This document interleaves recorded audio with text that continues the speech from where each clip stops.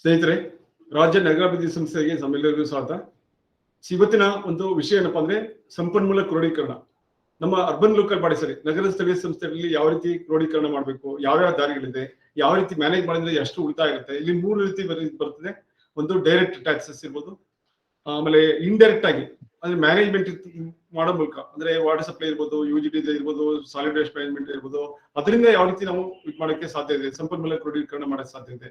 Next administration ಕಡೆಯಿಂದ ಯಾವ ತರ ಮಾಡೋ ಸಾಧ್ಯ ಇದೆ. ಈ ರೀತಿ 3-4 ವಿಧಾನಗಳಿದೆ. ಸೊ ಇದ್ರ ಬಗ್ಗೆ ಇವತ್ತಿನ ಒಂದು ಸೆಷನ್ ಇದೆ. ಸೊ ಇದು ಹೇಳಕ್ ಮುಂಚೆ ನಮ್ಮ ಸಂಸ್ಥೆ ಉಪನಿರ್ದೇಶಕರಾದಂತಹ ಶ್ರೀಯುತ ರಾಜ್ ಅವರು ಈ ಕಾರ್ಯಕ್ರಮ ಉದ್ದೇಶಿಸಿ ಕೆಲವು ಮಾತುಗಳನ್ನ ಹೇಳ್ಬೇಕು ಅಂತ ನಾನು ಕೇಳ್ಕೊತೀನಿ. ಎಲ್ರಿಗೂ ನಮಸ್ಕಾರ. ಇವತ್ತಿನ ಥೀಮ್ ಏನಂತ ಹೇಳಿದ್ರೆ ರಿಸೋರ್ಸ್ ಮೊಬಿಲೈಸೇಷನ್, ಅಂದ್ರೆ ಸಂಪನ್ಮೂಲಗಳ ಕ್ರೋಢೀಕರಣ. ನಗರ ಸ್ಥಳೀಯ ಸಂಸ್ಥೆಗಳು ನಡಿಬೇಕು ಅಂತ ಹೇಳಿದ್ರೆ ಸಂಪನ್ಮೂಲಗಳು ಬಹಳ ಪ್ರಾಮುಖ್ಯತೆಯನ್ನು ಪಡೆದಿರ್ತಕ್ಕಂಥ ವಿಚಾರ. ಸೊ ನಿಮ್ಮೆಲ್ಲರಿಗೂ ಕೂಡ ತಿಳಿದಿದೆ, ಸರ್ಕಾರದಿಂದ ಬರ್ತಕ್ಕಂಥ ಯಾವುದೇ ಒಂದು ಅನುದಾನಗಳಾಗ್ಲಿ ನಿಗದಿತವಾದಂತ ಇಂಥ ಸೀಮಿತವಾದಂತ ಕಾರ್ಯಗಳನ್ನ ಮಾಡ್ಬೇಕು ಅಂತೇಳಿ ಸರ್ಕಾರ ಅನುದಾನಗಳನ್ನ ಕೊಡುತ್ತೆ. ಉಳಿದ ಹಾಗೆ ದಿನನಿತ್ಯದ ಎಲ್ಲ ಮೇಂಟೆನೆನ್ಸ್ಗಳು, ಔಟ್ಸೋರ್ಸ್ ಸ್ಯಾಲರಿ ಇರ್ಬೋದು, ಸ್ಟ್ರೀಟ್ ಲೈಟ್ ಮೇಂಟೆನೆನ್ಸ್ ಇರ್ಬೋದು, ಮತ್ತೆ ನಮ್ಮ ಅಡ್ಮಿನಿಸ್ಟ್ರೇಟಿವ್ ಎಕ್ಸ್ಪೆಂಡಿಚರ್ ಇರ್ಬೋದು, ಇವೆಲ್ಲವನ್ನ ನಿರ್ವಹಿಸಲಿಕ್ಕೆ ನಾವು ಸಂಪನ್ಮೂಲಗಳನ್ನ ಕ್ರೋಢೀಕರಿಸಬೇಕಾಗತ್ತೆ. ಒಂದು ಪ್ರಾಪರ್ಟಿ ಟ್ಯಾಕ್ಸ್ ಬರುತ್ತೆ, ವಾಟರ್ ಟ್ಯಾಕ್ಸ್ ಬರುತ್ತೆ, SWM ಚಾರ್ಜಸ್ ಬರುತ್ತೆ, ಹಾಗೆ ಇತರೆ ರೋಡ್ ಕಟ್ಟಿಂಗ್ಸ್, ಮತ್ತೆ ಬಿಲ್ಡಿಂಗ್ ಲೈಸೆನ್ಸ್ ಕೊಡ್ತಕ್ಕಂಥದ್ದು, ಹೀಗೆ ಹಲವಾರು ವಿಧಾನಗಳಿಂದ ನಾವು ಸಂಪನ್ಮೂಲಗಳನ್ನ ಕ್ರೋಢೀಕರಣ ಮಾಡ್ತೀವಿ. ಸಂಪನ್ಮೂಲಗಳೇ ಇಲ್ಲದೆ ಹೋದ್ರೆ ನಗರ ಸ್ಥಳೀಯ ಸಂಸ್ಥೆಗಳನ್ನ ನಡೆಸಲಿಕ್ಕೆ ತುಂಬಾ ಕಷ್ಟ ಆಗುತ್ತೆ. ಹಾಗಾಗಿ ಈ ಇರ್ತಕ್ಕಂಥ ಎಲ್ಲಾ ಮಾರ್ಗಗಳಿಂದನೂ ಕೂಡ ನೀವು ಸಕ್ರಿಯವಾಗಿ ಕಾರ್ಯತತ್ಪರರಾಗಿ ನೀವು ಎಲ್ಲರೂ ಕೂಡ ಕೈಗೊಂಡಂತ ಸಂದರ್ಭದಲ್ಲಿ ನಗರ ಸ್ಥಳೀಯ ಸಂಸ್ಥೆಗಳನ್ನ ಅಭಿವೃದ್ಧಿ ಮಾಡ್ಲಿಕ್ಕೆ ಸಾಧ್ಯ ಆಗುತ್ತೆ. ಜನಗಳಿಗೆ ಸಕಾರಾತ್ಮಕವಾಗಿ ಸ್ಪಂದಿಸಿ ಬರ್ತಕ್ಕಂಥ ದೂರದುಮ್ಮಾನಗಳನ್ನ ನೀವು ಸಾಲ್ವ್ ಮಾಡ್ಲಿಕ್ಕೆ ಸಾಧ್ಯ ಆಗುತ್ತೆ. ಹಾಗಾಗಿ ಎಲ್ಲ ಮುಖ್ಯಾಧಿಕಾರಿಗಳು, ಪೌರಾಯುಕ್ತರು, ನಮ್ಮ ರೆವಿನ್ಯೂ ಆಫೀಸರ್ಸ್, ಇಂಜಿನಿಯರ್ ಸೆಕ್ಷನ್ ಎಲ್ಲರೂ ಕೂಡ ಒಗ್ಗಟ್ಟಾಗಿ ಒಂದು ಟೀಮ್ ವರ್ಕ್ ಅನ್ನ ಮಾಡಿಕೊಂಡು ಈ ಒಂದು ಸಂಪನ್ಮೂಲಗಳನ್ನ ಕ್ರೋಢೀಕರಿಸಿ ಮುಂದಿನ ದಿನಗಳಲ್ಲಿ ಯಾವುದೇ ಒಂದು ಜನಗಳಿಗೆ ಸಕಾರಾತ್ಮಕವಾಗಿ ಸ್ಪಂದಿಸಿ ನಮ್ಮ ನಗರ ಸ್ಥಳೀಯ ಸಂಸ್ಥೆಗಳು ಕೊಡ್ತಕ್ಕಂಥ ಒಂದು ಏನು ಸವಲತ್ತುಗಳಿದೆ ಅವೆಲ್ಲವೂ ಕೂಡ ಸಕಾಲಕ್ಕೆ ದೊರಕುವ ಹಾಗೆ ಆಗ್ಬೇಕು. ಈ ಸಂಪನ್ಮೂಲಗಳನ್ನ ಕ್ರೋಢೀಕರಿಸಿ ನಮ್ಮ ನಗರ ಸ್ಥಳೀಯ ಸಂಸ್ಥೆಗಳನ್ನ ಬಲಪಡಿಸೋಣ. ಹಾಗಾಗಿ ಈ ಬಗ್ಗೆ ನಮ್ಮ ರಮೇಶ್ ರವರು ಇವತ್ತು ಸಂಪನ್ಮೂಲ ಕ್ರೋಢೀಕರಣದ ಬಗ್ಗೆ ಹಲವಾರು ವಿಚಾರಗಳನ್ನ ಮಾತನಾಡ್ತಾರೆ. ಜೊತೆಗೆ ನಿಮ್ ಜೊತೆ ಇಂಟರಾಕ್ಷನ್ ಕೂಡ ಇರುತ್ತೆ. ಇಂಟರಾಕ್ಷನ್ ಮಾಡ್ಕೊಂಡು ನಿಮ್ಗೆ ಏನಾದ್ರು ಪ್ರಶ್ನೆಗಳಿದ್ರೆ ಅವರನ್ನ ಕೇಳಿ ಇವೆಲ್ಲವನ್ನು ಕೂಡ ಸುಲಲಿತವಾಗಿ ಮಾಡ್ಬೇಕು ಅಂತೇಳಿ ನಿಮ್ಮೆಲ್ಲರಿಗೂ ಕೂಡ ಶುಭವನ್ನ ಕೋರಿ ನಾನು ಒಂದೆರಡು ಮಾತುಗಳನ್ನ ಮುಗಿಸ್ತೇನೆ. ಧನ್ಯವಾದಗಳು.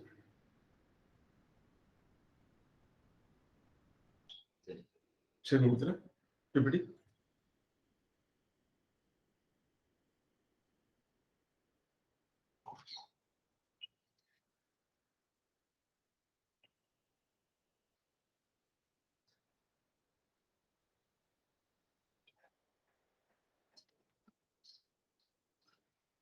ಇವತ್ತಿನ ಒಂದು ವಿಷಯದಲ್ಲಿ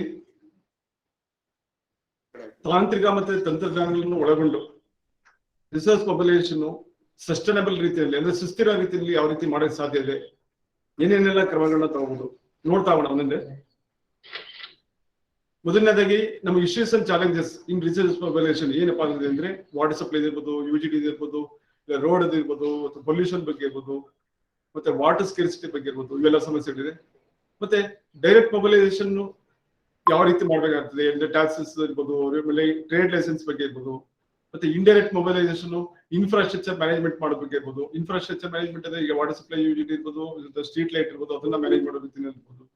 ನೆಕ್ಸ್ಟ್ 3ನೇದು introducing the advanced technologies and smart solutions, ಅಂದ್ರೆ ನಮ್ಮ ಒಂದು ಇತ್ತೀಚಿನ ಒಂದು ತಂತ್ರಜ್ಞಾನಗಳನ್ನ ಯಾವ ರೀತಿ ಅಳವಡಿಸ್ಕೋಬಹುದು, ಯಾವ ರೀತಿ ಅಳವಡಿಸ್ಕೊಂಡ್ರಿಂದ ಯಾವ ರೀತಿ ಮಾಡಕ್ಕೆ ಸಾಧ್ಯ ಇದೆ, ಇದರಿಂದ ಎಷ್ಟು ಉಳಿತಾಯ ಆಗುತ್ತೆ.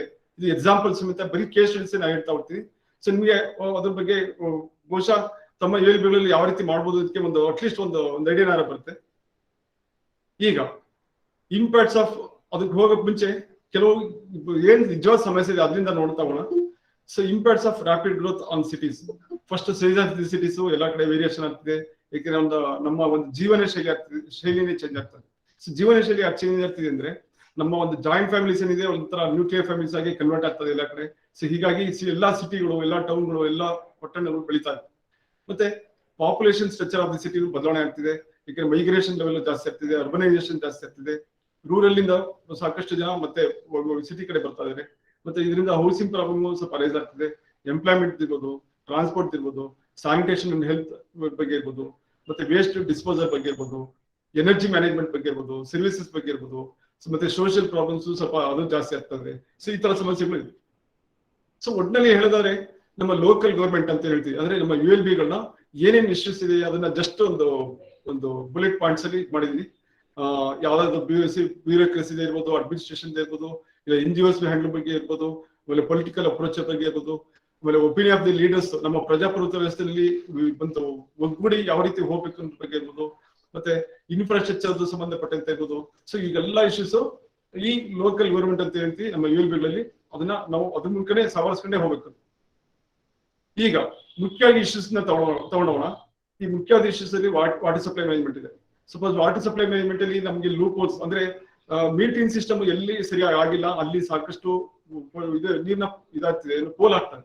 ಸೊ ಇದನ್ನ ನಾವು ಯಾವ ರೀತಿ ತಡೆಗಟ್ಬೋದು, ಮತ್ತೆ ಸಾಲಿಡ್ ವೇಸ್ಟ್ ಮ್ಯಾನೇಜ್ಮೆಂಟ್ ಅಲ್ಲೂ ಅಷ್ಟೇ ಅದನ್ನ ಸರಿಯಾದ ರೀತಿ ಮ್ಯಾನೇಜ್ ಮಾಡಿದವ್ರೆ ಯಾವ ರೀತಿ ಒಂದು ಸಮಸ್ಯೆಗಳು ಪರಿದೋರ್ತದೆ, ಮತ್ತೆ ಅಡ್ಮಿನಿಸ್ಟ್ರೇಷನ್ ಸಂಬಂಧಪಟ್ಟಂತೆ ಇರ್ಬೋದು, ನೆಟ್ವರ್ಕ್ UGD ಸಿಸ್ಟಮ್ ಬಗ್ಗೆ ಇರ್ಬೋದು, ಮೊಬೈಲಿಟಿ ಪ್ಲಾನಿಂಗ್ ಬಗ್ಗೆ ಇರ್ಬೋದು, ಸ್ಟಾರ್ ಮಟ್ಟದ್ದು ಅಷ್ಟೇ. ಬಹುಶಃ ಇಲ್ಲ ದೊಡ್ಡ ದೊಡ್ಡ ಸಿಟಿಗಳಲ್ಲಿ ಎಲ್ಲ ಪ್ರಾಬ್ಲಮ್ ಫೇಸ್ ಮಾಡ್ತಾ ಇರೋದು ಈ ಇತ್ತೀಚಿನ ಮಳೆಗಾಲದಲ್ಲಿ ನೋಡ್ತಾ ಇದೀರಾ.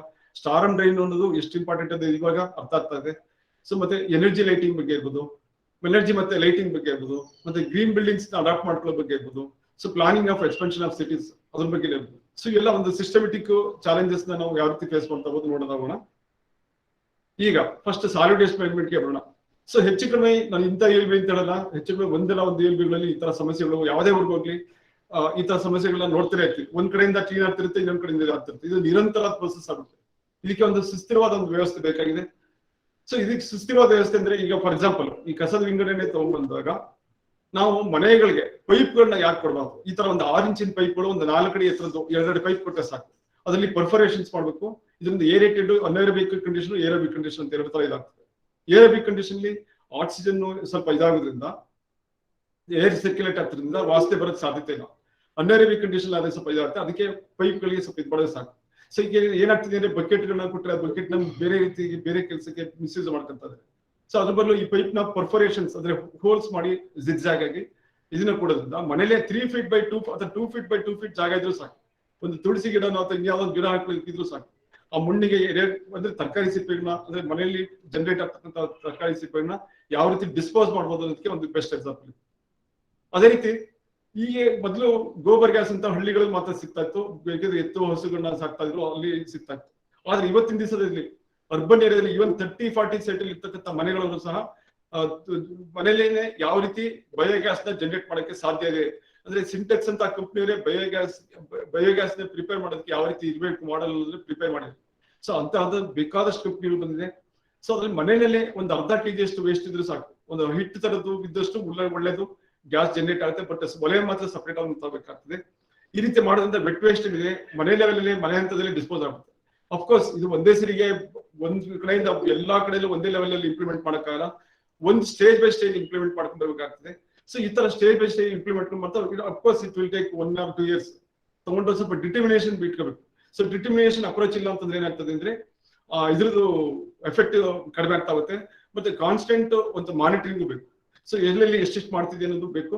ಸೊ ಇದರಿಂದ ಒಂದು ಡೇಟಾ ಸಿಗುತ್ತೆ, ಮತ್ತೆ ಎಷ್ಟು ವೆಟ್ ವೇಸ್ಟ್ ಕಡಿಮೆ ಆಗ್ತಿದೆ ಅನ್ನೋದು ಒಂದು ಅಂಕಿಅಂಶಗಳು ಸಹ ಸಿಗುತ್ತೆ.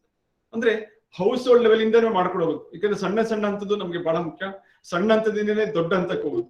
ಸೊ ಹಾಗಾಗಿ ನಾವು ಸಣ್ಣ ಹಂತದಲ್ಲೇ ಇದನ್ನ ಕರೆಕ್ಟ್ ಆಗಿ ಮ್ಯಾನೇಜ್ ಮಾಡ್ಬಿಟ್ರೆ ಸಾಕಷ್ಟು ಉಳಿತಾಯ ಆಗುತ್ತೆ. ನೆಕ್ಸ್ಟ್, ಈಗ ಮನೆಗಳಲ್ಲಿ ನಾವು ಹೌಸ್ ಹೋಲ್ಡ್ ಲೆವೆಲ್ ಇಂದಾನೆ ಎಷ್ಟು ಮಾಡ್ಕೊಂಡಿದೀನಿ. ಈ ಮನೆಗಳಲ್ಲಿ ಫಾರ್ ಎಕ್ಸಾಂಪಲ್ ಇದನ್ನೇ ಮನೆಗಳಲ್ಲಿ ಅಂತಂದ್ಬಿಟ್ಟು ಈಗ ULB ರೆಸ್ಪಾನ್ಸಿಬಿಲಿಟಿ ಅಂತಲ್ಲ, ULB ಅವರು ಸ್ವಲ್ಪ ಇದ್ರ ಬಗ್ಗೆ ತಿಳುವಳಿಕೆ ಕೊಡ್ಬೇಕು. ಏನೇನೆಲ್ಲ ಮಾಡೋ ಸಾಧ್ಯತೆ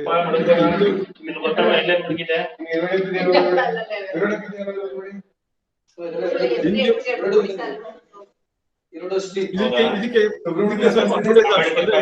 ಒಂದು ಅಡ್ವೊಕೇಸಿ ಆಗುತ್ತೆ.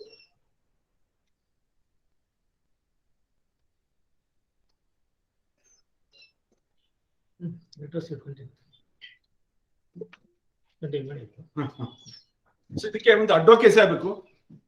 ಅಂದ್ರೆ ಸಾಕಷ್ಟು ಪ್ರಚಾರ ಆಗ್ಬೇಕು. ಪ್ರಚಾರ ಆಗ್ಬೇಕಂದ್ರೆ ಇಂಡಿವಿಜುವಲ್ ಲೆವೆಲ್ ಅಲ್ಲಿ ಪ್ರಚಾರ ಆಗ್ಬೇಕು ಅಂದಾಗ ನಾವು ಸಾಮಾನ್ಯವಾಗಿ ಏನ್ ಮಾಡ್ತೀವಿ, ನಮ್ಮ ULB ಲೆವೆಲ್ ಅಲ್ಲಿ ಇದು ಮಾಡ್ಕೊಳಕ್ ಹೋಗ್ಬಾರ್ದು. ಸಾಕಷ್ಟು NGOಗಳನ್ನ ಹೆಲ್ಪ್ ತಗೊಳ್ಳೋದು, ಇಲ್ಲ ಆರ್ಗನೈಸೇಷನ್ಸ್ ತಗೊಳ್ಳೋದು, ಇಲ್ಲ ಟೆಕ್ನಿಕಲ್ ಇಂಜಿನಿಯರಿಂಗ್ ಕಾಲೇಜಸ್ ಇದ್ರೆ, ಮತ್ತೆ ಕೆಲವು ಸಮೂಹ ಇದ್ರ ಮೂಲಕ ನಾವು ಹೆಲ್ಪ್ ತಗೊಂಡು ಜನಗಳಿಗೆ ಇದಕ್ಕೆ ಬಗ್ಗೆ ತಿಳುವಳಿಕೆ ಮೂಡಿಸ್ಬೇಕು. ಸೊ ತಿಳುವಳಿಕೆ ಮೂಡಿಸೋ ಅದು ಇಂಪ್ಲಿಮೆಂಟೇಷನ್ಗೆ ಬಹಳ ಸುಲಭ ಆಗುತ್ತೆ, ದಾರಿ ಸುಲಭ ಆಗುತ್ತೆ.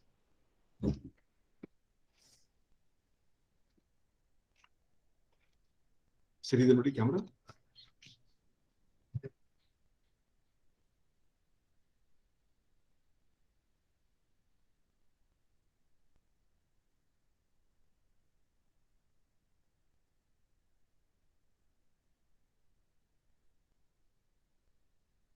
ಮಾಡಲ ಆಯ್ತಾ? ಆಯ್ತಾ ಮೈಕ್ ಆಯ್ತಾ? ಸೊ ಇದು ತಿಳುವಳಿಕೆ ಮೂಡ್ತಾ ಹೋಗುತ್ತೆ. ಅಂದ್ರೆ ಇದು ಗ್ರಾಜುವಲ್ ಪ್ರೊಸೆಸ್ ಇದು. ಸೊ ನಾವು ಇದನ್ನ ಒಂದು ಸ್ಟೇಜ್ ಬೈ ಸ್ಟೇಜ್ ಮಾಡ್ತಾ ಹೋದ್ರೆ ತುಂಬಾ ಒಳ್ಳೇದು. ಯಾಕೆಂದ್ರೆ ಇದು ಹೌಸ್ ಹೋಲ್ಡ್ ಲೆವೆಲ್ ಅಲ್ಲೇ ಮಾಡ್ತಾ ಹೋಗ್ರೆ ULB ಮೇಲೆ ಅರ್ಧಕ್ಕರ್ಧ ಜವಾಬ್ದಾರಿ, ಅಂದ್ರೆ ಅರ್ಧಕ್ಕರ್ಧ ಒಂದು ಇದೇನಿದೆ, ಈ ಒಂದು ಬರ್ಡನ್ ಇದೆ, ತಪ್ತಾ ಹೋಗುತ್ತೆ. ಸೊ ಹಾಗಾಗಿ ಈ ನಿಟ್ಟಿನಲ್ಲಿ ನಾವು ಇದ್ರ ಬಗ್ಗೆ ಒಂದು ಅಡ್ವೊಕೇಸಿ ಮಾಡ್ಬೇಕಂದ್ರೆ ಅದ್ರ ಬಗ್ಗೆ ಒಂದು ಪ್ರಚಾರತೆ ಮತ್ತೆ ಒಂದು NGOಗಳನ್ನ ಮೂಲಕ ಮಾಡುವಂಥದ್ದು, ಸೊ ಇದನ್ನೆಲ್ಲ ಮಾಡ್ತಾ ಹೋಗ್ಬೇಕಾಗ್ತದೆ. ಅದೇ ರೀತಿ ಡ್ರೈ ವೇಸ್ಟ್, ಈಗ ಫಾರ್ ಎಕ್ಸಾಂಪಲ್ ಮನೆಗಳಲ್ಲಿ ಕರೆಂಟ್ಗಳಿರ್ಬೋದು, ಇಲ್ಲ ರಟ್ಟಿನ ಬಾಕ್ಸ್ಗಳಿರ್ಬೋದು, ಅಂದ್ರೆ ಸುಡುವಂತದ್ದು ಯಾವ್ದೇ ಪ್ಲಾಸ್ಟಿಕ್ ಬಿಟ್ಟು ಬೇರೆ ಯಾವ್ದು ಸುಡುವಂತ ಐಟಮ್ಗಳಿದ್ರೆ ಈ ರೀತಿ ಒಂದು ಅಸ್ತ್ರಾವಲೆ ಅಂತ ಹೇಳ್ತಿದ್ರು. ಅಸ್ತ್ರಾವಲೆ ಅಂದ್ರೆ ಏನಿಲ್ಲ, ಬರ್ತಕ್ಕಂತ ಒಂದು ಇದನ್ನ ಕನ್ಸ್ಟ್ರಕ್ಷನ್ ಸ್ಟೇಜಸ್ ತೋರಿಸಿದೆ ಯಾವ ರೀತಿ ಒಂದು ಒಲೆವರಿ ಮಾಡ್ಬೋದು. ಇದರಲ್ಲಿ 50% ಆಫ್ ದಿ ಫ್ಯೂಯಲ್ ಕನ್ಸಂಪ್ಷನ್ ಉಳಿತಾಯ ಆಗುತ್ತೆ. ಅಂದ್ರೆ ಒಂದು ಸೋಲಾರ್ ಹಾಕ್ಸಿದ್ರೆ ಮನೆಯಲ್ಲಿ ಸುಮಾರು 300 ದಿವಸ ಸೋಲಾರ್ ರನ್ ಆಗುತ್ತೆ, ಇನ್ನು 60 ದಿವಸ ಇದು ಸಾಕು. ಈ ರೀತಿ ಡ್ರೈ ವೇಸ್ಟ್ ಗಳನ್ನು ಸಾಕಷ್ಟು ಕಡಿಮೆ ಮಾಡ್ತಾ ಹೋಗುತ್ತೆ. ಸೊ ಇದರಿಂದ ನಮ್ಮ ULB ಮೇಲೆ ರೆಸ್ಪಾನ್ಸ್ ಇದು ಕಡಿಮೆ ಆಗ್ತಾ ಹೋಗುತ್ತೆ. ಇನ್ನು ಓವರ್ ಬರ್ಡನ್ ಏನಾಗ್ತಿದೆ ಅಂದ್ರೆ ಒಂದು ಕಸದ ರಾಶಿ ಏನಿದೆ ಅದ್ರದ್ದು ಸ್ವಲ್ಪ ಹೊರೆ ಕಡಿಮೆ ಆಗ್ತಾ ಹೋಗುತ್ತೆ. ಇದು ಪ್ರತಿ ಮನೆಯಿಂದನೇ ಶುರು ಆಗಬೇಕು, ಬರೀ ULB ಲೆವೆಲ್ ಅಲ್ಲೇ ಮಾಡ್ತಿದ್ರೆ ಕಷ್ಟ ಆಗುತ್ತೆ. ಸೊ ಹಾಗಾಗಿ ಈ ರೀತಿ ಒಂದು ವಸ್ತ್ರಾವಲಯ ಏನಿದೆ ಇದಕ್ಕೆ ಗುಜರಾತ್ ಬಾಯ್ಲರ್ ಅಂತ ಹೇಳ್ತಾರೆ. ಗುಜರಾತ್ ಬಾಯ್ಲರ್ ಇದೇ ಒಂದು ಇನ್ನೊಂದು ರೂಪ ಅಷ್ಟೇ. ಸೊ ಅದೇ ಪ್ರಿನ್ಸಿಪಲ್ ನಲ್ಲಿ ಇದನ್ನು ಸಹ ಮಾಡಿರುವಂತದ್ದು. ನೆಕ್ಸ್ಟ್, ನಮ್ಮ ಅರ್ಬನ್ ಏರಿಯಾಸ್ ಅಲ್ಲಿ ಇರ್ತಕ್ಕಂಥ ಒಂದು ಪಾರ್ಕ್ ಗಳಿರ್ಬೋದು, ಇಲ್ಲ ಪಬ್ಲಿಕ್ ಪ್ಲೇಸಸ್ ಅಲ್ಲಿ ಇರ್ತಕ್ಕಂಥ ಮರಗಳಿರ್ಬೋದು, ಸಾಕಷ್ಟು ಆರ್ಗ್ಯಾನಿಕ್ ವೇಸ್ಟ್ ಉತ್ಪಾದನೆ ಆಗ್ತಿರುತ್ತೆ. ಈ ಆರ್ಗ್ಯಾನಿಕ್ ವೇಸ್ಟ್ ನ ಶೆಡರ್ ಮೂಲಕ, ಈ ಶೆಡರ್ಸ್ ಮೂಲಕ ಇದು ಮಾಡ್ತಂದ್ರೆ ಪೌಡರಿಂಗ್ ಫಾರ್ಮ್ ಮಾಡ್ತಂದ್ರೆ ಸಾಕಷ್ಟು ಒಂದು ಕಾಂಪೋಸ್ಟ್ ಪ್ಲಾಂಟ್ ಗೆ ಬೇಕಾದಂತ ಒಂದು ಮೆಟೀರಿಯಲ್ಸ್ ಈಸಿಯಾಗಿ ಸಿಗುತ್ತೆ. ಸೊ ಇದನ್ನ ಯಾವ ರೀತಿ ಒಂದು ಸಣ್ಣ ULB ಲೆವೆಲ್ ಯಾವ ರೀತಿ ಮಾಡ್ಬೋದು, ಒಂದು ಪಟ್ಟಣ ಪಂಚಾಯತ್ ಇರ್ಬೋದು ಅಥವಾ ಒಂದು ಟೌನ್ ಮುನ್ಸಿಪಲ್ ಕೌನ್ಸಿಲ್ ಇರ್ಬೋದು, ಇಲ್ಲಿ ಯಾವ ರೀತಿ ಇಂಪ್ಲಿಮೆಂಟೇಷನ್ ಮಾಡಕ್ಕೆ ಅನುಕೂಲ ಆಗುತ್ತೆ, ಸೊ ಇದನ್ನ ನೋಡ್ಬೋದು.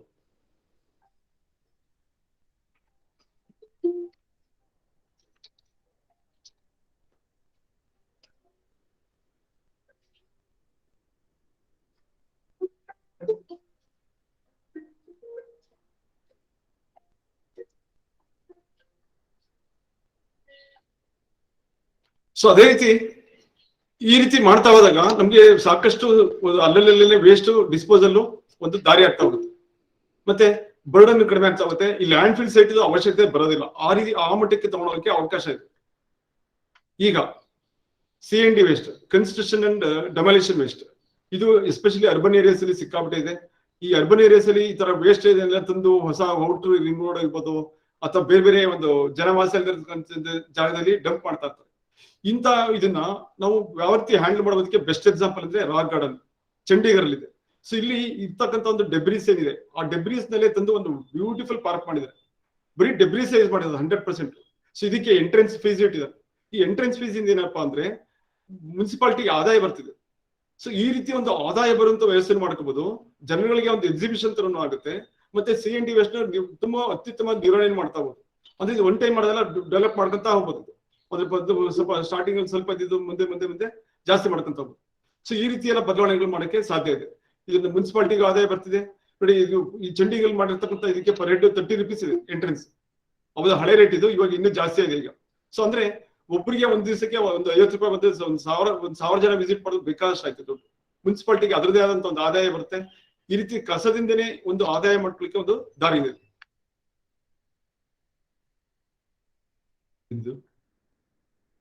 ಇದು ಅಷ್ಟೇ ರಾಕ್ ಗಾರ್ಡನ್ ಒಂದು ಎಕ್ಸಾಂಪಲ್ಗಳು. ಏನೇನೆಲ್ಲ ಡೆಬ್ರೀಸ್ C&D ವೇಸ್ಟ್ ಏನಿದೆ, ಅಂದ್ರೆ ಕನ್ಸ್ಟ್ರಕ್ಷನ್ ಅಂಡ್ ಡೆಮಾಲಿಷನ್ ವೇಸ್ಟ್ ಏನಿದೆ, ಅದರಿಂದನೇ ಯಾವ ರೀತಿ ಎಲ್ಲ ಇದು ಮಾಡ್ಬೋದು ಅನ್ನೋದಕ್ಕೆ ಒಂದು ಎಕ್ಸಾಂಪಲ್ಗಳು. ಸೊ ಈಗ ನಾವು ಚಂಡೀಗಢಗೆ ಹೋಗಬೇಕಿಲ್ಲ, ಮೈಸೂರಿನಲ್ಲೇ ನೋಡ್ಬೋದು. ಮೈಸೂರಿನಲ್ಲಿ ಒಬ್ರು ಆರ್ಕಿಟೆಕ್ಟ್ ಇದ್ದಾರೆ, ರಾಜೇಶ್ ಜೈನ್ ಅಂತ ಬಿಟ್ಟು, ರಾಜೇಶ್ ಜೈನ್ ಅಂತ ಬಿಟ್ಟು. ಇವರು zero waste homes made from debris, no need fans or ACs. ಅಂದ್ರೆ ಫ್ಯಾನ್ಗಳ ಅವಶ್ಯಕತೆ ಆ ರೀತಿಯಲ್ಲಿ ಮನೆ ಕನ್ಸ್ಟ್ರಕ್ಷನ್ ಮಾಡಿದ್ದಾರೆ. ಇವರು ಒಂದು ಭಾರತದ ಒಂದು ಇತ್ತೀಚಿನ ದಿನಗಳಲ್ಲಿ CND ವೇಸ್ಟ್ ನಿರ್ವಹಣೆ ಮಾಡೋದ್ರಲ್ಲಿ ಬಹಳ ಫೇಮಸ್ ಆಗಿದ್ದಾರೆ. ಇವರು ಸ್ವಲ್ಪ ಜಾಗದ ಕೊರತೆನ ಅನುಭವಿಸ್ತಾ ಇದ್ದಾರೆ. ಅಂದ್ರೆ ಸ್ವಲ್ಪ ಜಾಗ ಸಿಕ್ಕಿದ್ರೆ ಇನ್ನೂ ಚೆನ್ನಾಗಿ ಮಾಡ್ಬೋದಿತ್ತು ಅಂತ ಅಂದ್ಬಿಟ್ಟು ಎಕ್ಸ್ಪ್ರೆಸ್ ಮಾಡ್ತಾ ಇರ್ತಾರೆ. ಮತ್ತೆ ಈ regional low energy environment friendly, ಅಂದ್ರೆ ಒಂದು ರೀಜನಲ್ ಲೆವೆಲ್ ಅಲ್ಲಿ ಮಾಡ್ಬೋದು, ಊರಿನ ಲೆವೆಲ್ ಅಂದ್ರೆ ULB ಲೆವೆಲ್ ಅಲ್ಲಿ ಮಾಡ್ಬೋದು, ಮತ್ತೆ ಎಕೋ ಫ್ರೆಂಡ್ಲಿ ಹೌದು. ಇಟ್ ಈಸ್ ಮೋರ್ ಸಸ್ಟೈನಬಲ್, ಅಂದ್ರೆ ಝೀರೋ ವೇಸ್ಟ್ ಹೋಮ್ಸ್ ಅಂತ ಹೇಳ್ಬೋದು. ಸೊ ಆ ಮಟ್ಟಕ್ಕೆ ಇದನ್ನ ತಗೊಳಕ್ಕೆ ಸಾಧ್ಯ ಇದೆ.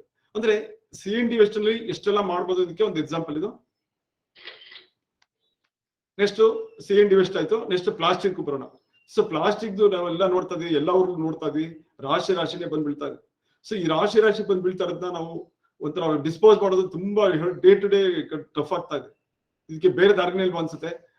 ಹಾಗೆ ಇದು ಅಷ್ಟೇ ಅಲ್ಲ, ನಮ್ಮ ಮನುಷ್ಯರ ಮೇಲೆ ಅಲ್ಲದೆ ಜಾನುವಾರುಗಳ ಮೇಲೆ ಸಾಕಷ್ಟು ಪರಿಣಾಮನ ಬೀರ್ತಾ ಇದೆ. ಎಲ್ಲೆಲ್ಲೂ ಈ ದೃಶ್ಯಗಳನ್ನ ನೋಡಿದ್ರೆ ಬಹಳ ವ್ಯತ್ಯಯ ಆಗುತ್ತೆ. ಸೊ ಹೀಗಾಗಿ ಪ್ಲಾಸ್ಟಿಕ್ ನ ಏನೇನ್ ಮಾಡ್ಬೋದು ನೋಡೋಣ. ಸೊ ಪ್ಲಾಸ್ಟಿಕ್ ಯೂಸ್ ಮಾಡಿರೋ ಪ್ಲಾಸ್ಟಿಕ್ ಇಂದ, ರೀಸೈಕಲ್ ಪ್ಲಾಸ್ಟಿಕ್ ಇಂದ ಏನೇನೆಲ್ಲ ಮಾಡ್ಬೋದು ನೋಡಿ. ಇವೆಲ್ಲ ಎಕ್ಸಾಂಪಲ್, ಟ್ರೇಗಳಿರ್ಬೋದು, ಬಾಟ್ಸ್ ಗಳಿರ್ಬೋದು, ಮತ್ತೆ ಪೆನ್ ಸ್ಟ್ಯಾಂಡ್ ಇರ್ಬೋದು, ಇದು ಸ್ಟೇಷನರೀಸ್ ಫ್ಯಾನ್ ಇರ್ಬೋದು, ಚೇರ್ ಇರ್ಬೋದು, ಸ್ಟೂಲ್ ಇರ್ಬೋದು. ಈ ರೀತಿ ಬೇಕಾದಷ್ಟು ಐಟಮ್ಗಳನ್ನ ಮಾಡಕ್ಕೆ ಸಾಧ್ಯ ಇದೆ. ಅಂದ್ರೆ ಒಂದು ಮಾಡ್ಬೇಕು ಒಂದು ಡಿಟರ್ಮಿನೇಷನ್ ಬೇಕು. ನೀವು ಅನ್ಬೋದು ನಮ್ ULB ಮಾಡಕ್ ಸಾಧ್ಯ ಇಲ್ಲ, ಕಷ್ಟ ಆಗತ್ತೆ ಅಂತ. ಆದ್ರೆ ಇದೇ ದಿನ ಒಂದು PPP ಆಪ್ಷನ್ ಅಲ್ಲಿ ಮಾಡಕ್ ಸಾಧ್ಯನಾ, ಅದನ್ನ ಮಾಡ್ಬೋದು, ಪ್ರಯತ್ನ ಮಾಡ್ಬೋದು. PPP ಆಪ್ಷನ್ ಅಲ್ಲಿ ಸಾಧ್ಯ ಇದೆ, ಯಾಕೆ ಮಾಡಕ್ಕಾಗಲ್ಲ? ಈಗ ಫಾರ್ ಎಕ್ಸಾಂಪಲ್ ಹೇಳಿದಾರೆ, ಬೆಂಗಳೂರಿನಲ್ಲಿ ಕಲೆಕ್ಟ್ ಆಗ್ತಕ್ಕಂಥ ವೇಸ್ಟ್, ಪ್ಲಾಸ್ಟಿಕ್ ವೇಸ್ಟ್ ಇದೆ, it is going to Chennai. So ಚೆನ್ನೈನಲ್ಲಿ ಆ ಪ್ಲಾಸ್ಟಿಕ್ ವೇಸ್ಟ್ ನ ತಗೊಂಡು ಅಲ್ಲಿ ಅವರು ಬೇರೆ ಇನ್ನೊಂದು ಬೈ ಪ್ರಾಡಕ್ಟ್ ಆಗಿ ಬೇರೆ ಇದಕ್ಕೆಲ್ಲ ಉಪಯೋಗಿಸ್ತಾ ಇದ್ದಾರೆ. ಸೊ ಈ ರೀತಿ ಬೆಂಗಳೂರಿಂದ ಚೆನ್ನೈಗೆ ಹೋಗ್ಬೇಕಾದ್ರೆ ನಮ್ಮ ಲೋಕಲ್ ಅಲ್ಲಿ ಯಾಕೆ ಮಾಡಕ್ ಸಾಧ್ಯ ಇಲ್ಲ? ಸೊ ಇದರಿಂದ ಜನಗಳಿಗೆ ಎಂಪ್ಲಾಯ್ಮೆಂಟ್ ಸಿಗುತ್ತೆ. ಸೊ ಮತ್ತೆ PPP ಆಪ್ಷನ್ ಅಫ್ಕೋರ್ಸ್ ULB ನಲ್ಲಿ ಸ್ವಲ್ಪ ಶಾರ್ಟೇಜ್ ಇದೆ, ಸ್ವಲ್ಪ ಸ್ಟಾಫ್ ಶಾರ್ಟೇಜ್ ಇದಾರೆ, ಸ್ವಲ್ಪ ಸಮಸ್ಯೆ ಇರ್ಬೋದು, ಇಲ್ಲ ಅಂತಲ್ಲ. ಆದ್ರೆ ಇದನ್ನ ಸ್ವಲ್ಪ ಸ್ಟ್ಯಾಂಡರ್ಡೈಸ್ ಮಾಡಿ, ಇದನ್ನ ಒಂದು DML ಲೆವೆಲ್ ಅಲ್ಲಿ ಅಥವಾ ಇದರಲ್ಲಿ ಒಂದು ಫೈನಲೈಸ್ ಮಾಡಿ ಒಂದು ಮಟ್ಟದಲ್ಲಿ ಒಂದು ಸ್ಟ್ಯಾಂಡರ್ಡ್ ಗೈಡ್ ಲೈನ್ಸ್ ಹೊಡಿಸ್ಬಿಟ್ಟು ಈ ರೀತಿ ಮಾಡಕ್ಕೆ ಯಾಕೆ ಪ್ರಯತ್ನ ಮಾಡಬಹುದು. ಒಂದು ಎರಡನೇದು PPP ಆಪ್ಷನ್ಸ್ ಉಪಯೋಗ ಯಾಕೆ ಇದಕ್ಕೆ ಬಳಸ್ಕೋಬಹುದು ಅನ್ನೋದು ಒಂದು ಪ್ರಯತ್ನ ಮಾಡಬಹುದು. ಸೊ ಏನಿದೆ ಒಂದು ಇಚ್ಛಾಶಕ್ತಿ ಅನ್ನೋದು ಪ್ರದರ್ಶನ ಮಾಡಿದ್ರೆ ಒಳ್ಳೇದು. ನೆಕ್ಸ್ಟ್ ಅದೇ ಪ್ಲಾಸ್ಟಿಕ್ ಇಂದ ರೋಡ್ಗೆ ಎಲ್ಲ ಸಾಕಷ್ಟು ಆಗ್ತಾ ಇದ್ರಿಂದ ರೋಡ್ ಡ್ಯೂರಬಿಲಿಟಿ ಜಾಸ್ತಿ ಆಗ್ತಾ ಇದೆ. ಯಾಕಂದ್ರೆ ಅಲ್ಲಿ ರೋಡ್ ಕನ್ಸ್ಟ್ರಕ್ಷನ್ ಆಫ್ ರೋಡ್ಸ್ ಅಲ್ಲಿ ಇದ್ರ ಬಗ್ಗೆ ಪ್ಲಾಸ್ಟಿಕ್ ವೇಸ್ಟ್ ಇತ್ತೀಚಿನ ದಿನಗಳಲ್ಲಿ ಬಹಳ ಕಾಮನ್ ಆಗಿದೆ. ಇದನ್ನ ಎಷ್ಟು ಯೂಸ್ ಮಾಡ್ತಿದ್ರೆ ಅಂದ್ರೆ ಡಿಮ್ಯಾಂಡ್ ಇದೆ, ತುಂಬಾ ಡಿಮ್ಯಾಂಡ್ ಇದೆ. ಏನಿದೆ ಸೆಗ್ರಿಗೇಷನ್ ಆಗಬೇಕು, ಸೆಗ್ರಿಗೇಷನ್ ಬಹಳ ಇಂಪಾರ್ಟೆಂಟ್. ಅದಕ್ಕೆ ನಾನು ಸೆಗ್ರಿಗೇಷನ್ಗೆ ಸ್ಟಾರ್ಟಿಂಗ್ ನಾನು ಫಸ್ಟ್ ಹೇಳ್ಬಿಟ್ಟೆ, ಸೆಗ್ರಿಗೇಷನ್ ಕರೆಕ್ಟ್ ಮಾಡ್ತಿದ್ರೆ ಅರ್ಧ ಕೆಲಸಕ್ಕೆ ಅರ್ಧ ಕೆಲಸದಲ್ಲ ಸುಲಭ ಆಗುತ್ತೆ. ಇಲ್ಲಿ ನೋಡಿ ಆ ಪ್ಲಾಸ್ಟಿಕ್ ವೇಸ್ಟ್ ಎಷ್ಟು ಚೆನ್ನಾಗಿ ಅದನ್ನ ಯೂಸ್ ಮಾಡ್ತಾ ಇರೋದಕ್ಕೆ ಒಂದು ಎಕ್ಸಾಂಪಲ್. ಸೊ ರೋಡ್ಗಳ ಕನ್ಸ್ಟ್ರಕ್ಷನ್ ಬಹಳ ಡಿಮ್ಯಾಂಡ್ ಇದೆ, ಎಲ್ಲ ಊರಲ್ಲೂ ಡಿಮ್ಯಾಂಡ್ ಇದೆ. ಮತ್ತೆ ರೋಡ್ ಇದರಿಂದ ಕನ್ಸ್ಟ್ರಕ್ಷನ್ ಜೊತೆಗೆ ಅದು ಲೈಫ್ ಸೈಕಲ್ ಸಹ ಜಾಸ್ತಿ ಬರ್ತಾರೆ, ಬಾಳಿಕೆ ಜಾಸ್ತಿ ಬರ್ತಿದೆ ರೋಡ್ ನೋಡಿ. ಇದು ಅಷ್ಟೇ plastic waste. So plastic waste ಇಂದ ಇಂಟರ್ಲಾಕಿಂಗ್ ಬ್ಲಾಕ್ಸ್ ಮಾಡೋದು. ಸೊ ಇಂಟರ್ಲಾಕಿಂಗ್ ಬ್ಲಾಕ್ ಯಾಕೆ ಮಾಡಬಾರ್ದು? ಸೊ ಇದು ಅಷ್ಟೇ ನಮ್ಮ ULB ಲೆವೆಲ್ ಅಲ್ಲಿ ಮಾಡಕ್ಕೆ ಸಾಧ್ಯ ಇಲ್ಲ, ನಿಜ ಒಪ್ಕೊಂತೀನಿ. ಆದ್ರೆ PPP ಆಪ್ಷನ್ ಮೂಲಕ ಯಾರು ಮಾಡಕ್ಕೆ ಸಾಧ್ಯನಾ, ಅದಕ್ಕೆ ಇದ್ ಮಾಡ್ಬೋದಾ ಅಂದ್ರೆ ಸ್ವಲ್ಪ ಇದಕ್ಕೆಲ್ಲ ಸ್ವಲ್ಪ ಓಪನ್ ಅಪ್ ಆಗ್ಬೇಕು. ಈಗ ನಾವು ಔಟ್ ಆಫ್ ಬಾಕ್ಸ್ ಬರಲೇಬೇಕು. ವಿತ್ ಇನ್ ದಿ ಬಾಕ್ಸ್ ಅಲ್ಲಿ ನಾವು ಚಿಂತೆ ಮಾಡ್ತಾ ಕೂತ್ರೆ ಪ್ರಯತ್ನ ಆಗಲ್ಲ. ಸೊ ಹಾಗೆ ಈ ದೇಶದಲ್ಲಿ ನಾನು ಹೇಳೋದೇನಪ್ಪಾ ಅಂದ್ರೆ ಈ ಒಂದು ಇದೇನಿದೆ ಒಂದು ಬೈ ಪ್ರಾಡಕ್ಟ್ಸ್ ಗಳಿಗೆ ನಾವು ಜಾಸ್ತಿ ಗಮನ ಕೊಡಬೇಕಾಗಿದೆ. ಈಗ ಲ್ಯಾಂಡ್ ಫಿಲ್ ಸೈಟ್ ಬರೋಣ. ಸೊ ಲ್ಯಾಂಡ್ ಫಿಲ್ ಸೈಟ್ಗಳು ಒಂದು ಗುಡ್ಡಗಳನ್ನ ಬೆಟ್ಟಗಳನ್ನ ಬಿಡಿಸಲು ಬರ್ತಾ ಇದೆ. ಸೊ ಪ್ರತಿಯೊಂದರಲ್ಲೂ ಅಕ್ಯುಮುಲೇಟ್ ಆಗ್ತಿದೆ ಹೊರತು ಅದು ಕರಗುವ ಸೂಚನೆ ಕಾಣ್ತಿಲ್ಲ. ಸೊ ಇದು ಮುಂದೆ ಬಹಳಷ್ಟು ಸಮಸ್ಯೆಗಳನ್ನ ಅಂದ್ರೆ ಸಮಸ್ಯೆಗೆ ಪರಿಹಾರ ಲೆವೆಲ್ ಅಲ್ಲಿ ಹೊರತಾ ಇದೆ. ಇದು ಆಗಕ್ ಮುಂಚೆ ನಾವು ಈಗಲೇ ಎಚ್ಚೆತ್ಕೋಬೇಕಾಗಿದೆ, ಏನೇನೆಲ್ಲ ಮಾಡ್ಬೋದು. ಸೊ ಈಗ ಬೈ ಪ್ರಾಡಕ್ಟ್ಸ್ ಎಲ್ಲ ಪ್ರಿಪೇರ್ ಮಾಡೋಕೆ ಶುರು ಮಾಡ್ತಂದ್ರೆ ಮತ್ತೆ ಡಿಸ್ಪೋಸಲ್ ಎಲ್ಲ ಈಸಿ ಮಾಡೋಕೆ ಶುರು ಮಾಡ್ತಂದ್ರೆ ನಮ್ಗೆ ಇದೆಲ್ಲ ಕರೆಕ್ಟ್ ಆಗುತ್ತೆ ಅರ್ಧ. ಜೊತೆಗೆ ಇರ್ತಕ್ಕಂಥ ಒಂದು ಲ್ಯಾಂಡ್ ಫಿಲ್ ಸೈಟ್ ನ ಯಾವ ರೀತಿ ಕನ್ವರ್ಟ್ ಮಾಡ್ಬೋದು. ಇದು ಲ್ಯಾಂಡ್ ಫಿಲ್ ಸೈಟ್ ಕೊಯಮತ್ತೂರಲ್ಲಿ ಲ್ಯಾಂಡ್ ಫಿಲ್ ಸೈಟ್ ನ ಯಾವ ರೀತಿ ಮಾಡಿದ್ದಾರೆ. ಫಾರ್ ಎಕ್ಸಾಂಪಲ್ ಅಲ್ಲಿ ಸಾಯಿಲ್ ಕ್ಯಾಪಿಂಗ್ ಅಂತ ಮಾಡಿದ್ದಾರೆ. ಅದೇ ಯಾವ್ದೊಂದು ನಿಯರ್ ಬೈ ಒಂದು ಕೆರೆ ಇತ್ತು, ಆ ಕೆರೆ ಡಿಸಿಲ್ಟಿಂಗ್ ಮಾಡಿದ್ರು, ಆ ಸಿಲ್ಟ್ ನ ತಂದು ಇದ್ರ ಮೇಲೆ ಹಾಕಿದ್ರು. ಅಂದ್ರೆ ಮಾಡಕ್ ಮುಂಚೆ ಒಂದು ಕೆಲವು ಎಚ್ಚರಿಕೆಗಳನ್ನ ತಗೊಂಡ್ರು, ಈ ಪೈಪ್ ಗಳನ್ನ ಇನ್ಸರ್ಟ್ ಮಾಡಿದ್ರು. ಯಾಕಂದ್ರೆ ಪಾಯ್ಸನ್ ಗ್ಯಾಸಸ್ ಬರುತ್ತೆ ಅಂತ ಅಂದ್ಬಿಟ್ಟು ಆ ಪಾಯ್ಸನ್ ಗ್ಯಾಸಸ್ಗೆ ಪ್ರಾವಿಷನ್ ಮಾಡಿ ಅದೆಲ್ಲ ಏರ್ಔಟ್ ಆಗ್ಬೇಕು, ಅಂದ್ರೆ ಅದ್ರ ಮೂಲಕ ಹೊಟ್ಟಬೇಕು, ಪೈಪ್ ಮೂಲಕ ಹೊಟ್ಟಬೇಕು. ಆ ರೀತಿ ಒಂದು ವ್ಯವಸ್ಥೆ ಮಾಡಿ ಸಾಯಿಲ್ ಕ್ಯಾಪಿಂಗ್ ಅಂದ್ರೆ ಇನ್ನೇನಿಲ್ಲ, ಈ ಡೆಬ್ರಿಸ್ ಮೇಲೆ 1 ಮೀಟರ್ ಅಷ್ಟು ಎತ್ತರದಲ್ಲಿ ಅಂದ್ರೆ 3 ಫೀಟ್ ಅಷ್ಟು ಡೆಪ್ತ್ ಎತ್ತರಕ್ಕೆ ಮಣ್ಣನ್ನ ಫಿಲ್ ಮಾಡ್ಬೇಕು. ಈ ಮಣ್ಣನ್ನು ಫಿಲ್ ಮಾಡಿ ಅದ್ರ ಮೇಲೆ ಗ್ರಾಸ್ ಟರ್ಫಿಂಗ್ ಮಾಡುದು. ಈಗ ಬ್ಯೂಟಿಫುಲ್ ಪಾರ್ಕ್ ಆಗ್ಬಿಟ್ಟಿದೆ. ಅಂದ್ರೆ ಒಂದು land fill site become A park. ಅಂದ್ರೆ ಅಕ್ಕಪಕ್ಕದವ್ರಿಗೆ ಬಹಳ ಸಮಸ್ಯೆ ಕೊಡ್ತಾ ಇತ್ತು. ಈಗ ವಾಸನೆ ಆಗ್ಲಿ ಇದಾಗ್ಲಿ ಏನಿಲ್ಲ, ಪಾರ್ಕ್ ತರ ಹುಡುಗರು ಆಟ ಆಡ್ಸ್ಕೊಂಡ್ ಬರ್ಬೋದು, ಆ ಮಟ್ಟಕ್ಕೆ ತಂದಿದ್ದಾರೆ. ಅಂದ್ರೆ ಮಾಡ್ಬೇಕು ಅನ್ನೋ ಒಂದು ಡಿಟರ್ಮಿನೇಷನ್ ಇಟ್ಕೊಂಡ್ರೆ, ಅಥವಾ PPP ಆಪ್ಷನ್ ಸ್ವಲ್ಪ ಬಳಸಿದ್ರೆ, ಅಥವಾ ಇನ್ನೇನಾದ್ರು ಔಟ್ ಆಫ್ ಬಾಕ್ಸ್ ಸ್ವಲ್ಪ ಥಿಂಕ್ ಮಾಡಿ ಮಾಡೋ ಸಾಧ್ಯನ ನೋಡ್ಬೋದು. ಯಾಕಂದ್ರೆ ಲ್ಯಾಂಡ್ ಫಿಲ್ ಸೈಟ್ ಅನ್ನೋದು ಇವತ್ತಿನ ಒಂದು ಟೆಂಪರರಿ ಸೊಲ್ಯೂಷನ್ ಅಷ್ಟೇ, ಮುಂದಾನೊಂದು ದಿನಗಳಲ್ಲಿ ಅದು ನಮ್ಗೆ ಬಹಳ ಸಮಸ್ಯೆನ ಒಡ್ಡತ್ತೆ. ನಾವು ಬುಲೆಟ್ ಟ್ರೈನ್ ಅಂತ ಹೋಗ್ತಾ ಇದೀವಿ, ಡಿಜಿಟಲ್ ಇಂಡಿಯಾ ಅಂತ ಹೋಗ್ತಾ ಇದೀವಿ, ಆದ್ರೆ ಸ್ಯಾನಿಟೇಷನ್ ಪರಿಸ್ಥಿತಿ ನಿಲ್ಸ್ಕೊಂಡ್ರೆ ಬಹಳ ವ್ಯತ್ಯಾಸ ಆಗುತ್ತೆ. ಇದಕ್ಕೆ ಪಬ್ಲಿಕ್ ಟಾಯ್ಲೆಟ್ ಬಹಳ ಮೇಂಟೈನ್ ಮಾಡದೇ ಇರೋಷ್ಟು ಸಿಚುವೇಶನ್ ಬಹಳಷ್ಟು ಏಳ್ಬೆಗಳನ್ನ ನಾವು ನೋಡ್ತಾ ಇದೀವಿ. ಸೊ ಹೀಗಾಗಿ ಈ ಒಂದು ಇದಕ್ಕೋಸ್ಕರ ಈ ಟಾಯ್ಲೆಟ್ ಅಂತಂದ್ರೆ, ಈ ಟಾಯ್ಲೆಟ್ ಅಷ್ಟೇ ಇನ್ನು ತುಂಬಾ ಒಂದು ಸಂಪೂರ್ಣವಾಗಿ ಯಶಸ್ಸು ಕಂಡಿಲ್ಲ. ಹಾಗಾಗಿ ಇದು ಮೇಂಟೆನೆನ್ಸ್ ಬಹಳ ಪ್ರಾಬ್ಲಮ್ ಇದೆ. ಹಾಗಾಗಿ ಈ ದೇಶದಲ್ಲಿ ನಾವು ಒಂದು PPP ಆಪ್ಷನ್ ಮೂಲಕ ಒಂದು ಬೇಕಾದಷ್ಟು ಈಗ ತರದ ಈಗಾಗಲೇ ಓಪನ್ ಆಗಿದೆ ಬೇಕಾದಷ್ಟು ಕಡೆ. ಇದರಿಂದ ಪಬ್ಲಿಕ್ ಒಂದು ಎಂಪ್ಲಾಯ್ಮೆಂಟ್ ಜನರೇಷನ್ ಮಾಡ್ದಂಗೆ ಆಗ್ತದೆ, ULB ಮೇಲೂ ಬರ್ಡನ್ ಕಡಿಮೆ ಆಗುತ್ತೆ. ಸೊ ಒಂದು PPP ಆಪ್ಷನ್ ಗಳಿಗೆ ನಾವು ಸ್ವಲ್ಪ ನಮ್ಮ ಮನಸ್ಸನ್ನ ಮುಕ್ತಗೊಳಿಸಿದ್ರೆ, ಸ್ವಲ್ಪ ನಮ್ಮ ಮನಸ್ಸಿನ ಒಂದು ಇಚ್ಛಾಶಕ್ತಿಯನ್ನು ಪ್ರದರ್ಶನ ಮಾಡಿದ್ರೆ, ನಮ್ಮ ULBಗಳಲ್ಲಿ ಇದರಿಂದ ರೆವಿನ್ಯೂ ಪಡೆಯೋ ತರ ಮಾಡೋಕೆ ಸಾಧ್ಯ ಇದೆ. ನೆಕ್ಸ್ಟ್ ಸ್ಯಾನಿಟೇಷನ್, DWATS ಅಂತೀವಿ. So decentralised sanitation system. ಈಗ ಕೆಲವು ಸಣ್ಣ ಸಣ್ಣ ಟೌನ್ಗಳಲ್ಲಿ ಇದರಲ್ಲಿ ಪ್ರತಿಯೊಂದು ಪ್ಲಾಂಟ್ ಮಾಡೋದು ತುಂಬಾ ಕಷ್ಟ ಇದೆ. ಯಾಕೆಂದ್ರೆ ಜನಸಂಖ್ಯೆ ಇರ್ತಾ ಇದೆ, ಸೈಟ್ಗಳ ಸಂಖ್ಯೆ ಜಾಸ್ತಿ ಆಗ್ತದೆ, ಆಮೇಲೆ ಅರ್ಬನೈಸೇಷನ್ ಜಾಸ್ತಿ ಆಗ್ತದೆ. ಸೊ ಇಂಥ ಸಿಚುವೇಶನ್ ಲೋಕಲೈಸ್ಡ್ ಅಂದ್ರೆ ಡಿಸೆಂಟ್ರಲೈಸ್ಡ್ ಪ್ಯಾಟರ್ನ್ ಅಲ್ಲಿ ಅಲ್ಲಲ್ಲಿ ಈ ತರ DWATS ಸಿಸ್ಟಮ್ ಇದು ಮಾಡಿದ್ರೆ, ಅಂದ್ರೆ DWATS ಸೆಂಟರ್ ಇಂಟ್ರೊಡ್ಯೂಸ್ ಮಾಡಿದ್ರೆ, ಡಿಸೆಂಟ್ರಲೈಸ್ಡ್ ಪ್ಲಾಂಟ್ ಗಳನ್ನ ಈ ತರ ಇದು ಮಾಡಿದ್ರೆ ನಮ್ಗೆ ಜಾಗ ಜಾಸ್ತಿ ಬೇಕಿಲ್ಲ, ಎನರ್ಜಿ ಜಾಸ್ತಿ ಬೇಕಿಲ್ಲ, ಗ್ರಾವಿಟಿ ಫ್ಲೋ ಅಲ್ಲೇ ಹೋಗುತ್ತೆ. ಮತ್ತೆ ಅಲ್ಲಿ ಯಾವ ರೀತಿಯಲ್ಲಿ ಅದನ್ನ ಕನ್ವರ್ಟ್ ಮಾಡ್ಬೋದು, ದೊಡ್ಡ ದೊಡ್ಡ ಮನೆಗಳಿದ್ರೆ ಅದನ್ನ ಯಾವ ರೀತಿ ಕನ್ವರ್ಟ್ ಮಾಡ್ಬೋದು ನೋಡ್ತಾ ಹೋಗೋಣ. ಇದು ಒಂದೊಂದು ಲೇಔಟ್ಗೆ ಈ ರೀತಿ ಮಾಡಿದ್ರೆ ಸಾಕು, ಇದು ಸುಮಾರಷ್ಟು ಸುಧಾರಣೆಗಳಾಗುತ್ತೆ. ಈ ತರ ಬೆಂಗಳೂರಿನಲ್ಲಿ ಸಾಕಷ್ಟು ಅಪಾರ್ಟ್ಮೆಂಟ್ಗಳಲ್ಲಿ ಬಂದಿದೆ, ಇನ್ನೂ ಕಡೆ ಬರ್ಬೇಕಾಗಿದೆ. ಇದ್ರ ಬಗ್ಗೆ ಒಂದು ಟೆಕ್ನಿಕಲ್ ಆಗಿ ಅಂದ್ರೆ ಒಂದು ತಾಂತ್ರಿಕವಾಗಿ ಬಹಳ ಒಂದು ಸ್ಟ್ಯಾಂಡರ್ಡ್ ಗೈಡ್ ಲೈನ್ಸ್ ನ ಫ್ರೇಮ್ ಮಾಡ್ತಂದ್ರೆ ಇದನ್ನ ಬಹಳ ಮುಂದುವರ್ಸಕ್ಕೆ ಸ್ವಲ್ಪ ಬರ್ಡನ್ ಕಡಿಮೆ ಆಗುತ್ತೆ. ಆಮೇಲೆ ರಿವರ್ದು ಪೊಲ್ಯೂಷನ್ ಕಡಿಮೆ ಆಗ್ತಾ ಹೋಗುತ್ತೆ, ನೀರಿನ ಪೊಲ್ಯೂಷನ್ ಕಡಿಮೆ ಆಗ್ತಾ ಹೋಗುತ್ತೆ, ಅದ್ರ ಬಗ್ಗೆ ನೀರಿನ ಒಂದು ಟ್ರೀಟ್ಮೆಂಟ್ ಸಹ ಕಡಿಮೆ ಆಗ್ತಾ ಹೋಗುತ್ತೆ. ಸೊ ಹೀಗಾಗಿ ಎಲ್ಲ ಕಡಿಮೆ ಆಗ್ತಾ ರೆವಿನ್ಯೂ ಉಳ್ಕೊಂತ ಹೋಗುತ್ತೆ, ಏನ್ ಜನರೇಟ್ ಆಗುತ್ತೆ ಅದನ್ನ ಇನ್ನೊಂದು ರೀತಿಯ ಸದ್ಬಳಕೆಗೆ ಉಪಯೋಗಿಸಕ್ಕೆ ಸಾಧ್ಯ ಆಗುತ್ತೆ. ಸೊ DWATS ಅಲ್ಲಿ ಅದೇ ಜಲ್ಲಿ ಕಲ್ಲೇನಿದೆ ಅದ್ರ ಮೇಲೆ ಯಾವ ರೀತಿ ಒಂದು ಪ್ರೋಸೆಸ್ ಅಲ್ಲಿ ಇದು ಮಾಡಿದ್ದಾರೆ, ಪ್ಲಾಂಟ್ಸ್ ಗಳನ್ನ ಹಾಕಿದರೆ ತುಂಬಾ ಅದ್ಭುತವಾಗಿ ಬೆಳೆಯುತ್ತೆ. ಈ ಗಿಡಗಳು ತುಂಬಾ ಚೆನ್ನಾಗಿ ಬರೋದ್ರಿಂದ ಮತ್ತೆ ಆಕ್ಸಿಜನ್ ಆಗ್ಲಿ ಇದಾಗ್ಲಿ ಸ್ವಲ್ಪ ಇದ್ರದ್ದು ಸ್ಮೆಲ್ದು ಅದೆಲ್ಲ ಸಮಸ್ಯೆಗಳು ಕಡಿಮೆ ಆಗ್ಬಿಡುತ್ತೆ. ಮತ್ತೆ ಲೋಕಲೈಸ್ಡ್ ಇದರಲ್ಲಿ ಮಾಡಿದ್ರೆ ಸಾಕು. ಅಂದ್ರೆ ಇದು ಗ್ರೂಪ್ ಹೌಸಿಂಗ್ ಆ ತರ ಇದ್ದಾಗ ಮಾಡ್ಬೋದು, ಇಲ್ಲ ಅಪಾರ್ಟ್ಮೆಂಟ್ಸ್ ಇದ್ದಾಗ ಮಾಡ್ಬೋದು. ಈ ರೀತಿ ಒಂದು ಸಿಚುಯೇಷನ್ ನೋಡ್ಕೊಂಡು ನಾವು ಅದನ್ನ ಹ್ಯಾಂಡಲ್ ಮಾಡ್ಬೇಕಾಗ್ತದೆ. ಇದು ಹೌಸ್ ಹೋಲ್ಡ್ ಲೆವೆಲ್ ಅಲ್ಲಿ ಗ್ರೇ ವಾಟರ್ ಟ್ರೀಟ್ಮೆಂಟ್. ಸೊ ಇದನ್ನ ಗ್ರೇ ವಾಟರ್ ಟ್ರೀಟ್ಮೆಂಟ್ ಮಾಡ್ತಿದ್ರೆ ನಮ್ಗೆ ಪಬ್ಲಿಕ್ ಇದ್ರದ್ದು UGD ಸಿಸ್ಟಮ್ ಏನಿದೆ ಅದ್ರ ಮೇಲೆ ಬರ್ಡನ್ ಕಡಿಮೆ ಆಗ್ತದೆ. ಮೇಂಟೆನೆನ್ಸ್ ಕಾಸ್ಟ್ ಆಟೋಮೆಟಿಕ್ಲಿ ರಿಡ್ಯೂಸ್ ಆಗುತ್ತೆ. ಸೊ ಹಾಗಾಗಿ ನಾವು ಮೇಂಟೆನೆನ್ಸ್ ಕಾಸ್ಟ್ ರಿಡ್ಯೂಸ್ ಮಾಡ್ಬೇಕು. ಈ ಕಡೆ ಸುಸ್ಥಿರವಾದ ಒಂದು ವ್ಯವಸ್ಥೆ ಅದು ಬಹಳ ಮುಖ್ಯ. ನಮ್ಗೆ ಒಂದು ಸಸ್ಟೈನಬಿಲಿಟಿ ಆಫ್ ಒಂದು ಸ್ಕೀಮ್ ಏನಿದೆ ಬಹಳ ಮುಖ್ಯ. ಈ ಸುಸ್ಥಿರತೆ ಕಾಪಾಡಿದರೆ ಅದು ನಿಮ್ಗೆ ಬರ್ಡನ್ ಆಗಲಿಕ್ಕೆ. ಸೊ ಹಾಗಾಗಿ ಮನೆಗಳ ಮಟ್ಟದಲ್ಲೇ ಈಗ ಫಾರ್ ಎಕ್ಸಾಂಪಲ್ 50-80 ಅವರಿಗೆ ಗ್ರೇ ವಾಟರ್ ಟ್ರೀಟ್ಮೆಂಟ್ ಕಂಪಲ್ಷನ್ಸ್ ಯಾಕೆ ಮಾಡಬಾರ್ದು, ಇದು ಪ್ರಶ್ನೆ. ಇದನ್ನ ಒಂದು ಹಂತವಾಗಿ ಮಾಡ್ಕೊಂಡ್ಬರ್ಬೋದು. ಒಂದು ಫಸ್ಟ್ 50-80 ಇಯರ್ ಮಾಡೋದು, ನೆಕ್ಸ್ಟ್ 40-60 ಇಯರ್ ಮಾಡೋದು, ಈ ರೀತಿ ಮಾಡ್ತಾ ಹೋಗೋದು. ಅಫ್ಕೋರ್ಸ್ 100% ಆಗದೆ ಇರ್ಬೋದು, ಬಟ್ ಎಷ್ಟು ಸಾಧ್ಯ ಅಷ್ಟು ಮಾಡಕ್ಕೆ ಸಾಧ್ಯ ಇದೆ. ಆದ್ರೆ ಒಂದು ಇಚ್ಛಾಶಕ್ತಿ ಪ್ರದರ್ಶನ ಬಹಳ ಮುಖ್ಯ ಇದರಲ್ಲಿ.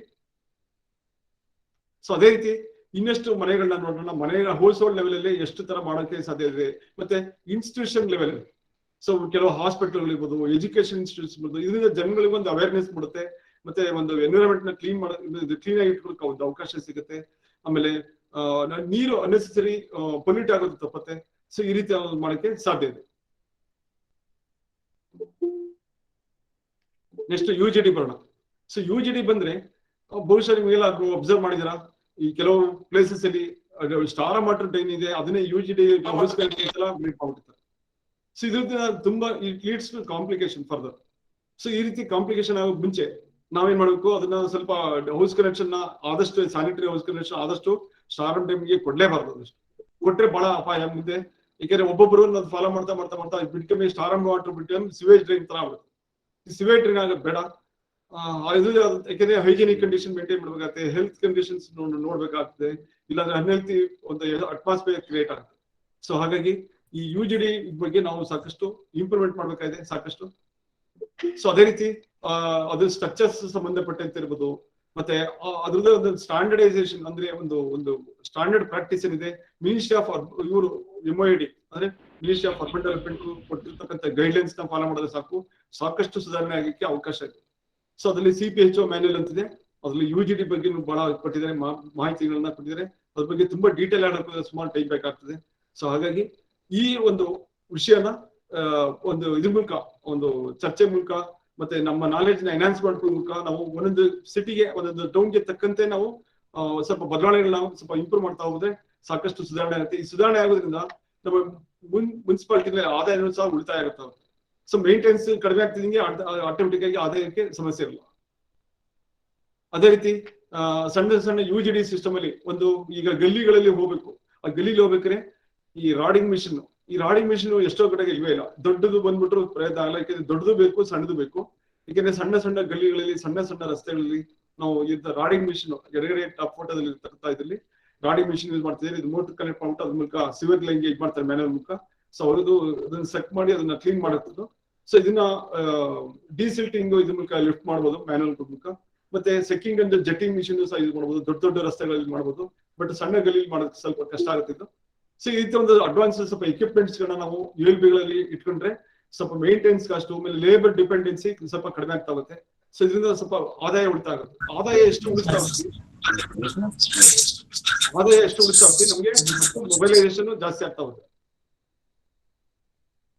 ಅದೇ ರೀತಿ ನಮ್ಮ UGD ಸಿಸ್ಟಮ್ ಅಲ್ಲಿ ಕೆಲವು ಬದಲಾವಣೆಗಳನ್ನ, ಸ್ಟ್ರಕ್ಚರಲ್ ಚೇಂಜಸ್ ಸ್ವಲ್ಪ ಬದಲಾವಣೆ ಮಾಡ್ಕೋಬೇಕಾದ್ರೆ, ಈಗ ಫಾರ್ ಎಕ್ಸಾಂಪಲ್ ಈ ಡೆಲ್ಲಿ ಅಂತ ಕಡೆನೆ ಈ ರೀತಿ ಒಂದು ಸಿಂಟೆಕ್ಸ್ ಟೈಪ್ ಅಂದ್ರೆ ಪ್ಲಾಸ್ಟಿಕ್ ಮ್ಯಾನುವಲ್ಗಳೆಲ್ಲ ಬಂದಿದೆ. ಇದು ಕೇವಲ 2 days ಅಲ್ಲಿ ಬ್ಲಾಕ್ ಮಾಡಿದ್ರೆ ಸಾಕು, ರೋಡು ಕಂಪ್ಲೀಟ್ ರಿಪೇರಿ ಮಾಡ್ಬೋದು. ಈಗ ನಮ್ಮ ಟ್ರೆಡಿಷನಲ್ ಟೈಪ್ ಏನಿದೆ ಮ್ಯಾನುವಲ್, ಅದಕ್ಕೆ ಸುಮಾರು ಕ್ಯೂರಿಂಗ್ ಪೀರಿಯಡ್ ಒಂದು 15-20 ದಿವಸ ಬಿಡ್ಬೇಕಾಗ್ತದೆ. ಸುಮಾರು 20 days construction plus curing period ಎಲ್ಲ ಸೇರಿದ್ರೆ ಒಂದು 25 days ಹೋಗುತ್ತೆ. ಈ ರೀತಿಯ 25 days ಆ ರೋಡ್ ಬ್ಲಾಕ್ ಮಾಡೋದ್ರಲ್ಲಿ ತುಂಬಾ ಕಷ್ಟ ಆಗುತ್ತೆ. ಯಾಕಂದ್ರೆ ಅಲ್ಲಿರ್ತಕ್ಕಂಥ ವ್ಯಾಪಾರಸ್ಥರಿಗೆ ಇರ್ಬೋದು, ಟ್ರೇಡ್ ಮರ್ಚೆಂಟ್ಸ್ ಇರ್ಬೋದು, ಇದೆಲ್ಲ ತೊಂದರೆ ಆಗ್ತಾ ಹೋಗುತ್ತೆ. ಸೊ ಹಾಗಾಗಿ ನಾವು ಒಂದು ಅಡ್ವಾನ್ಸ್ಡ್ ಟೆಕ್ನಾಲಜೀಸ್ ಇದೆ, ಮೆಥಡಾಲಜೀಸ್ ಏನಿದೆ ಅದನ್ನ ಅಡಾಪ್ಟ್ ಮಾಡ್ಕೊಂಡು ಒಳ್ಳೇದು. ಸೊ ಹಾಗಾಗಿ ಈ ಒಂದು ಅಡ್ವಾನ್ಸ್ ಎಕ್ವಿಪ್ಮೆಂಟ್ಸ್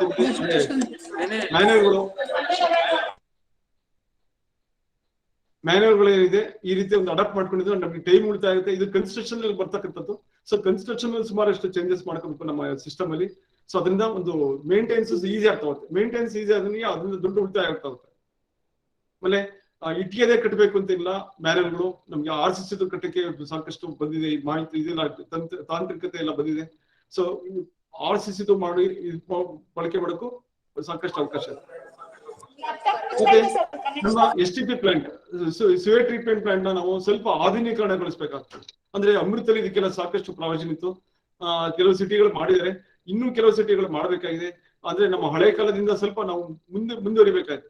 ಸೊ ಇದಕ್ಕೂ ಅಷ್ಟೇ ಒಂದು ಹೇಳ್ಬೋದು, ನೀವು ನಮ್ಗೆ ಆದಾಯ ಇಲ್ಲ, ನಮ್ಗೆ ರಿಸೋರ್ಸ್ ಇಲ್ಲ, ಈಗ ಇನ್ವೆಸ್ಟ್ ಮಾಡಕ್ಕೆ ಅಂತಂದ್ರೆ PPP ಆಪ್ಷನ್ ಮೂಲಕ ಮಾಡಕ್ಕೆ ಸಾಧ್ಯ ಇದೆ. ಒಂದು ಎರಡನೇದು ಮೇಂಟೆನೆನ್ಸ್ ಔಟ್ಸೋರ್ಸಿಂಗ್ ಮಾಡಿ ಅದ್ರ ಮೂಲಕ ಮಾಡೋ ಸಾಧ್ಯ ಇದೆ. ನಾವು ಒಂದು ಕೊಯಮತ್ತೂರಲ್ಲಿ ಒಂದು ನೋಡಿದಂತ ಒಂದು ಪ್ರಾಜೆಕ್ಟ್ ಅಲ್ಲಿ ಬಹಳ ಸಿಸ್ಟಮೆಟಿಕ್ ಆಗಿ ಈ ಕ್ವಾಲಿಟಿ ಆಫ್ ಟ್ರೀಟ್ ಇದನ್ನ ಅಳತೆ ಮಾಡೋದು, BOD ಅಳತೆ ಮಾಡೋದು. BOD ಒಂದು 8ರಿಂದ 10 ತನಕ ತಂದಿಲ್ಸೋ ಅಷ್ಟು ಮಟ್ಟಿಗೆ ಸಿಸ್ಟಮೆಟಿಕ್ ಆಗಿ ಟ್ರೀಟ್ ಮಾಡ್ತಾರೆ. ಈ ವಾಟರ್ ನ ಬಂದಿದ್ದಂತ ಇದನ್ನ ಮಾರ್ತಾ ಇದಾರೆ, ರೀಸೈಕಲ್ ಮಾಡ್ತಿದ್ದಾರೆ, ಮತ್ತೆ ಕೆಲವು ಅಗ್ರಿಕಲ್ಚರ್ ಫೀಲ್ಡ್ ಗೆ ಉಪಯೋಗಿಸ್ಕೊಂತ ಇದಾರೆ. ಈ ರೀತಿ ಒಂದು ಸ್ವಲ್ಪ ಅಡ್ವಾನ್ಸ್ಮೆಂಟ್ಸ್ ಗಳನ್ನ ನಮ್ಮ ಒಂದು ತಂತ್ರಜ್ಞಾನಗಳಲ್ಲಿ ಬಳಸ್ಕೊಂಡ್ರೆ ನಮ್ಗೆ ಇಂಪ್ರೂವ್ಮೆಂಟ್ ಆಗ್ತಾ ಹೋಗುತ್ತೆ. ಮತ್ತೆ ನಮ್ಮ ರಿಸೋರ್ಸ್ ಮೊಬೈಲೈಸೇಷನ್ ಗೆ ಬಹಳ ಹೆಲ್ಪ್ ಆಗುತ್ತೆ.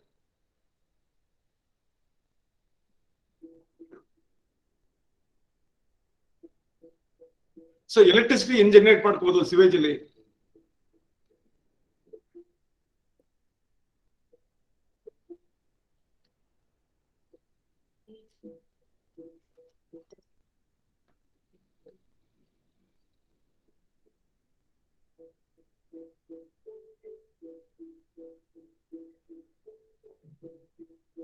ಸೊ ಸಿವೇಜ್ ಇಂದ ಯಾವ ರೀತಿ ಎಲೆಕ್ಟ್ರಿಸಿಟಿ ಜನರೇಟ್ ಮಾಡ್ಬೋದು?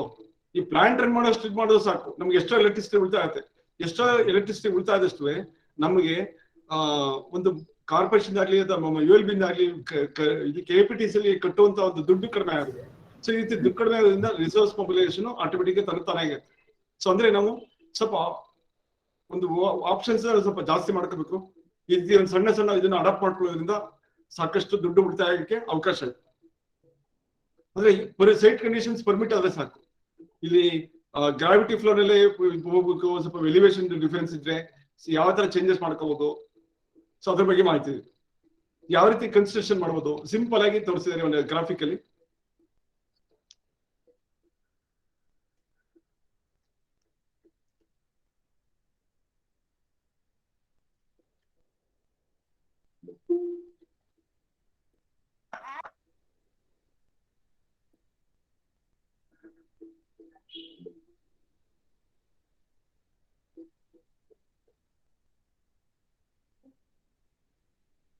ಸೊ ನೀರ್ನ ಸಿವೇಜ್ ವಾಟರ್ನ ನಮ್ ಟರ್ಬೈನ್ಗೆ ಇದು ಮಾಡಿದ್ರೆ ಸಾಕು. ಆ ಟರ್ಬೈನ್ ರೊಟೇಟ್ ಆಗುತ್ತೆ, ಟರ್ಬೈನ್ ರೊಟೇಟ್ ಆಗ್ತಿದ್ದಂಗೆ ಎನರ್ಜಿ ಜನರೇಟ್ ಆಗುತ್ತೆ, ಪವರ್ ಜನರೇಷನ್ ಆಗುತ್ತೆ. ಈ ಪವರ್ನ ನಾವು ನಮ್ಮ ಟ್ರೀಟ್ಮೆಂಟ್ ಪ್ಲಾಂಟ್ ಮೇಂಟೈನ್ ಮಾಡೋಕೆ ಉಪಯೋಗಿಸ್ಕೋಬಹುದು. ಸೊ ಈ ರೀತಿ ಉಪಯೋಗಿಸ್ಕೊಳ್ಳೋದ್ರಿಂದ ಸಾಕಷ್ಟು ಅಮೌಂಟ್ ಉಳಿತಾಯ ಆಗ್ತಾ ಹೋಗುತ್ತೆ. ಸೊ ಇದಕ್ಕೆ indirectly it will helpful resource mobilisation, ಸಂಪನ್ಮೂಲ ಕ್ರೋಢೀಕರಣಕ್ಕೆ ಒಂದು ಅದ್ಭುತವಾದ ಒಂದು ದಾರಿ ನಾವು ಅಟ್ಲೀಸ್ಟ್ ಒಂದು ಸಣ್ಣ ಸಣ್ಣ ಪ್ಲಾಂಟ್ ಇಂದ ಎಷ್ಟು ಮಾಡ್ಬೋದು.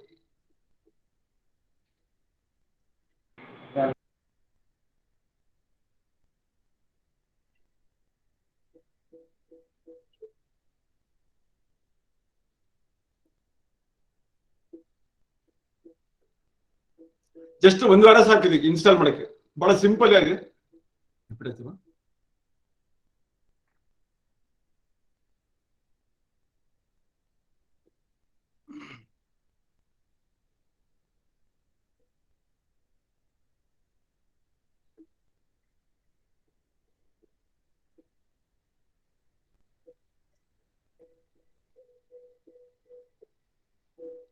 ಅಂದ್ರೆ ಸ್ಮಾಲ್ ಸ್ಕೇಲ್ ಮಾಡ್ಬೋದು, ಲಾರ್ಜ್ ಸ್ಕೇಲ್ ಮಾಡ್ಬೋದು.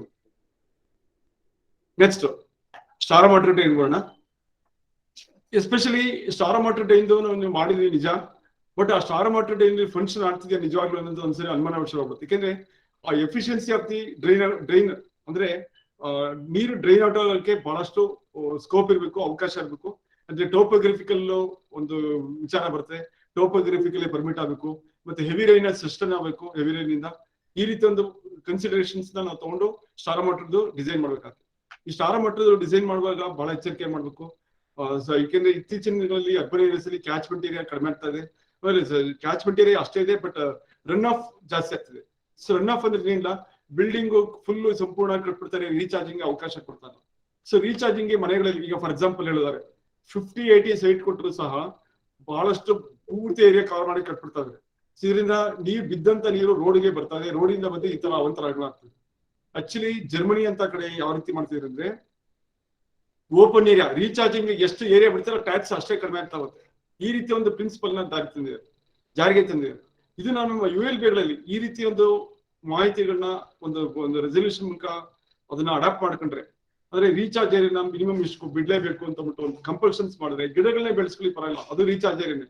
ಈ ರೀತಿ ಒಂದು ಮಾಡ್ತಾ ಹೋದ್ರೆ ನಮ್ಮಲ್ಲಿ ಒಂದು ನೀರು ಈಚೆ ಬರೋದು, ರೋಡ್ ಬರೋದು ಇದೆಲ್ಲ ತಪ್ಪಾಗುತ್ತೆ ಒಂದು. ಆಮೇಲೆ ಈ ಒಂದು ಸ್ಟಾರ್ ವಾಟರ್ ಇದು UGD ಇಂದ ಮತ್ತೆ ನೀರೆಲ್ಲ ಹೊರಬರೋ ಶುರು ಆಗ್ತದೆ ಈಚೆ. ಆಮೇಲೆ ಅನ್ಹೈಜಿನಿಕ್ ಕಂಡೀಷನ್ ಶುರು ಆಗುತ್ತೆ. ಇದನ್ನ ಮತ್ತೆ ವಾಪಸ್ ಮೊದಲನೇ ಸ್ಥಿತಿ ಬರಬೇಕು ಎಷ್ಟು ಟೈಮ್ ತಗೊಳುತ್ತೆ. ಸೊ ಇದು ಮೇಂಟೈನ್ ಮಾಡೋದು ಅಷ್ಟೇ ಡಿಫಿಕಲ್ಟ್ ಟಾಸ್ಕ್ ಹೌದು. ಸೊ ಹಾಗಾಗಿ ಈ ನಿಟ್ಟಿನಲ್ಲಿ ನಾವು ಈ ಬಗ್ಗೆ ಕಾರ್ಯಪ್ರವೃತ್ತ ಆಗ್ಬೇಕಾದ್ರೆ ಅಂದ್ರೆ ನಮ್ಮ ಸ್ಟಾರ್ ವಾಟರ್ ಟ್ಯಾಂಕ್ ಒಂದು ಎಫಿಷಿಯನ್ಸಿನ ಯಾವುದೇ ಅದಕ್ಕೆ ಬಳಸ್ಕೋಬಹುದು ಅದಕ್ಕೆ ಹೇಳ್ತಾ ಹೋಗ್ತೀನಿ. ಆಕ್ಚುಲಿ ಏನಾಗಿದೆ, ನಿಜವಾದ ಪ್ರಾಬ್ಲಮ್ ಹೇಳ್ಬೇಕು ಅಂದ್ರೆ ಸಾಕಷ್ಟು ಎನ್ಕ್ರೋಚ್ಮೆಂಟ್ ಗಳಿಂದ ನಮ್ಗೆ ಒತ್ತುವರಿಗಳಾಗ್ಬಿಟ್ಟಿದೆ. ಸೊ ಇದು ಸರಿಯಾಗಿ ಒಂದು ಪ್ಲಾನಿಂಗ್ ಸಿಸ್ಟಮೆಟಿಕ್ ಹೋದರೆ ಯಾವ ರೀತಿ ಒತ್ತುವರಿಗಳಿದೆ ಅಂತ ಅಂದ್ಬಿಟ್ಟು ಈ ಚಿತ್ರದಲ್ಲಿ ನೋಡ್ಬೋದು. ಈ ಬೆಂಟ್ಗಳಲ್ಲಿ ಮತ್ತಿರ್ಬೋದು, ಮತ್ತೆ ಕೆಲವು ರಾಜಕಾಲುವೆ ಅಂತೀವಿ, ಪಥಗಳಲ್ಲಿ ನೀರಿನ ಪಥಗಳು ಅದೆಲ್ಲ ಬದಲಾವಣೆ ಆಗ್ಬಿಟ್ಟು ಈ ಒಂದು ಫ್ಲಡ್ಡಿಂಗ್ ಆಗ್ತಾ ಇದೆ. Actually flooding is the main reason for the flooding is encroachment. So ಇದನ್ನ ಬಗ್ಗೆ ಬಹಳ ಸ್ಟ್ರಿಕ್ಟ್ ಆಗಿ ಎನ್ಫೋರ್ಸ್ ಮಾಡ್ಬೇಕಾಗಿದೆ.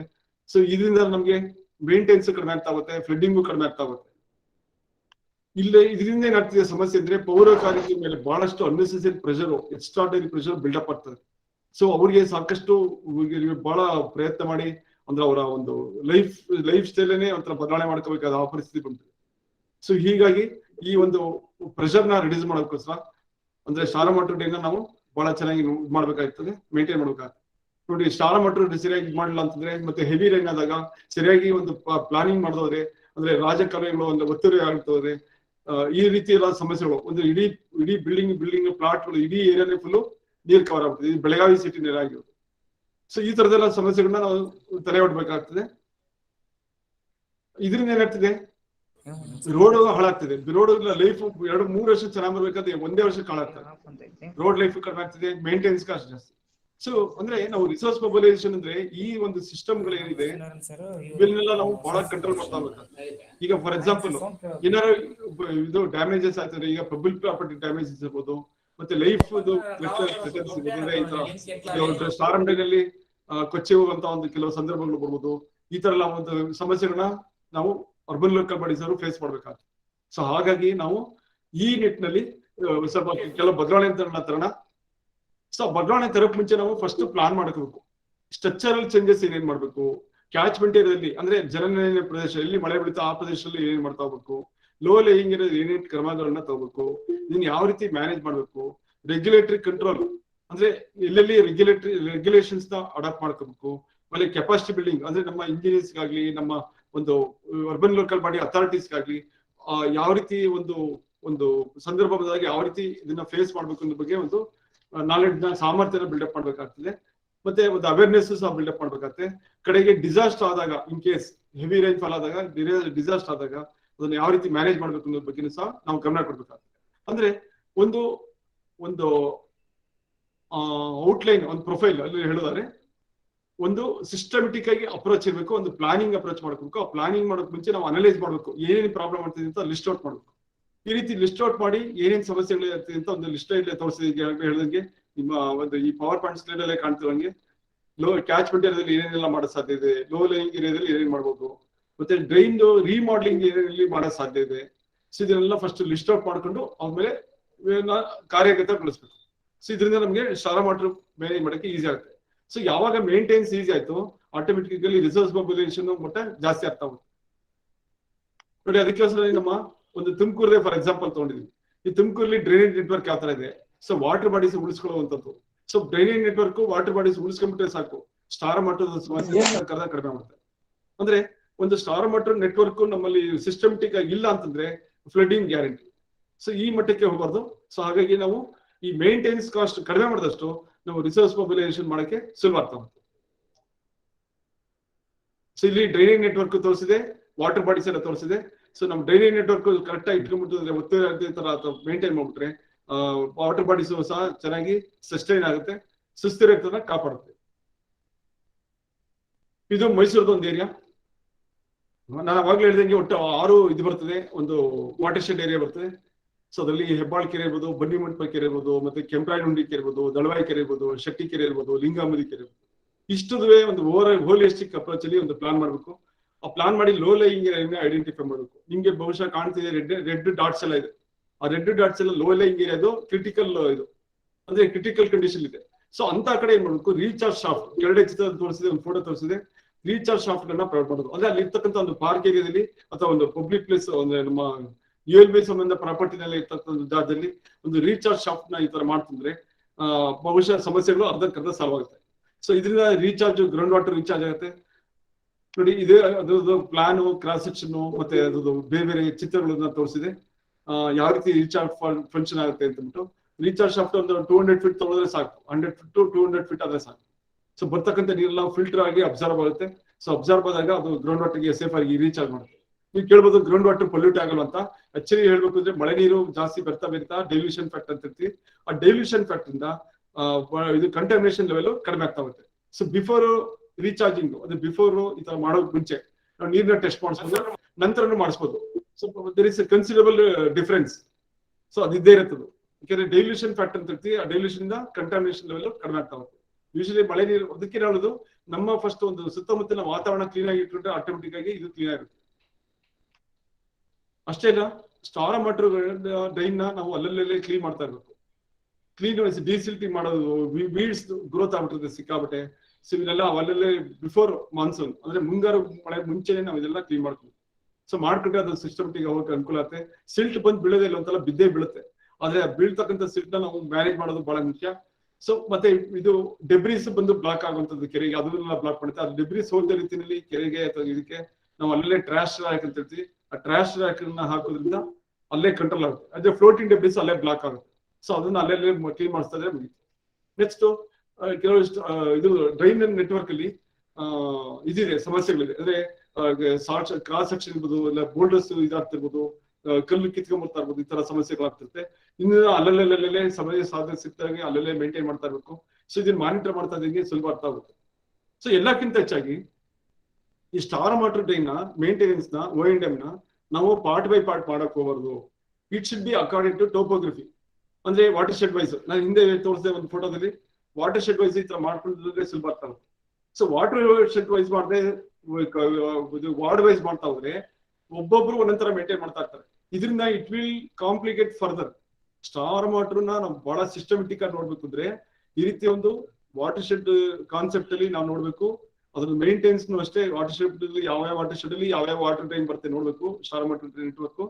ಸೊ ಇದ್ರ ಬೇಸಿಸ್ ಮೇಲೆ ನಾವು ಅದನ್ನ ಇದು ಮಾಡ್ಬೇಕು. ಈಗ ನಾವು ವಾರ್ಡ್ ವೈಸ್ ಅವರು ಒಬ್ಬರು ವಾರ್ಡ್ ಒಂಥರ ಮಾಡ್ತಾರೆ, ಇನ್ನೊಬ್ರು ವಾರ್ಡ್ ಮಾಡ್ತಾರೆ. There is a coordination problem ಇರುತ್ತೆ, ಅಂದ್ರೆ ಸಮನ್ವಯತೆ ಕೊರತೆ ಇರುತ್ತೆ. ಈ ಸಮನ್ವಯತೆ ಕೊರತೆಯಿಂದ ಟೆಕ್ನಿಕಲ್ ಪ್ರಾಬ್ಲಮ್ಸ್ ಜಾಸ್ತಿ ಆಗ್ತಾ ಹೋಗುತ್ತೆ.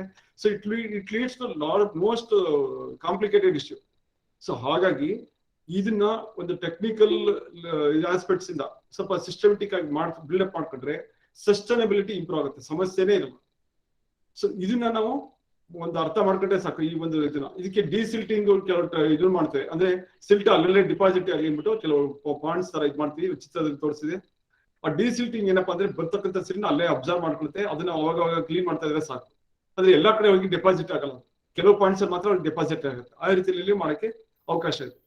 ಸೊ ಅಂದ್ರೆ ಸ್ಟಾರ್ ವಾಟರ್ ಮೇಂಟೈನ್ ಮಾಡೋದು O&M ರೆಡ್ಯೂಸ್ ಮಾಡೋದ್ರ ಕಾಸ್ಟ್ ನಮಗೆ ರಿಸೋರ್ಸ್ ಮೊಬಿಲೈಸೇಷನ್ಗೆ ಒಂದು ಉತ್ತಮವಾದ ದಾರಿ ಆಗುತ್ತೆ.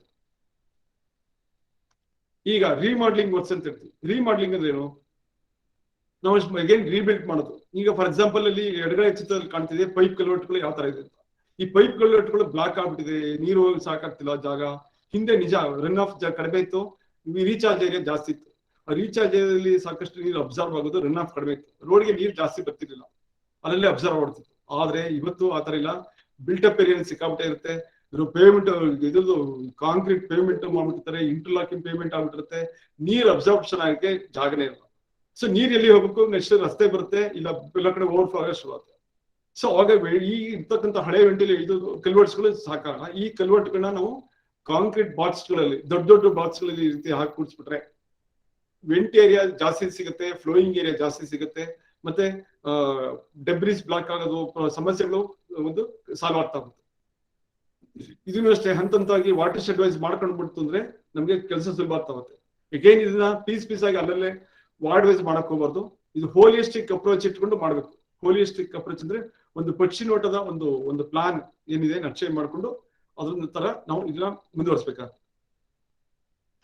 ಸೊ ಇದು ಅದೇ ತರನೇ ಇದು ಏನಿದೆ ಪೈಪ್ ಕನ್ವರ್ಟ್ ಇದೆ ಅದೆಲ್ಲ ಸಾಕಾಗ್ತಿಲ್ಲ, ಹೋಗಕ್ಕೆ ಜಾಗ ಸಾಕಾಗ್ತಿಲ್ಲ. ಸೊ ಅದನ್ನ ದೊಡ್ಡ ದೊಡ್ಡ ಬ್ರಿಡ್ಜಸ್ ತರ ಕನ್ವರ್ಟ್ ಮಾಡಿ ಆ ಬ್ರಿಡ್ಜಸ್ ಮೂಲಕ ನೀರು ಈಸಿಯಾಗಿ ಪಾಸ್ ಆಗೋ ತರ ಮಾಡ್ಬೇಕು. ಈ ರೀತಿ ಒಂದು ರೀಮಾಡೆಲಿಂಗ್ ವರ್ಕ್ಸ್ ಎಲ್ಲ ಮಾಡ್ತಿದ್ರೆ ಸುಲಭ ಆಗ್ತಾ ಹೋಗುತ್ತೆ. ಮತ್ತೆ ಕಸನೇ ಹೋಗದೇ ಇರ್ತೀನಿ ಇಲ್ಲಿ. ಈಗ ಕಸ ಬೀಳೋದಿಲ್ಲ ಅಂತೆಲ್ಲ ಬೀಳೋ ಸಾಧ್ಯತೆ ಇದ್ದೇ ಇರುತ್ತೆ. ಅದ್ರ ಕಸನ ಆದಷ್ಟು ಡ್ರೈನ್ ಹೋಗದೇ ಇರ್ತೀನಿ, ರೋಡಲ್ಲಿ ಕಾಣೋದು ಹೇಗಿದ್ರು ರೋಡ್ ಅಂತೂ ಗುಡಿಸ್ತಾರೆ. ಸೊ ಆ ಗುಡಿಸುವಂತ ಟೈಮಲ್ಲಿ ಕಸಗಳೆಲ್ಲ ಕ್ಲೀನ್ ಆಗ್ತಾ. ಹಾಗಾಗಿ ಗ್ರೇಟಿಂಗ್ ಗಳನ್ನ ಇಡುವಂತದ್ದು. ಸೊ ಗ್ರೇಟಿಂಗ್ ಎಲ್ಲೆಲ್ಲಿ ಇಡ್ಬೋದು, ಕರ್ಬ್ ಸ್ಟೋನ್ ಅಲ್ಲಿ ಇಡ್ಬೋದು, ಆಮೇಲೆ ರೋಡಲ್ಲಿ ಎಡ್ಜಲ್ಲಿ ಇಡ್ಬೋದು, ಮತ್ತೆ ವಾಕ್ ವೇ ಏನಿದೆ ನಮ್ಮ ಫುಟ್ಪಾತ್ ಏನಿದೆ ಫುಟ್ಬಾಲ್ ಟಾಪ್ ಅಲ್ಲಿ ಇಡಬಹುದು. ಈ ರೀತಿಯ ಒಂದು ವ್ಯವಸ್ಥೆಗಳೆಲ್ಲ ನಮ್ಮಲ್ಲಿ ಇದೆ. ಸೊ ಅದನ್ನ ಸರಿಯಾದ ರೀತಿಯಲ್ಲಿ ಅದನ್ನ ಬಳಸ್ಕೊಂಡ್ರೆ ಆ ಟೆಕ್ನಾಲಜಿನ ತಾಂತ್ರಿಕತೆನ ನಮಗೆ ಇದರಿಂದ ಮೇಂಟೆನೆನ್ಸ್ ಕಾಸ್ಟ್ ಕಡಿಮೆ ಆಗುತ್ತೆ. ಮೇಂಟೆನೆನ್ಸ್ ಕಾಸ್ಟ್ ಕಡಿಮೆ ಆದಷ್ಟು ರಿಸೋರ್ಸ್ ಮೊಬಿಲೈಸೇಷನ್ಗೆ ಉತ್ತಮವಾದ ಹೆಜ್ಜೆ ಆಗುತ್ತೆ. ಮನೆಗಳಲ್ಲಿ ಮನೆಗೆ ಬರ್ತಕ್ಕಂಥ ಸ್ಟಾರ್ ವಾಟರ್ ಡ್ರೈನ್ ಸೀದಾ ರೋಡ್ ಬಿಟ್ಬಿಡ್ತಾರೆ. UGD ಬಿಟ್ರು ಕಷ್ಟ, UGD ಬಿಟ್ರೆ UGD ಓವರ್ಫ್ಲೋ ಆಗುತ್ತೆ ಎಲ್ಲ ಮನೆಯೊಳಗೆ. ಹಾಗಾಗಿ ನಾವು ರೋಡ್ ಬಿಡ್ಲೇಬೇಕಾಗಿದೆ. ಅಂದ್ರೆ ಮನೆಗಳಲ್ಲಿ ಅಬ್ಸರ್ವ್ ಅದಕ್ಕೆ ಮುಂಚೆ ನಾವು ಸ್ಟಾರ್ ವಾಟರ್ ಡ್ರೈನ್ಗಳಲ್ಲಿ ಒಂದೊಂದು ಪಿಟ್ಗಳು ಮಾಡಿ ಆ ಪಿಟ್ಗಳಲ್ಲಿ ರಿಂಗುಗಳನ್ನ ಹಾಕಿ ಆ ರಿಂಗುಗಳ ಮೂಲಕ ನಾವು ರೀಚಾರ್ಜ್ ಮಾಡ್ಬೋದು. ಸೊ ಅದಕ್ಕೆ ಜಲ್ಲಿ ತುಂಬಿಟ್ಟು ಒಂದು ಮೆಥಡ್ ಇದೆ, ಅದಕ್ಕೆ ಇದೀಗ ಚಿತ್ರದಲ್ಲಿ ತೋರಿಸಿದೆ. ಅದೇ ತರ ದೊಡ್ಡ ದೊಡ್ಡ ರಸ್ತೆ ಎಲ್ಲೆಲ್ಲಿ ಸಾಧ್ಯ ಇದೆ. ಈಗ ಇಂಡಿಯನ್ ರೋಡ್ ಕಾಂಗ್ರೆಸ್ ಅಂತ ಅಂದ್ಬಿಟ್ಟು ಅದು ಮಿನಿಸ್ಟ್ರಿ ಆಫ್ ಅರ್ಬನ್ ಡೆವಲಪ್ಮೆಂಟ್ ಇದನ್ನ ಗೈಡ್ಲೈನ್ಸ್ ಕೊಟ್ಟಿದ್ದಾರೆ. ಇದು special publication number 50 urban drains. ಈ ಅರ್ಬನ್ ಡ್ರೈನ್ಸ್ ಅಲ್ಲಿ ಸಸ್ಟೈನಬಿಲಿಟಿ ಬಗ್ಗೆ ಬಹಳ ಒತ್ತು ಕೊಟ್ಟಿದ್ದಾರೆ. ನಮ್ಮ ಸ್ಟಾರ್ ಡ್ರೈನ್ ಎಷ್ಟು ಸಸ್ಟೈನಬಲ್ ಆಗಿರ್ಬೇಕು ಅಂತ ನೋಡಿ. ಆ ಚಿತ್ರದಲ್ಲಿ ಬಿದ್ದಂತ ಮಳೆ ನೀರು ಅಲ್ಲೇ ನಿಂತಿದೆ, ಅದನ್ನ ಒಂದು ಪಿಟ್ ತೋಡ್ಬಿಟ್ಟು ಒಂದು ಜಲ್ಲಿ ತುಂಬಿಸಿ ಇಲ್ಲ ಇದ್ ಮಾಡಿದಾಗ ಮತ್ತೆ ಡ್ರೈನ್ ಔಟ್ ಆಗುತ್ತೆ, ಮತ್ತೆ ಆತರ ಆಗ್ತಾನೆ ಇಲ್ಲ. ಈ ರೀತಿ ಒಂದು ಮನೆ ಮುಂದೆನೆ ಅಟ್ಲೀಸ್ಟ್ ಒಂದು 2 feet by 2 feet ಒಂದು ಪಿಟ್ ಅಥವಾ 3 feet by 3 feet ಪಿಟ್ ತೋಡದೆ ಸಾಕು. ಪ್ರತಿಯೊಂದು ಮನೆಯಿಂದ ಪಿಟ್ ತೋಡ್ಬಿಟ್ಟು ಬಿಟ್ಬಿಟ್ಟೆ ಸಾಕು, ನೀರು ತಾನಿಗೆ ಸ್ಟಾರ್ಟ್ ಮಾಡೋದು ಪ್ರಾಬ್ಲಮ್ ಅರ್ಧಕ್ಕರ್ಧ ಸಾಲ್ವ್ ಆಗುತ್ತೆ. ಮತ್ತೆ ಓಪನ್ ಸ್ಪೇಸಸ್ ಅಲ್ಲಿ, ಪಬ್ಲಿಕ್ ಪ್ಲೇಸಸ್ ಅಲ್ಲಿ ನಾವು ಈ ತರ ರೋಡ್ ಸೈಡ್ ಅಲ್ಲಿ ಗ್ರೀನ್ ಪ್ಯಾಚಸ್ ಅಂದ್ರೆ ಇದೊಂದು ಒಂದು ರೀಚಾರ್ಜಬಲ್ ಏರಿಯಾಸ್ ಪ್ರೊವೈಡ್ ಮಾಡ್ತಂದ್ರೆ ಅಲ್ಲಿ ರೀಚಾರ್ಜ್ ಮಾಡೋಕ್ಕೆ ಒಳ್ಳೆ ಅವಕಾಶ ಸಿಗುತ್ತೆ. ಗ್ರೌಂಡ್ ವಾಟರ್ ರೀಚಾರ್ಜ್ ಆಗುತ್ತೆ, ಫಿಲ್ಟರ್ ಆಗಿ ರೀಚಾರ್ಜ್ ಆಗುತ್ತೆ. ಯಾಕಂದ್ರೆ ಮಂಡೆ that will acts as a natural filter, ಆ ರೀತಿ ಮಾಡೋಕ್ಕೆ ಸಾಧ್ಯ ಇದೆ. ಅಷ್ಟೇ ಇಲ್ಲ, ಸ್ಟಾರಮ್ ಡ್ರೈನ್ಸ್ ಅಲ್ಲಿ ಸೈಡ್ ಸ್ಟಾರಮ್ ಡ್ರೈನ್ ಸೈಡ್ ಇದ್ರಲ್ಲೂ ಅಷ್ಟೇ ಯಾವ ರೀತಿ ನೀರನ್ನ ರೀಚಾರ್ಜ್ ಮಾಡೋದಕ್ಕೆ ಒಂದು ಕೆಲವು ಪೇಮೆಂಟ್ ಬ್ಲಾಕ್, ಯಾವ ತರ ಪರ್ಫೋರೇಟೆಡ್ ಪೇಮೆಂಟ್ ಬ್ಲಾಕ್ ಹಾಕಿದ್ರೆ ಯಾವ ತರ ಆಗುತ್ತೆ ಅಂತ ಅಂದ್ಬಿಟ್ಟು ತೋರಿಸಿದೆ. ಸೊ ಈ ರೀತಿ ಪರ್ಫೋರೇಟೆಡ್ ಪೇಮೆಂಟ್ ಬ್ಲಾಕ್ ಹಾಕೋದ್ರಿಂದ ಸ್ಟಾರಮ್ ವಾಟರ್ ಅಲ್ಲೇ ರೀಚ್ ಆಗುತ್ತೆ, ಸಿಸ್ಟಮೆಟಿಕ್ ಕಸ ಕಟ್ಟಿಗಳು ಹೋಗಲ್ಲ, ನೀರು ರೀಚಾರ್ಜ್ ಚೆನ್ನಾಗುತ್ತೆ. ಮತ್ತೆ ಇದರಿಂದ ಒಂದು O&M ಏನಂತೆ ರಿಡ್ಯೂಸ್ ಆಗ್ತಾ ಹೋಗುತ್ತೆ. ಎರಡನೇದಾಗಿ ಮೇಂಟೈನ್ ಮಾಡ್ತಾರೆ. ಈಗ ಸ್ಲ್ಯಾಬ್ ಹಾಕ್ಬಿಟ್ಟು ಆ ಕಡೆ ನೋಡಿದವ್ರೆ ಕಷ್ಟ, ಸ್ಲ್ಯಾಬ್ ತೆಗೆದು ಹಾಕಿ ಮಾಡ್ತಾ ಇದೆ ಬಹಳ ಸುಲಭ, ಮೇಂಟೈನ್ ಮಾಡಕ್ಕೆ ಸುಲಭ ಆಗುತ್ತೆ. ಮತ್ತೆ ನಮ್ಮ ಜಂಕ್ಷನ್ ಗಳೇನಿದೆ ಆ ಜಂಕ್ಷನ್ ಗಳನ್ನ ನಾವು ಕನ್ವರ್ಟ್ ಮಾಡ್ಬೇಕಾಗುತ್ತೆ. ಆ ಜಂಕ್ಷನ್ ಗಳಲ್ಲಿ ಬಾವಿನಗಳನ್ನ ತೋರಿಸ್ಬಿಟ್ರೆ ಅಂದ್ರೆ ಡಿಪೆಂಡಿಂಗ್ ಆನ್ ದಿ ಟೋಪೋಗ್ರಫಿ, ಆ ಟೋಪೋಗ್ರಫಿ ಹೆಂಗಿದೆ, ಪರ್ಮಿಟ್ ಆಗುತ್ತಾ, ಆ ಸಾಧ್ಯತೆ ಇದೆಯಾ, ಎಲ್ಲ ಡೈರೆಕ್ಷನ್ ಸ್ಲೋಪ್ ಅಲ್ಲಿ ಇದೆಯಾ ಅಂತ ಕಂಡು ಬಂದ್ರೆ ನಾವಲ್ಲಿ ಒಂದು ದೊಡ್ಡ ಬಾವಿ ತೋರಿಸ್ಬಿಟ್ಟು ಆ ಬಾವಿ ಸುತ್ತ ಒಂದು ಫಿಲ್ಟರ್ ಮಾಡಿ ಬರ್ತಕ್ಕಂಥ ನೀರನ್ನೆಲ್ಲ ಫಿಲ್ಟರ್ ಆಗಿ ನೀರು ಬಾವಿಗೆ ಹೋಗಿ ಬೀಳ್ಬೇಕು. ಈ ರೀತಿ ಮಾಡಬಹುದು. ಇದರಿಂದ ಸ್ಟಾರಮ್ ವಾಟರ್ ಡ್ರೈನ್ ಮೇಲೆ ಸಾಕಷ್ಟು ಲೋಡ್ ತಪ್ಪುತ್ತೆ, O&M ಯಾವ ತಪ್ಪುತ್ತೆ, ರಿಸೋರ್ಸ್ ಮೊಬಿಲೈಸೇಷನ್ಗೆ ಮತ್ತೆ ದಾರಿ ಆಗುತ್ತೆ. ಸೊ ಈ ರೀತಿ ಬೇಕಾದಷ್ಟು ವಿಧಾನಗಳಿದೆ. ಒಂದು ಮನವರಿಸನೆ, ಒಂದು ಇಚ್ಛಾಶಕ್ತಿನ ಪ್ರದರ್ಶನ ಮಾಡಿದ್ರೆ ಮಾತ್ರ ಇದು ಸಾಧ್ಯ. ನೆಕ್ಸ್ಟ್ ನಾವು ಇದು ನೋಡ್ತಾ ಇದ್ವಿ, ಅದು ಪಾರ್ಕಿಂಗ್ ಏರಿಯಾದಲ್ಲಿ ಸಿಕ್ಕಾಬಿಟ್ಟೆ ಕಾಂಕ್ರೀಟ್ ಹಾಕಿ ಏನು ಸಿಕ್ಕಾಬಿಟ್ಟೆ ಇದು ಮಾಡ್ಬಿಡ್ತಾರೆ, ಬೇಕಾಗಿಲ್ಲ ಅಷ್ಟೊಂದು. ಅಲ್ಲಿ ರೀಚಾರ್ಜಬಲ್ ಏರಿಯಾ ಕನ್ವರ್ಟ್ ಮಾಡ್ಬಿಟ್ಟೆ ಸಾಕು. ನೋಡಿ ಚಿತ್ರದಲ್ಲಿ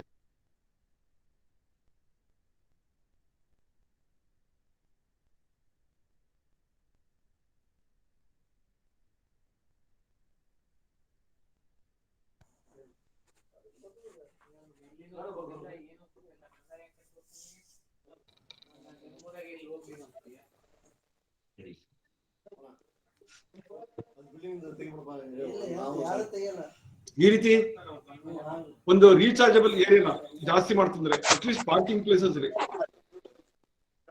ಬಿಫೋರ್ ಆಫ್ಟರ್ ಯಾವ ತರ ಇದೆ, ಬಿಫೋರ್ ಯಾವ ತರ ಇತ್ತು, ಆಫ್ಟರ್ ಯಾವ ತರ, ನಂತರ ಯಾವ ತರ ಇತ್ತು. ಸೊ ಈ ರೀತಿ ಮಾಡೋದ್ರಿಂದ ಸ್ಟಾರಮ್ ವಾಟರ್ ನೆಟ್ವರ್ಕ್ ಮೇಲೆ ನಮಗೆ ಪ್ರೆಷರ್ ಕಡಿಮೆ ಆಗುತ್ತೆ, ರೀಚಾರ್ಜ್ ಜಾಸ್ತಿ ಆಗುತ್ತೆ, ಗ್ರೌಂಡ್ ವಾಟರ್ ಇಂಪ್ರೂವ್ ಆಗುತ್ತೆ. ಎಲ್ಲಕ್ಕಿಂತ ಹೆಚ್ಚಾಗಿ ಗ್ರೌಂಡ್ ವಾಟರ್ ಇಂಪ್ರೂವ್ ಆಗೋದ್ರಿಂದ ಇದು ವಾಟರ್ ಕ್ವಾಲಿಟಿ ಇಂಪ್ರೂವ್ ಆಗ್ತಾ ಹೋಗುತ್ತೆ. ಅಷ್ಟೇ ಅಲ್ಲ, ಈ ಒಂದು O&M ಅಂದ್ರೆ operation and maintenance cost, storm drain ಮೇಲೆ ಇರ್ತಕ್ಕಂಥ ಇನ್ವೆಸ್ಟ್ ಮಾಡ್ತಕ್ಕಂಥ ಒಂದು ಇದೇನಿದೆ ಅದು ರಿಡ್ಯೂಸ್ ಆಗ್ತಾ ಹೋಗುತ್ತೆ.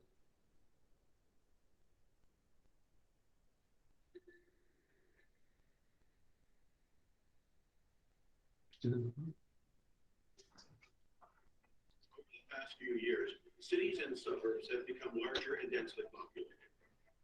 Areas that used to be covered by vegetation have now been replaced by infrastructure, parking lots, streets, and sidewalks. The absence of these natural surfaces has greatly disrupted the natural cycle of water. The excessive use of impervious coverings has left cities with the challenge of managing increased runoff volumes, bank erosions, and the degradation of water quality. Many of these problems pose risks to the sustainable development of cities and suburban areas. It's a serious matter that requires immediate attention and a viable solution. Permeable pavement is a simple and lasting solution that imitates the original hydrological characteristics of natural soil. Its function allows runoff water to percolate through its joints while being filtered by different layers of aggregate prior to returning into the soil. This helps reduce the volume of rainwater runoff, thus reducing the strain on stormwater management systems. The reduced demand on stormwater systems helps avoid overload, rebuild-up, and potential flooding. Permeable pavement improves water quality and helps groundwater recharge, and also reduces and can be used where vegetation is not suitable. Permeable pavement can also be an integral part of the water management system. Its use can help increase underwater infrastructures and retention basins, resulting in an overall reduction of costs. Permeable pavement allows an increase in lot usage and building opportunities in public and private development projects. This helps governments focus on reducing life cycle costs associated with wastewater management in your municipality. Then, various sizes and colors, permeable pavement, and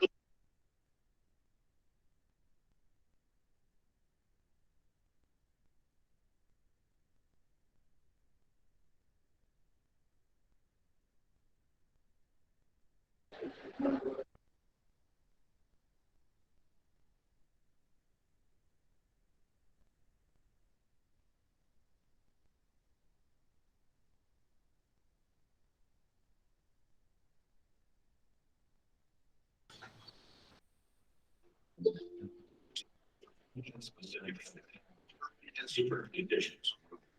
The inflow system is perfectly designed to withstand extreme conditions by combining Technolux landscaping expertise and the benefits of permeable pavement.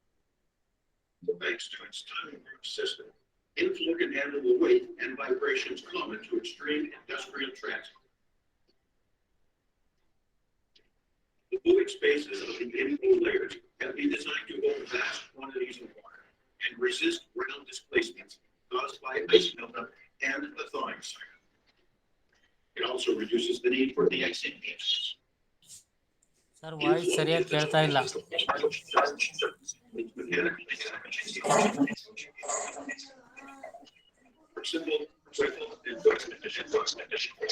durability and resistance to adverse conditions also make its maintenance simple and cost effective.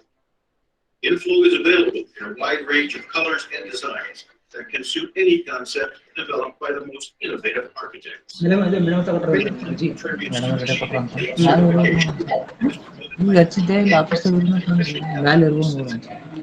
Its specifications comply with the latest standards required by cities and governing bodies. Inflow, the durable solution for your pavement. Next ನೀರು ಬರೋಣ. ಈ ನೀರಿನ scale water scarcity management ಬಹಳ tough ಆಗ್ಬಿಟ್ಟಿದೆ, especially summer ತಿಂಗಳಲ್ಲಿ. March April ನಲ್ಲಿ ಬಹಳಷ್ಟು ಸಮಸ್ಯೆಗಳನ್ನ ನೋಡ್ತೀವಿ. ಯಾಕೆಂದ್ರೆ ನಮ್ಮ ಒಂದು ಅರ್ಬನೈಸೇಷನ್ ಎಫೆಕ್ಟ್ ಇಂದ ಎಷ್ಟೋ ಕಡೆ ಮಳೆಗಾಲದಲ್ಲೇ ಕುಡಿಯೋ ನೀರಿಲ್ಲ ಅಂತ ಸ್ಥಿತಿ ಕೆಲವು ಕಡೆ ಇತ್ತು, ಹಿಂದೆ ಪರಿಸ್ಥಿತಿ ಇತ್ತು. ಈಗ ಬಹಳಷ್ಟು ಬದಲಾವಣೆಗಳಾಗಿದೆ. ಆದ್ರೆ ಸಮ್ಮರ್ ಅಲ್ಲಿ ಮಾತ್ರ ಬಹಳ ಸಮಸ್ಯೆಗಳನ್ನ ಫೇಸ್ ಮಾಡ್ತಾ ಇದೆ. ಯಾಕೆಂದ್ರೆ ಸೋರ್ಸ್ ಎಲ್ಲ ನೀರು ಕಡಿಮೆ ಆಗ್ಬಿಟ್ಟಿರುತ್ತೆ. ಹಾಗಾಗಿ ಎಲ್ಲ ಊರಲ್ಲೂ ಈ ಒಂದು ಎಲ್ಲಾ ಇಲ್ಬೆಗಳಲ್ಲಿ ಈ ತರ ಸಮಸ್ಯೆ ಇದೆ.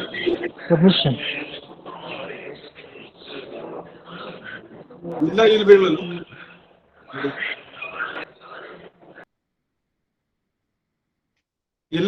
ಈ ತರ ನೀರಿನ ಒಂದು ಸ್ಕೇರ್ಸಿಟಿ ಇದೆ. ಸೊ ಇದು ನೀರಿನ ಅಭಾವ ಯಾವಾಗ ಕಳೆಯುತ್ತೆ ಅಂದ್ರೆ ಟ್ಯಾಂಕರ್ಗಳು ಜಾಸ್ತಿ ಓಡಾಡ್ತಿದ್ರೆ ಸಾಕು, ಅಲ್ಲಿ ಸ್ಕೇರ್ಸಿಟಿ ಜಾಸ್ತಿ ಇದೆ ಅಂತ. ಸೊ ಇದನ್ನ ನಾವು ಬಹಳ ಚೆನ್ನಾಗಿ ಮ್ಯಾನೇಜ್ ಮಾಡ್ಬೇಕಾಗಿದೆ. ಅಂದ್ರೆ ಒಂದು ಸೋರ್ಸ್ ನ ನಾವು ಭದ್ರ ಮಾಡ್ಕೋಬೇಕು. ಸೋರ್ಸ್ ನ ಭದ್ರ ಮಾಡ್ಕೊಂಡ್ರೆ ಅಂದ್ರೆ ಸೋರ್ಸ್ ಅಲ್ಲಿ ಸಾಕಷ್ಟು ಮೇಂಟೈನ್ ಮಾಡ್ತಿದ್ರೆ ನಮ್ಗೆ ನೀರಿನ ಒಂದು ಸಮಸ್ಯೆನೇ ಕಡಿಮೆ ಆಗುತ್ತೆ. ನೀರಿನ ಸಮಸ್ಯೆ ಕಡಿಮೆ ಆಗ್ತಿದ್ರೆ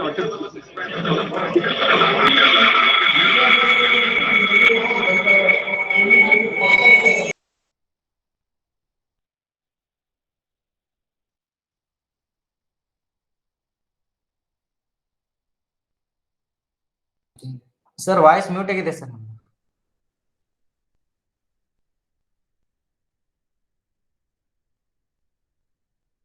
ಸರ್ ವಾಯ್ಸ್ ಏನು ಕೇಳ್ತಾ ಇಲ್ಲ. ಈಗ ಕೇಳ್ತಾ ಇದೆ ಸರ್. ಕೇಳಿಸ್ತದೆ? ಕೇಳ್ತಿದೆ ಸರ್, ಕೇಳ್ತಾ ಇದೆ. ಮ್ಯೂಟ್ ಮಾಡ್ಕೊಂಬಿಡಿ ದಯವಿಟ್ಟು ಎಲ್ಲರೂ. ನಾನು ಮತ್ತೆ ಇಂಟ್ರಾಕ್ಷನ್ ಮಾಡ್ತೀನಿ ಮುಗಿದ್ಮೇಲೆ. ಈ ಸೆಷನ್ ಮುಗಿಯೋ ಹಂತದಲ್ಲಿ ನಾನು ಇಂಟ್ರಾಕ್ಷನ್ ಮಾಡ್ತೀನಿ. ನಿಮ್ಮ ಪ್ರಶ್ನೆಗಳನ್ನ ಸಿದ್ಧ ಮಾಡಿಟ್ಕೊಂಡ್ರಿ. ನಮ್ದು ಮ್ಯೂಟ್ ಮಾಡಕ್ ಹೋಗ್ಬಿಡಿ ದಯವಿಟ್ಟು. ಸೊ ಈಗ ನೀರಿನ ಒಂದು ಅಭಾವನ ನಾವು ಸರಿಯಾದ ರೀತಿಯಲ್ಲಿ ಕಾಪಾಡ್ಬೇಕಂದ್ರೆ. ಸರ್ ವಾಯ್ಸ್ ಬ್ರೇಕ್ ಆಗಿ ಬರ್ತಾ ಇದೆ. ವಾಯ್ಸ್ ಬ್ರೇಕ್ ಆಗ್ತಿದ್ಯಾ?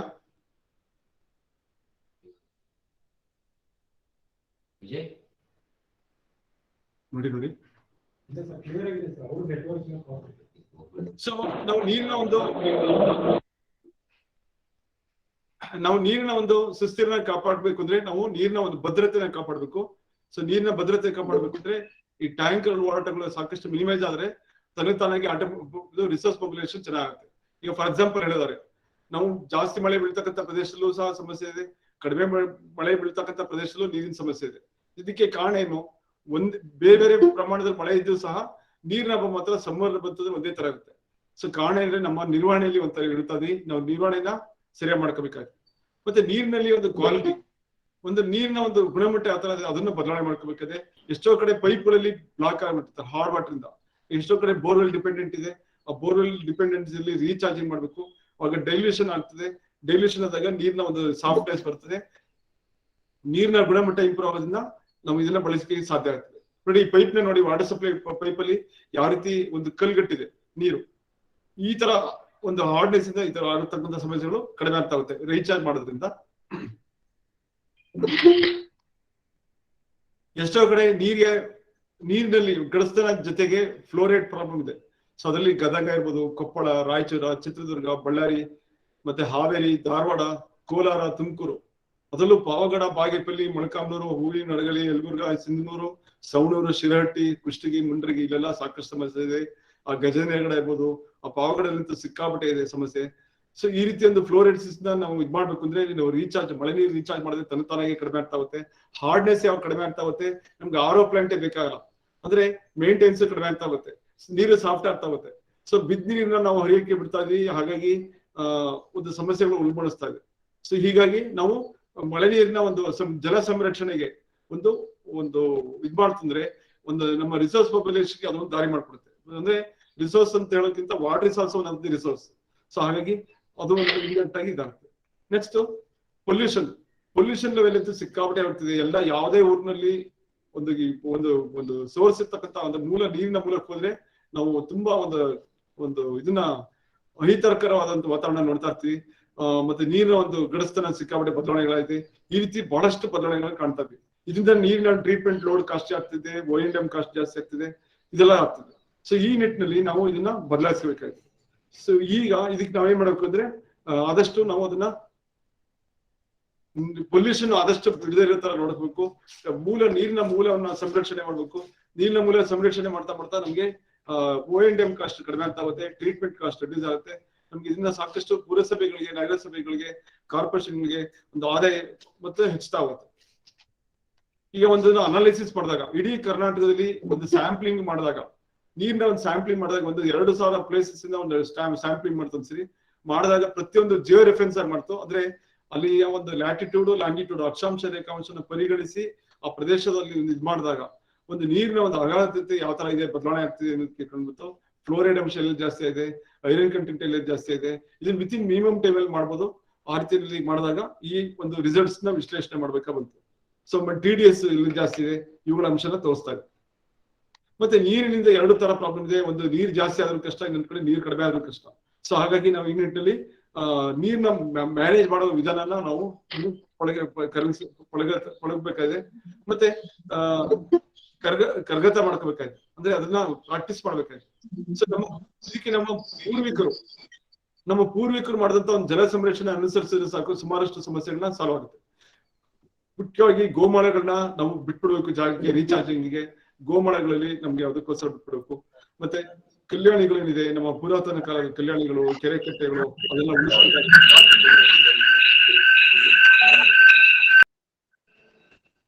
ಈ ಕೆರೆ ಕಟ್ಟೆಗಳನ್ನ ಉಳಿಸ್ಕೊಂತ ಹೋಗ್ಬೇಕು. ಈ ಕೆರೆ ಕಟ್ಟೆಗಳನ್ನ ಮತ್ತೆ ಕೊಳಗಳನ್ನ ಉಳಿಸ್ಕೊಂಡ್ರೆ ಅದ್ರ ಮೂಲಕ ಜಲ ಸಂರಕ್ಷಣೆ ಮಾಡಕ್ಕೆ ಸಾಧ್ಯ ಇದೆ. ಇದರಿಂದ ಅಂತರ್ಜಲನು ಜಾಸ್ತಿ ಮಾಡ್ತಾ ಹೋಗ್ಬೋದು. ಮತ್ತೆ ಬೋರ್ವೆಲ್ ರೀಚಾರ್ಜ್, ಡೈರೆಕ್ಟ್ ಆಗಿ ಬೋರ್ವೆಲ್ಗೆ ರೀಚಾರ್ಜ್ ಮಾಡುವಂತ ವಿಧಾನಗಳನ್ನ ಅಳವಡಿಸ್ಕೊಂಡ್ರೆ ಸಾಕಷ್ಟು ಗ್ರೌಂಡ್ ವಾಟರ್ ಇಂಪ್ರೂವ್ ಆಗುತ್ತೆ. ಆಮೇಲೆ ವಾಟರ್ ಕ್ವಾಲಿಟಿ ಇಂಪ್ರೂವ್ ಆಗುತ್ತೆ, ವಾಟರ್ ಕ್ವಾಂಟಿಟಿ ಇಂಪ್ರೂವ್ ಆಗುತ್ತೆ, ಕರೆಂಟ್ ಉಳಿತಾಯ ಆಗುತ್ತೆ. ಸೊ ಕರೆಂಟ್ ಉಳಿತಾಯದಿಂದ ಪುರಸಭೆಯವರು ಎಸ್ಪೆಷಲಿ ಅವರ ವ್ಯಾಪ್ತಿನಲ್ಲಿ ಬರ್ತಕ್ಕಂಥ ಒಂದು ನಗರಸಭೆ, ಪುರಸಭೆ ವ್ಯಾಪ್ತಿಯಲ್ಲಿ ಬರ್ತಕ್ಕಂಥ ಬೋರ್ವೆಲ್ಗಳಿಗೆಲ್ಲ ಈ ತರ ರೀಚಾರ್ಜಿಂಗ್ ಮಾಡ್ತಂದ್ರೆ ಸುಮಾರಷ್ಟು ಪ್ರಾಬ್ಲಮ್ ಸಾಲ್ವ್ ಆಗುತ್ತೆ. ಸುಮಾರು ಒಂದು 30% ಅಷ್ಟು ರೀಚಾರ್ಜ್ ಮಾಡಿದ್ರೆ ಸಾಕು, ಸುಮಾರು ಪ್ರಾಬ್ಲಮ್ಗಳು ಸಾಲ್ವ್ ಆಗುತ್ತೆ.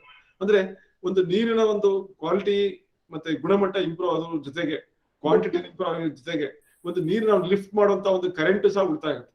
ಸೊ ನೀರಿನ ಕರೆಂಟ್ ಉಳಿತಾಯ ಆಗ್ತಿದಂಗೆ ನಮ್ಮ ರಿಸೋರ್ಸ್ ಪಾಪ್ಯುಲೇಷನ್ಗೆ ಅನುಕೂಲ ಆಗುತ್ತೆ. ಸೊ ಈ ರೀತಿ ಕೆಲವೆಲ್ಲ ಸುಸ್ಥಿರವಾದ ಒಂದು ವಿಧಾನಗಳನ್ನ ಅಳವಡಿಸ್ಕೊಂತ ಹೋದ್ರೆ ಸುಮಾರಷ್ಟು ಬದಲಾವಣೆಗಳನ್ನ ಮಾಡಕ್ಕೆ ಸಾಧ್ಯ ಇದೆ. ಸೊ ಈಗ ಅದೇ ತರನೇ ಈ ಪಶ್ಚಿಮ ಕರಾವಳಿ ಪ್ರದೇಶದಲ್ಲಿ ಇರ್ತಕ್ಕಂಥ ಒಂದು ಮುನ್ಸಿಪಾಲಿಟಿ, ನಗರಸಭೆ, ಪುರಸಭೆಗಳಲ್ಲಿ ಈ ರೀತಿ ಕಟ್ಟಗ ಅಂತ ಹೇಳ್ತೀವಿ, ಅಂದ್ರೆ ಚೆಕ್ ಡ್ಯಾಮ್ಸ್ ಅಂತ.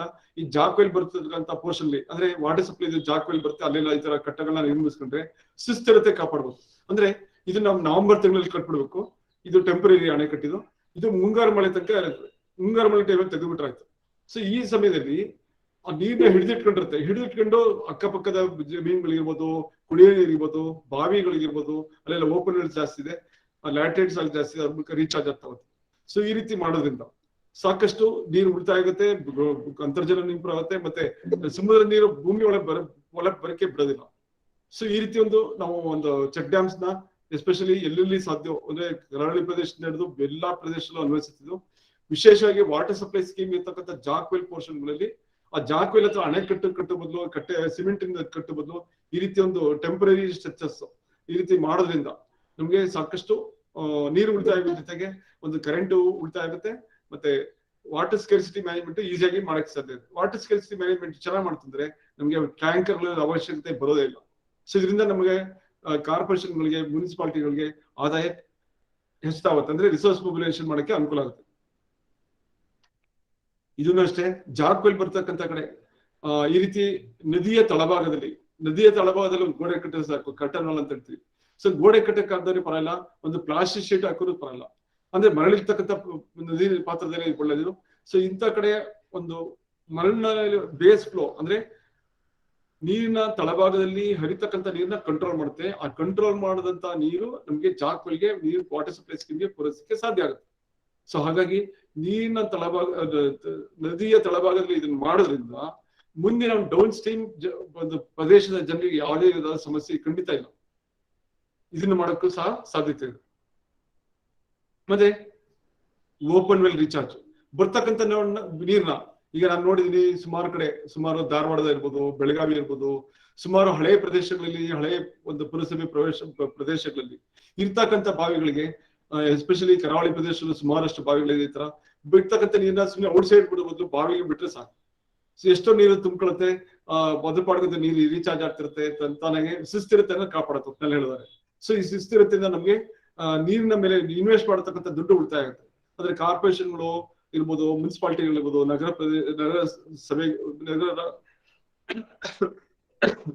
ನಗರಸಭೆಗಳಿರ್ಬೋದು, ಎಲ್ಲ ಪ್ರತಿಯೊಂದಲ್ಲೂ ಸಹ ಸಾಕಷ್ಟು ಅಮೌಂಟ್ ನ ಇದರಿಂದ ನೀರಿಗೋಸ್ಕರ ಖರ್ಚು ಮಾಡ್ತಕ್ಕಂಥ ನೀರಿನಲ್ಲಿ ಸುಮಾರಷ್ಟು ಉಳಿಸಕ್ಕೆ ಸಾಧ್ಯ ಇದೆ.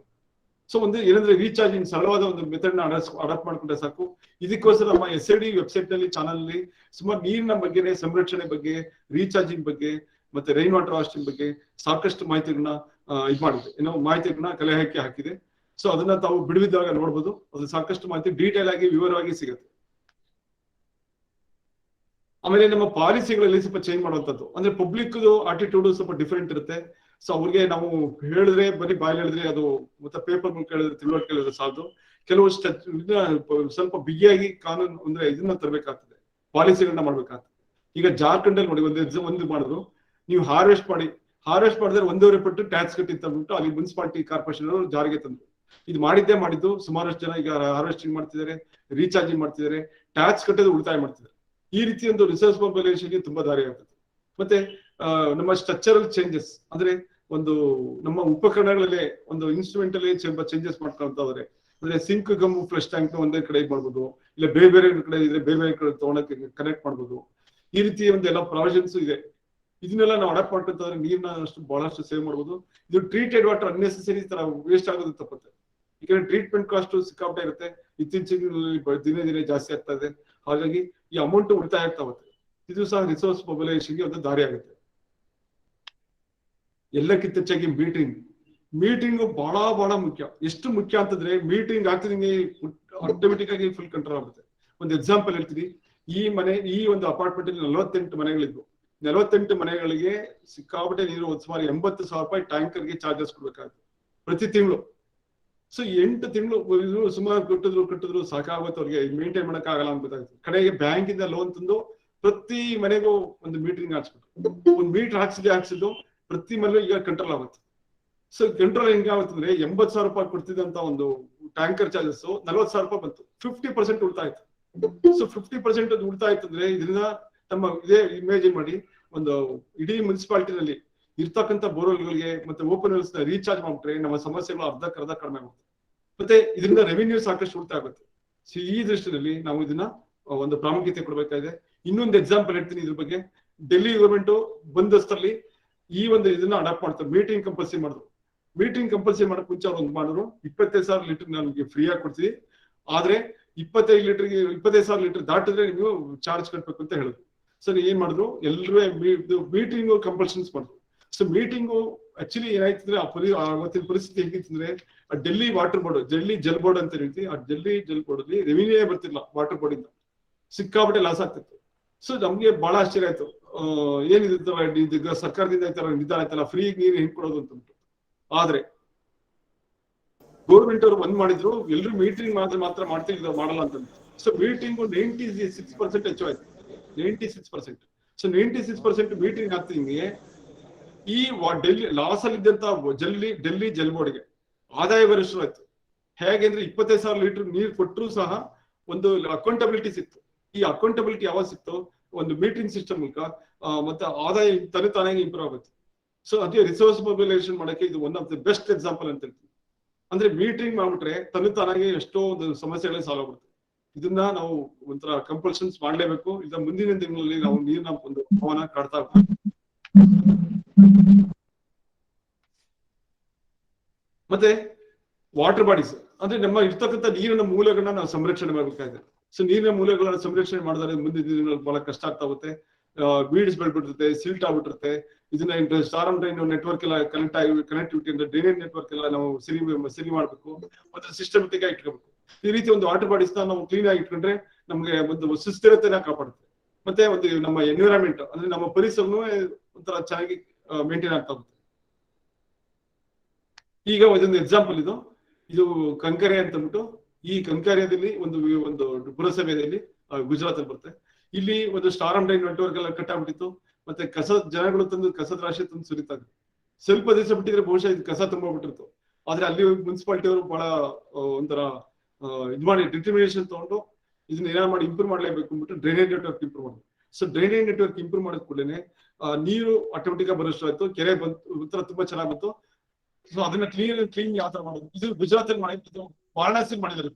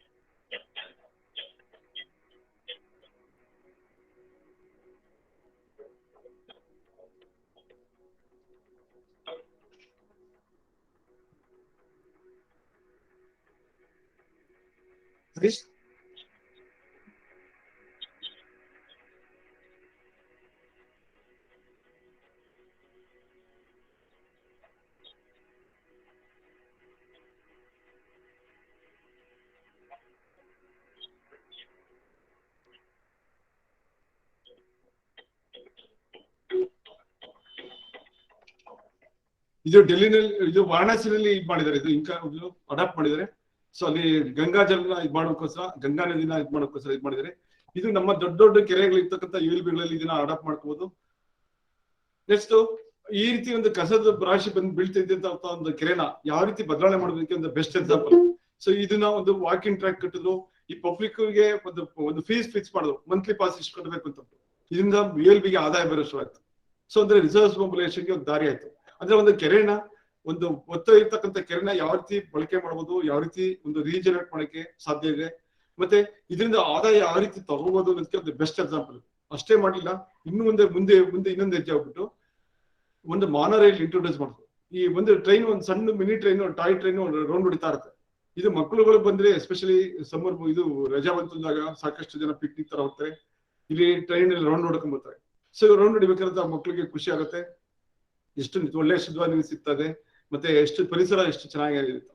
ಸೊ ಈ ರೀತಿ ಒಂದು ಮಾಡೋದಕ್ಕೆ ಒಂದು ಅವಕಾಶ ಇದೆ. ಅಂದ್ರೆ ಇರ್ತಕ್ಕಂಥ ಕೆರೆಗಳನ್ನ ಮತ್ತು ವಾಟರ್ ಬಾಡೀಸ್ ನ ಉಳಿಸ್ಕೊಳ್ಳೋ ಜೊತೆಗೆ ಒಂದು ಪಿಕ್ನಿಕ್ ಸ್ಪಾಟ್ ತರ ಯಾವ ರೀತಿ ಕನ್ವರ್ಟ್ ಮಾಡಬಹುದು, ಇಲ್ಲ ವಾಟರ್ ಸ್ಪಾಟ್ಸ್ ನ ಇದು ಮಾಡುವಂತದ್ದು, ಇಲ್ಲ PPP ಆಪ್ಷನ್ ಅಲ್ಲಿ ನಮಗೆ ULB ಸ್ವಲ್ಪ ಕಷ್ಟ ಅನ್ಸ್ಬೋದು, ಅಂತ ಟೈಮಲ್ಲಿ PPP ಆಪ್ಷನ್ ಮೂಲಕ ನಾವು ಇದನ್ನ ಪ್ರಯತ್ನಕ್ಕೆ ತರಬಹುದಕ್ಕೆ ಸಾಧ್ಯ ಇದೆ. ಸೊ ನೈಟ್ ಟೈಮಲ್ಲಿ ಆ ಕೆರೆ ಯಾವ ತರ ಕಾಣುತ್ತೆ, ನೀರು ಎಷ್ಟು ಶುದ್ಧ ಇದೆ. ಮತ್ತೆ ಪಾರ್ಕ್ಗಳನ್ನ ತುಂಬಾ ಚೆನ್ನಾಗಿ ಮೇಂಟೈನ್ ಮಾಡಿ ಇದು ಮಾಡ್ಬೋದು, ಪಬ್ಲಿಕ್ ಇಂದ ಇದು ರೆವಿನ್ಯೂ ಕಲೆಕ್ಟ್ ಮಾಡ್ಬೋದು. ಸೊ ಇದರಿಂದ ಕಾರ್ಪೊರೇಷನ್ಗೆ ಒಳ್ಳೆ ರೆವಿನ್ಯೂ ಬರುತ್ತೆ. ಈಗ ಫಾರ್ ಎಕ್ಸಾಂಪಲ್ ಶ್ರೀನಗರದಲ್ಲಿ ಇರ್ತಕ್ಕಂತ ಒಂದು ಪಾರ್ಕ್ಗಳೇನಿದೆ, ಶಾಲಿಮಾರ್ ಪಾರ್ಕ್ ಇರ್ಬೋದು ಅಥವಾ ಮೊಘಲ್ ಪಾರ್ಕ್ ಇರ್ಬೋದು, ಈ ತರ ಬೇಕಾದಷ್ಟು ಪಾರ್ಕ್ಗಳಿದೆ. ಆ ಪಾರ್ಕ್ ಗಳಿಂದ ಸುಮಾರು ಆದಾಯ ಬರ್ತಿದೆ ಸರ್ಕಾರಕ್ಕೆ ಮತ್ತೆ ಅಲ್ಲಿ ಪುರಸಭೆಗೆ. ಇಷ್ಟು ಮಟ್ಟಿಗೆ ಮಾಡೋಕೆ ಸಾಧ್ಯ ಇದೆ. ಅಂದ್ರೆ ನಾವು ಜೊತೆ ಅಷ್ಟೇ ಚೆನ್ನಾಗಿ ಮೇಂಟೈನ್ ಮಾಡ್ಬೇಕು. ಈಗ ಚೆನ್ನಾಗಿ ಮೇಂಟೈನ್ ಮಾಡ್ಬಿಟ್ಟು ದುಡ್ಡು ಫಿಕ್ಸ್ ಮಾಡಿದ್ರೆ ಪಬ್ಲಿಕ್ ಕೂಡ ರೆಡಿ ಇದ್ದಾರೆ ಆಕ್ಚುಲಿ. ಬಟ್ ಅದನ್ನ ನಾವು ಒಂದು ಸಿಸ್ಟಮೆಟಿಕ್ ಆಗಿ ಮಾಡಕ್ಕೆ ಪ್ರಯತ್ನ ಮಾಡ್ಬೇಕು.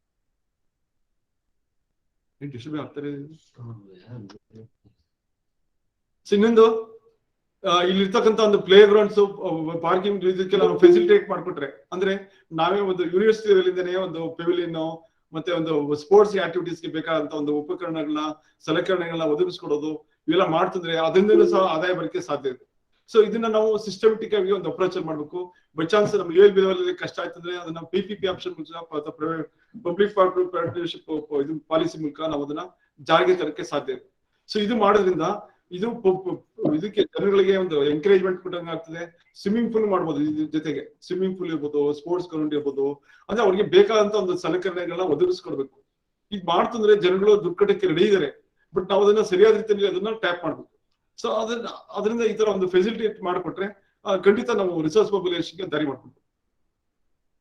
ನೆಕ್ಸ್ಟ್ ಸ್ಟ್ರೀಟ್ ಲೈಟ್ಸ್ ಗಳು ಮೇಂಟೈನ್ ಮಾಡ್ತಾ ಇರ್ತೀವಿ, ಒಂದ್ ಕಡೆಯಿಂದ ಕೆಡ್ತಾ ಇರುತ್ತೆ, ಒಂದ್ ಕಡೆ ಮತ್ತೆ ಆಗ್ತಾ ಇರ್ತೀವಿ.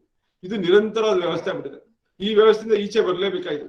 ಸೊ ಇದಕ್ಕೆ ನಾವು ಒಳ್ಳೆ ಕ್ವಾಲಿಟಿ ಇರ್ತಕ್ಕಂಥ ಒಂದು ಇದನ್ನೆಲ್ಲ ಹಾಕ್ತಾ ಹೋದ್ರೆ, ಮತ್ತೆ LED ಇತ್ತೀಚಿನ ಇದರಲ್ಲಿ LED ಬಲ್ಬ್ಗಳು ಬಂದಿದೆ, LEDಗಳು ಇದು ಹಾಕ್ತಾ ಹೋದ್ರೆ ಇದ್ರ ಲೈಫ್ ಜಾಸ್ತಿ ಇದೆ. ಇದರಿಂದ ಏನಾಗ್ತದೆ, ನಮಗೆ ಮೇಂಟೆನೆನ್ಸ್ ಕಾಸ್ಟ್ ರಿಡ್ಯೂಸ್ ಆಗ್ತಾ ಹೋಗುತ್ತೆ. ಮೇಂಟೆನೆನ್ಸ್ ಕಾಸ್ಟ್ ರಿಡ್ಯೂಸ್ ಆಗ್ತಾ ಹೋದಷ್ಟು ನಮಗೆ ಇನ್ವೆಸ್ಟ್ಮೆಂಟ್ ಕಡಿಮೆ ಆಗ್ತದೆ.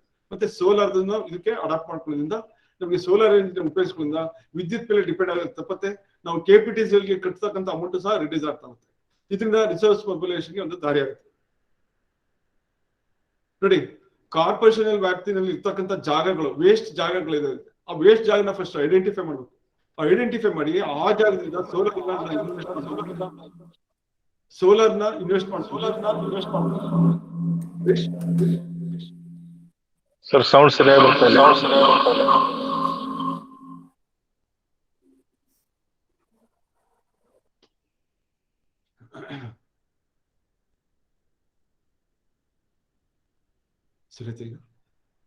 ಈಗ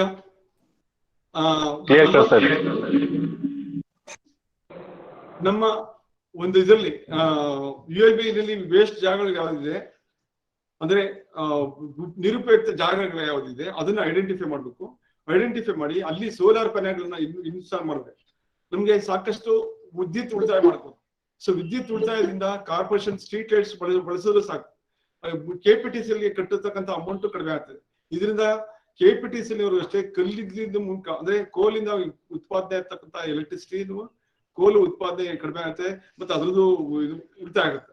ಹೀಗೆ ಪ್ರತಿಯೊಂದು ಸ್ಟೇಜ್ ಅಲ್ಲಿ ಉಳಿತಾಯ ಮಾಡ್ತಾ ಹೋದು. ನ್ಯಾಚುರಲ್ ಎನರ್ಜಿ ಉಪಯೋಗಿಸ್ಕೊಂಡ್ರೆ ಸಾಕು, ಅಂದ್ರೆ ಸೋಲಾರ್ ಉಪಯೋಗಿಸ್ಕೊಂಡ್ರೆ ಸಾಕು. ಬಹಳಷ್ಟು ಕೆಲಸಗಳನ್ನ ಮಾಡಕ್ಕೆ ನಮ್ಮಲ್ಲಿ ಇನ್ನೂ ಸಾಕಷ್ಟು ಪೊಟೆನ್ಶಿಯಲ್ ಇದೆ, ಸಾಕಷ್ಟು ಅವಕಾಶ ಇದೆ ಮಾಡೋದಕ್ಕೆ.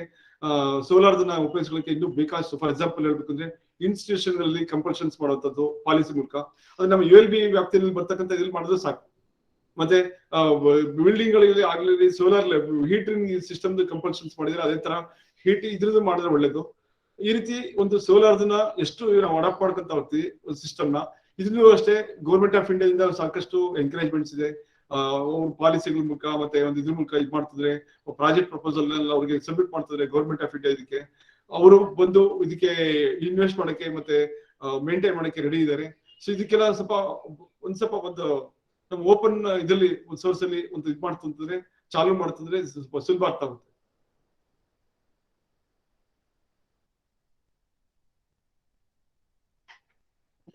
ಇದು ಅದೇ ತರ ಇನ್ಸ್ಟಿಟ್ಯೂಷನ್ ಅಂತಂದ್ರೆ ಕಲ್ಯಾಣ ಮಂಟಪಗಳು ಇರ್ಬೋದು, ಎಜುಕೇಶನ್ ಇನ್ಸ್ಟಿಟ್ಯೂಟ್ಸ್ ಇರ್ಬೋದು, ಗೌರ್ಮೆಂಟ್ ಆರ್ಗನೈಸೇಷನ್ಸ್ ಇರ್ಬೋದು, ಇಂಥ ಕಡೆ ಎಲ್ಲ ಸೋಲಾರ್ದು ಪ್ಯಾನಲ್ಸ್ ನ ಕಂಪಲ್ಷನ್ಸ್ ಮಾಡ್ಬೇಕು ಫಸ್ಟ್. ಸೊ ಮಾಡೋದ್ರಿಂದ ನಮ್ಗೆ ವಿದ್ಯುತ್ ಉಳಿತಾಯ ಆಗುತ್ತೆ. ಇದರಿಂದ ಎಸ್ಪೆಷಲಿ ಕಾರ್ಪೊರೇಷನ್ ವ್ಯಾಪ್ತಿಯಲ್ಲಿ ಬರ್ತಕ್ಕಂಥ ಬಿಲ್ಡಿಂಗ್ ಅಲ್ಲಿ ಇದನ್ನ ಮಾಡೋದು ಬೇಕಾದಷ್ಟು. ಅದೇ ರೀತಿ ಕೆಲವು ಆಫೀಸ್ಗಳನ್ನ ಸಹ ರನ್ ಮಾಡ್ಬೋದು. ಸೊ ಚಿತ್ರದುರ್ಗ ಇರ್ಬೋದು, ಹೊಸದುರ್ಗ ಇರ್ಬೋದು, ಸೊ ಈ ತರ ಚಿಕ್ಕಬಳ್ಳಾಪುರದಲ್ಲಿ ಕೆಲವು ಪ್ಲೇಸಸ್ ಅಲ್ಲಿ, ಕೆಲವು ನಾಡ ಕಚೇರಿ, ಈ ತರ ನಮ್ಮ ULBಗಳನ್ನೆಲ್ಲ ಒಟ್ಟಿನಲ್ಲಿ ಸಸ್ಟೈನಬಿಲಿಟಿ, ಸೆಲ್ಫ್ ಡಿಪೆಂಡೆಂಟ್ ಆಗ್ತೀನಿ ಅಂತ ಅಂದ್ಬಿಟ್ರೆ ಸಾಕು. ಸುಮಾರಷ್ಟು ನಿಭಾಯಿಸೋಕೆ ಸಾಧ್ಯ ಇದೆ. ಅದರಲ್ಲಿ ಸೋಲಾರ್ದು ಒಂದು, ಆ ಸೋಲಾರ್ ಎಲ್ಲಾ ಪುರಸಭೆಗಳಲ್ಲೂ ಸೋಲಾರ್ ಪ್ಯಾನೆಲ್ ಕಂಪಲ್ಷನ್ಸ್ ಬರಲೇಬೇಕು. ನಾವು ಸೋಲಾರ್ ಮೇಲೆ ರನ್ ಮಾಡ್ತೀವಿ ಅನ್ನೋ ಒಂದು ಪ್ರತಿಜ್ಞೆ ಮಾಡ್ಲೇಬೇಕು. ಸೊ ಮಾಡೋದ್ರಿಂದ ನೀವು ಕೇಳ್ಬೋದು ಸರ್, ಸೊ ಇದ್ರಲ್ಲಿ ಮಳೆಗಾಲದಲ್ಲಿ ಕಷ್ಟ ಅಲ್ಲ ಸರ್ ಅಂತ. ಮಳೆಗಾಲದಲ್ಲಿ KPTC ಕನೆಕ್ಷನ್ ಅಂತ ತೆಗಿರಿ ಅಂತ ಹೇಳ್ತಾರ. ಸೊ ಮಳೆಗಾಲದಲ್ಲಿ ಅದನ್ನ ಉಪಯೋಗಿಸ್ಕೋಬಹುದು KPTC. ಆದ್ರೆ ಬೇರೆ ಸಮಯದಲ್ಲಿ ಅಂದ್ರೆ 365 ದಿವಸದಲ್ಲಿ 300 ದಿವಸ ನಮ್ಗೆ ಎಲೆಕ್ಟ್ರಿಸಿಟಿ ಇದು ಸೋಲಾರ್ ಸಿಗುತ್ತೆ ಪವರ್. ಆ ಸೋಲಾರ್ ಪವರ್ 300 ದಿವಸ ಉಪಯೋಗಿಸ್ಕೊಂಡ್ರೆ ಸಾಕು. ನಮ್ಗೆ 60 ದಿವಸ ಬಿಟ್ಬಿಡಿ ಆಗಲ್ಲ ನಿಜ. ಆದ್ರೆ ಬೇರೆ ದಿವಸ ಉಪಯೋಗಿಸ್ಕೊಂಡ್ರೆ ಇದಕ್ಕೆ ಉಪಯೋಗಿಸ್ಕೊಳ್ಳಕ್ಕೆ ಅವಕಾಶ ಇದೆ. ಇದರಿಂದ ಅಷ್ಟೇ ರಿಸರ್ಚ್ ಪಾಪ್ಯುಲೇಷನ್ಗೆ ಒಂದು ಉತ್ತಮವಾದ ಹೆಜ್ಜೆ ಅಂತ ಹೇಳ್ಬೋದು. ಸೊ ಅದೇ ರೀತಿ ಪಾರ್ಕ್ಗಳು ಅಷ್ಟೇ ಒಂದು ಸೋಲಾರ್ ಪಾರ್ಕ್ ಮಾಡ್ಬೋದು. ಅಲ್ಲಿ ಸ್ಟ್ರೀಟ್ ಲೈಟ್ಸ್ ಮತ್ತೆ ಅಲ್ಲಿ ಒಂದು ಸೋಲಾರ್ ಪಾರ್ಕ್ ಮೇಂಟೈನ್ ಮಾಡೋಕ್ಕೂ ಸುಲಭ ಆಗ್ತದೆ. ಸೊ ಇದನ್ನ ಮನಗಂಡೆ ನಮ್ಮ ಪೂಜ್ಯ ಒಂದು ಅಬ್ದುಲ್ ಕಲಾಂ ಅವರು, ರಾಷ್ಟ್ರಪತಿ ಅಂತ ಅಬ್ದುಲ್ ಕಲಾಂ ಅವರು ಬಹಳ ಚೆನ್ನಾಗಿ ಹೇಳಿದ್ರು, we can achieve energy independence by 2020-30 if we focus on renewal energy sources. ನಾವು ರಿನ್ಯೂವಲ್ ಎನರ್ಜಿ ಸೋರ್ಸಸ್ ಮೇಲೆ ಕಾನ್ಸಂಟ್ರೇಟ್ ಮಾಡಿದ್ರೆ, ಗಮನ ಕೊಟ್ರೆ, ನಾವು 2030 ಹೊತ್ತಿಗೆ 2030 ಹೊತ್ತಿಗೆ ನಾವು ನಮ್ಮ ಒಂದು ಎನರ್ಜಿ ಇಂಡಿಪೆಂಡೆನ್ಸ್ ಅಂತ ಹೇಳ್ತಾರೆ, ಇದನ್ನ ಮಾಡಕ್ಕೆ ಸಾಧ್ಯ ಇದೆ. ನಾವು ಸ್ವಾವಲಂಬನೆ ಸಾಧಿಸಬಹುದು ಅಂತ ಈಗಾಗಲೇ ಅಬ್ದುಲ್ ಕಲಾಂ ಅವರು ಬಹಳ ಹಿಂದೆ ಹೇಳಿದರೆ, ನಾವು ಇದನ್ನ ಜ್ಞಾಪಕದಲ್ಲಿ ಇಟ್ಕೊಂಡ್ರೆ ಸಾಕು, ಸುಮಾರಷ್ಟು ಕೆಲಸಗಳನ್ನ ಮಾಡಿಸಕ್ಕೆ ಅವರೇ ಒಂದು ಚೇತನ, ಆ ಚೇತನದ ಮೇಲೆ ನಾವು ಇದು ಮಾಡೋದಕ್ಕೆ ಸಾಧ್ಯ ಇದೆ, ಮುಂದುವರಿಕೆ ಸಾಧ್ಯ ಇದೆ. ನೆಕ್ಸ್ಟ್ ಮನೆಗಳದ್ದು ಒಂದು ಸ್ವಲ್ಪ ಸಮಸ್ಯೆ ಇದೆ. ಮನೆಗಳದ್ದು ಅಷ್ಟೇ ಸ್ಲಮ್ ಏರಿಯಾಸ್ ಕೆಲವು ಕಡೆ ಜಾಸ್ತಿ ಆಗ್ತದೆ. ಸ್ಲಮ್ ಏರಿಯಾ ನಾವು ಅಲ್ಲಲ್ಲೇ ಇದ್ ಮಾಡ್ಬಿಟ್ರೆ ಒಳ್ಳೇದು. ಇಲ್ಲ ಅಂತಂದ್ರೆ ಅದು ಬೆಳೀತಾ ಹೋದಷ್ಟೇ ಮತ್ತೆ ಕಾಂಪ್ಲಿಕೇಶನ್ ಜಾಸ್ತಿ ಆಗ್ತಾ ಹೋಗುತ್ತೆ. ಇವರಿಗೆ ವಾಟರ್ ಸಪ್ಲೈ ಸಂಬಂಧ ಇರ್ಬೋದು, UGD ಸಂಬಂಧಪಟ್ಟಂತೆ ಇರ್ಬೋದು, ಮತ್ತೆ ಇದು ಎನರ್ಜಿ ಹೆಲ್ತ್ ಇಶ್ಯೂಸ್ ಸಂಬಂಧಪಟ್ಟಂತೆ ಇರ್ಬೋದು, ಇವೆಲ್ಲ ಮೇಂಟೈನ್ ಮಾಡೋದು ಕಷ್ಟ. ಆಮೇಲೆ ಫೆಸಿಲಿಟೇಟ್ ಮಾಡೋದು ಫೆಸಿಲಿಟೀಸ್ ಕೊಡೋದು ಕಷ್ಟ.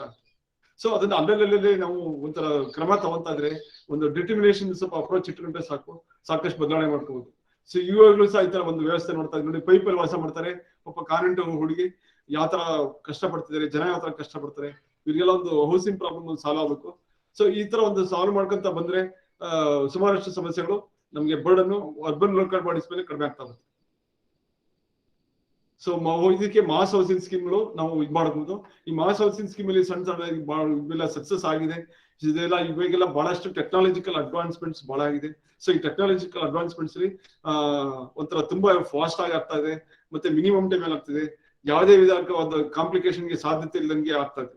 ಇವನ್ ಕನ್ಸ್ಟ್ರಕ್ಷನ್ ಅಷ್ಟೇ ಬಹಳ ಚೆನ್ನಾಗಿ ಆಗ್ತಾ ಇದೆ. ಒಂದು ಎಕ್ಸಾಂಪಲ್ ನೋಡೋಣ ಬನ್ನಿ.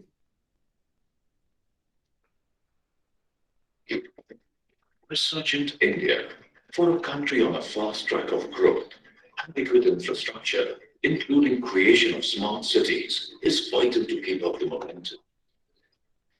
Housing, one of the prime components of infrastructure, is facing a huge shortfall. Over 60 million dwelling units would have to be built by 2022. And the natural calamities like earthquake or floods render thousands homeless. Immediate housing requirements become a necessity. Conventional methods of constructing mass housing are time-consuming, expensive, and labor-intensive. The challenge is to establish new technologies to reduce time and cost of construction for mass housing. UltraTech Cement Limited, the largest cement manufacturer in India, has advocated the use of rapid monolithic disaster-proof housing technology, or R&D technology. It associated with the Karnataka government through the Rajiv Gandhi Rural Housing Corporation to adopt R&D technology and its successful implementation. In just 7 days, occupancy has been given to the homeless thanks to the proper planning and systematic execution. Monolithic housing structures are built with aluminium formwork for walls, beams, etc., with a single pour of concrete. The aluminium formwork can be used repeatedly and is widely accepted in the construction industry. High flow concrete, which is cohesive and does not require vibration, is used for walls. It ensures complete filling of forms without honeycombing. This technology also offers better resistance to earthquakes as the structure is monolithic. Let's take a look at the construction process of a 285 square feet house with a hall, a bedroom, a kitchen, and a bathroom cum toilet built with R&D technology. Day one starts with excavation to specified depth. 100 to 150 millimeters plain cement concrete is laid. On day two, the prefabricated reinforcement cage for the foundation and the monolithic concrete beam is installed on the PCC. The foundation is cast, followed by erection of shuttering for beams. Concrete of N20 grade is then poured into the forms. Day precedes the installation of reinforcement for walls. The reinforcement is securely tied to the starter bars of the concrete wall. Shuttering for walls and slab are then erected. Electrical and plumbing lines are laid before pouring the concrete.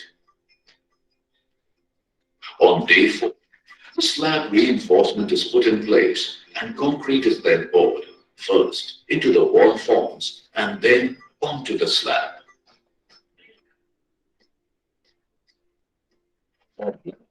High flow concrete is used.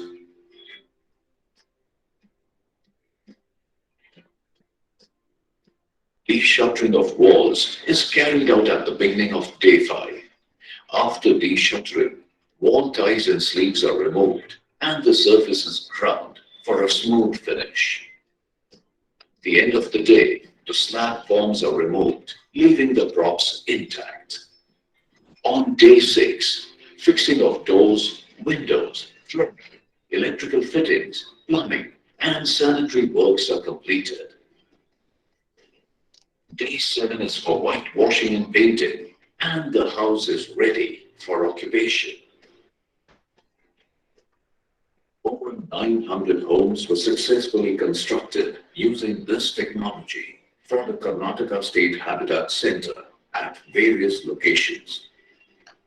This technology has won the CIDC Vishwakarma Award from the Construction Industry Development Council in 2013 as the best technology for construction of mass housing, and also the Housing and Urban Development Corporation Limited Design Award in 2014 for its ability to resist earthquakes.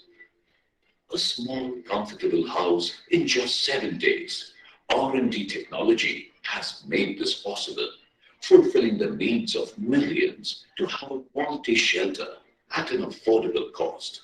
This technology is one of the best choices for meeting challenges of housing.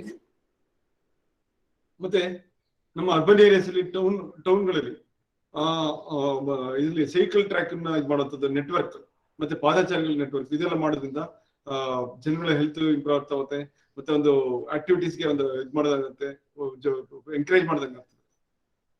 ಮತ್ತೆ air pollution ಅಂತೂ ಸಿಕ್ಕಾಪಟ್ಟೆ ಆಗ್ತಿದೆ.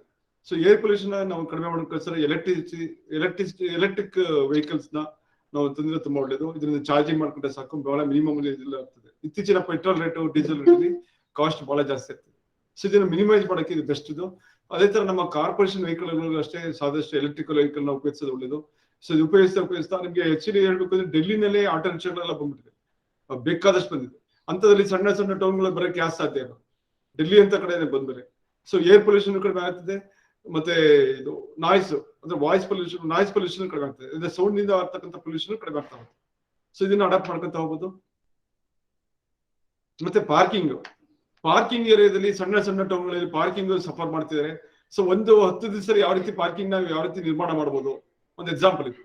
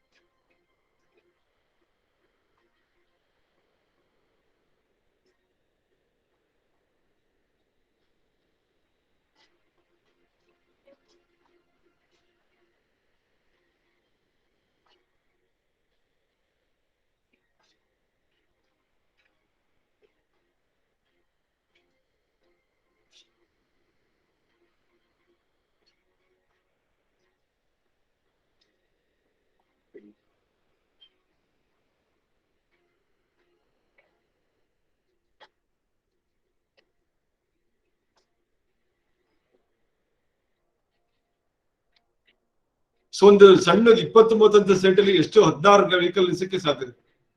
20-30 site ಜಾಗ 16 vehicle ನಿಲ್ಸಕ್ಕೆ ಸಾಧ್ಯ ಇದೆ ಅಂದ್ಮೇಲೆ so ನಾವು ಈಸಿಯಾಗಿ ಇದನ್ನ ಮಾಡಕ್ಕೆ ಸಾಧ್ಯ ಇದೆ. ಎಸ್ಪೆಷಲಿ ಸಣ್ಣ ಇದರಲ್ಲಿ ಜಂಕ್ಷನ್ಗಳು ಟೌನ್ಗಳಲ್ಲೂ ಇತ್ತೀಚೆಗೆ ಜಂಕ್ಷನ್ಗಳಲ್ಲಿ ಟ್ರಾಫಿಕ್ ಪ್ರಾಬ್ಲಮ್ ಕಾಡ್ತಾ ಇದೆ. ಅಂತ ಕಡೆ ಜಾಗನ ರಿಸರ್ವ್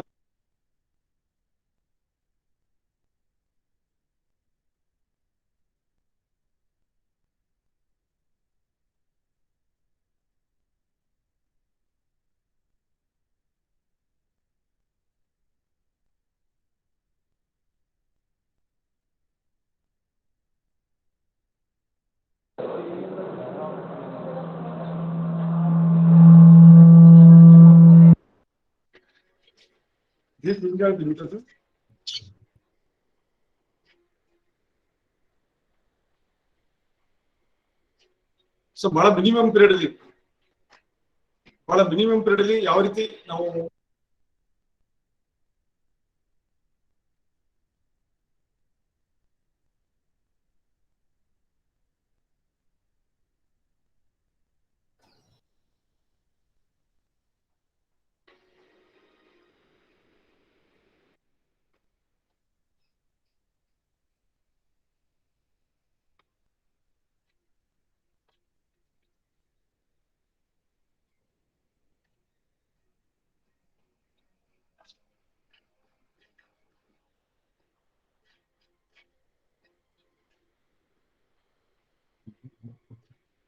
ಹುಡುಕಾಡ್ತಿರೋದು.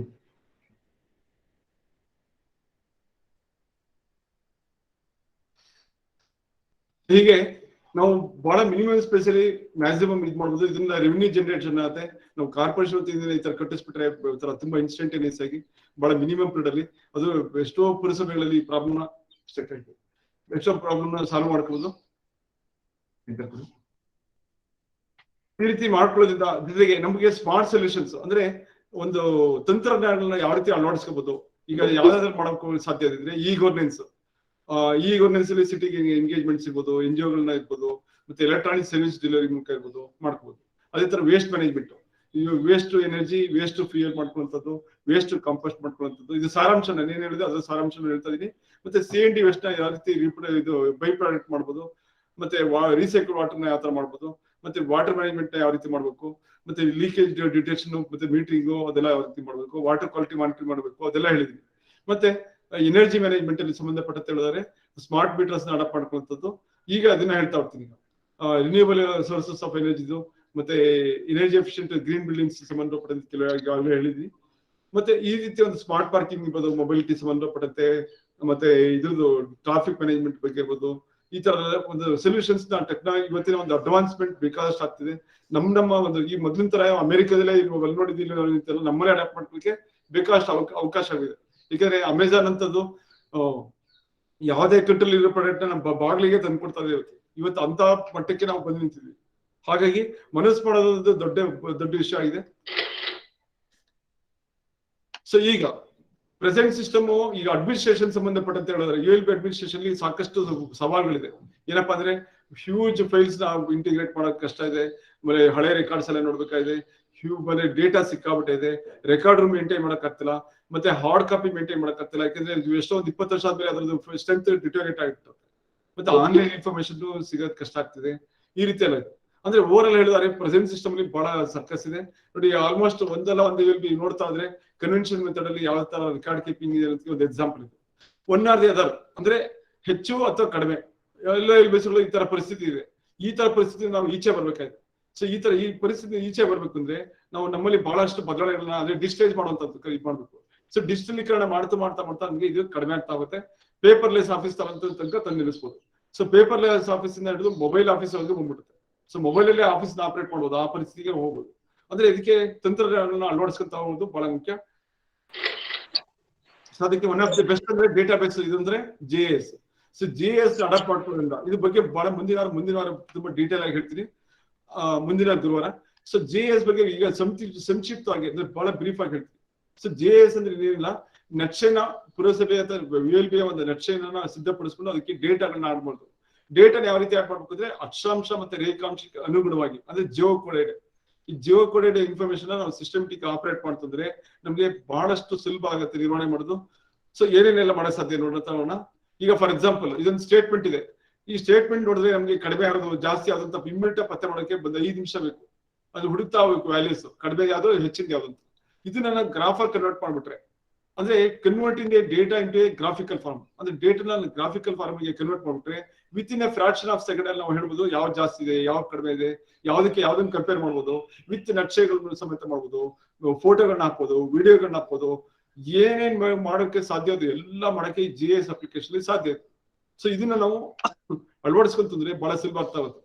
ಸೊ ನಮ್ಮಲ್ಲಿ ಏನೇನೆಲ್ಲ ಅಳವಡಿಸ್ಕೊಳ್ಳೋಕೆ ಸಾಧ್ಯ ಇದೆ, ಈಗ ಸೆನ್ಸಸ್ ಡೇಟಾ ಇರ್ಬೋದು, ಮತ್ತೆ ಪ್ರಾಪರ್ಟಿ ಟ್ಯಾಕ್ಸ್ ಇನ್ಫಾರ್ಮೇಶನ್ ಇರ್ಬೋದು, ಆಮೇಲೆ ರೋಡ್ ಕನ್ಸ್ಟ್ರಕ್ಷನ್ ಮತ್ತೆ ರೋಡ್ ಮಾನಿಟರಿಂಗ್ ಸಂಬಂಧಪಟ್ಟಂತೆ ಇರ್ಬೋದು, ಮತ್ತೆ ಇದು ಇನ್ಫ್ರಾಸ್ಟ್ರಕ್ಚರ್ ಡೆವಲಪ್ಮೆಂಟ್ಸ್ ಬಗ್ಗೆ ಇರ್ಬೋದು, ಸ್ಟ್ರೀಟ್ ಲೈಟ್ಸ್ ಬಗ್ಗೆ ಇರ್ಬೋದು, ವೋಟರ್ಸ್ ಲಿಸ್ಟ್ ಬಗ್ಗೆ ಇರ್ಬೋದು, ವಾಟರ್ ಟ್ಯಾಕ್ಸ್ ಬಗ್ಗೆ ಇರ್ಬೋದು, ಮತ್ತೆ ಪಬ್ಲಿಕ್ ಹೆಲ್ತ್ ಡಿಸೀಸಸ್ ಬಗ್ಗೆ ಇರ್ಬೋದು, ಆಮೇಲೆ UGD ನೆಟ್ವರ್ಕ್ ಬಗ್ಗೆ ಇರ್ಬೋದು, ಮತ್ತೆ ಆರ್ಗನೈಸೇಷನ್ ಬಗ್ಗೆ ಇರ್ಬೋದು, ಮತ್ತೆ ಎಲೆಕ್ಟ್ರಿಸಿಟಿ ಸಂಬಂಧಪಟ್ಟಂತ ಒಂದು ನೆಟ್ವರ್ಕ್ ಇರ್ಬೋದು, ಅಂದ್ರೆ ಟ್ರಾನ್ಸ್ಫಾರ್ಮರ್ಸ್ ಮತ್ತೆ ಅದೆಲ್ಲ ಬರ್ತಾ ಇರೋದು, ಮತ್ತೆ ಗ್ರೌಂಡ್ ವಾಟರ್ ಸಂಬಂಧಪಟ್ಟಂತೆ, ಮತ್ತೆ water supply distribution on network, ಮತ್ತೆ ಆನ್ಗೋಯಿಂಗ್ ಪ್ರಾಜೆಕ್ಟ್ಸ್ ಯಾವ್ದು ಸಿವಿಲ್ ವರ್ಕ್ ಯಾವ್ದು ನಡೀತಿದೆ, ಬೇರೆ ಬೇರೆ ಸ್ಕೀಮ್ಸ್ ಗಳು ಯಾವ ತರ ಅದನ್ನ ಮಾನಿಟರ್ ಮಾಡ್ಬೋದು. ಮತ್ತೆ ಸಾಲಿಡ್ ವೇಸ್ಟ್ ಮ್ಯಾನೇಜ್ಮೆಂಟ್ ಮಾಡಕ್ಕೆ ಬಹಳ ಸುಲಭ ಆಗ್ತದೆ. ಮತ್ತೆ ಮಾನಿಟರಿಂಗ್ ಆಫ್ ಸ್ಟಾರ್ಮ್ ಡ್ರೈನ್ಸ್ ಮಾಡೋದಕ್ಕೆ ಸಾಧ್ಯ ಇದೆ. ಮತ್ತೆ ಪಾರ್ಕ್ ಅಂಡ್ ಪ್ಲೇ ಗ್ರೌಂಡ್ಸ್, ಮತ್ತೆ ಗಾರ್ಡನ್, ಮತ್ತೆ ULB ಪ್ರಾಪರ್ಟೀಸ್ ಏನಿದೆ ಎಲ್ಲಾದ್ರೂ ಡೇಟಾ ಬೇಸ್ ನ ನಾವು ಸಿಸ್ಟಮ್ಟಿಕ್ ಆಗಿ ನಕ್ಷೆಯೊಂದಿಗೆ ಅಕ್ಷಾಂಶ ರೇಖಾಂಶದೊಂದಿಗೆ ನಾವು ಮಾನಿಟರ್ ಮಾಡಕ್ಕೆ ಸಾಧ್ಯ ಇದೆ. ಈಗ ಒಂದು ಎಕ್ಸಾಂಪಲ್ ಇದು. ಈ ಎಕ್ಸಾಂಪಲ್ ಅಲ್ಲಿ ಒಂದು ಟೌನ್, ಒಂದು ಬರೋ ಟೌನ್ ಅಂತ ಬಿಟ್ಟು ಕೋಲ್ಕತ್ತಾದ. ಈ ಕೋಲ್ಕತ್ತಾದ ಟೌನ್ ನ ಒಂದು ಯಾವ ರೀತಿ ಮ್ಯಾಪಿಂಗ್ ಮಾಡಿದರೆ ಅಂದ್ರೆ ಒಂದು ಮ್ಯಾಪಿಂಗ್ ಮಾಡಿ ಅಂದ್ರೆ ಒಂದು ಏರಿಯಲ್ ಸೇವೆ ಮಾಡಿ ಅದ್ರ ಮೂಲಕ ಮ್ಯಾಪಿಂಗ್ ಮಾಡಿ ಆ ಪ್ರಾಪರ್ಟಿ ಇದು ಸಂಬಂಧಪಟ್ಟಂತೆ ಲೆಜೆಂಡ್ ಹಾಕಿದೆ. ಆ ಲೆಜೆಂಡ್ ಅಲ್ಲಿ ನೋಡ್ಬೋದು ಟ್ಯಾಕ್ಸ್ ಎಲ್ಲೆಲ್ಲಿ ಜಾಸ್ತಿ ಕಲೆಕ್ಟ್ ಆಗ್ತಿದೆ, ಎಲ್ಲೆಲ್ಲಿ ಕಲೆಕ್ಟ್ ಆಗ್ತಿಲ್ಲ. ಇದರಿಂದ ನಮ್ಗೆ ಇದು ಯಾಕೆಂದ್ರೆ ಬಡ್ಜೆಟಿಂಗ್ ಮಾಡ್ಬೇಕಾದ್ರೆ ಅನುಕೂಲ. ಮುನ್ಸಿಪಲ್ ಬಡ್ಜೆಟಿಂಗ್ ಏನಪ್ಪಾ ಅಂದ್ರೆ ಯಾವ್ದಕ್ಕೆ ಎಷ್ಟು ಟ್ಯಾಕ್ಸ್ ಹಾಕಿದ್ರೆ ಎಷ್ಟು ಬಡ್ಜೆಟ್ ಆಗುತ್ತೆ ಅಂತ 5 ನಿಮಿಷದಲ್ಲಿ ಹೇಳ್ಬೋದು, ಬರೀ 5 ನಿಮಿಷದಲ್ಲಿ. ಸೊ ಈ ಒಂದು ತಂತ್ರಜ್ಞಾನಗಳನ್ನ ನಾವು ಅಡಾಪ್ಟ್ ಮಾಡ್ಕೊಂತಂದ್ರೆ ನಮ್ಗೆ ಬಹಳ ಸಾಧಿಸೋಕೆ ಅವಕಾಶ ಇದೆ. ಈ ನಿಟ್ಟಿನಲ್ಲಿ SAOD ಇಂದ ಒಂದು ಪ್ರಯತ್ನ ಸಾಗಿದೆ. ಅದ್ರ ಮೂಲಕ ಬನ್ನೂರು ಪುರಸಭೆಯನ್ನ ತಗೊಂಡು ಬನ್ನೂರು ಪುರಸಭೆ ಒಂದು ಸರ್ವೆ ಡೇಟಾ ಮುಗಿದಿದೆ.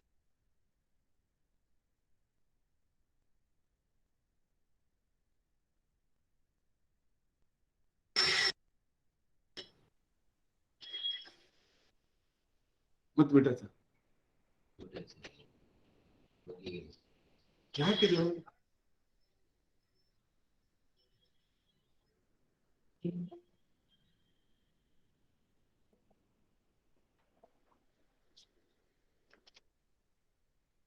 ಯಾಕಂದ್ರೆ ಸ್ಯಾಟಲೈಟ್ ಸರ್ವೆಗಿಂತ ಮಾಡಿ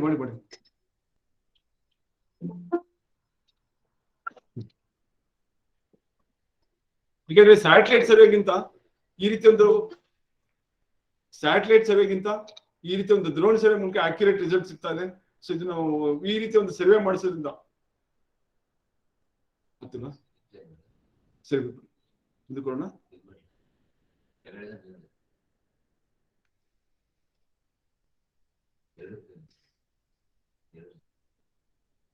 ಏನ್ ಮಾಡೋದು ಇದಕ್ಕೆ ಹೋಗ್ಬಿಟ್ರೆ ನೋಡ್ಬೋದಾ?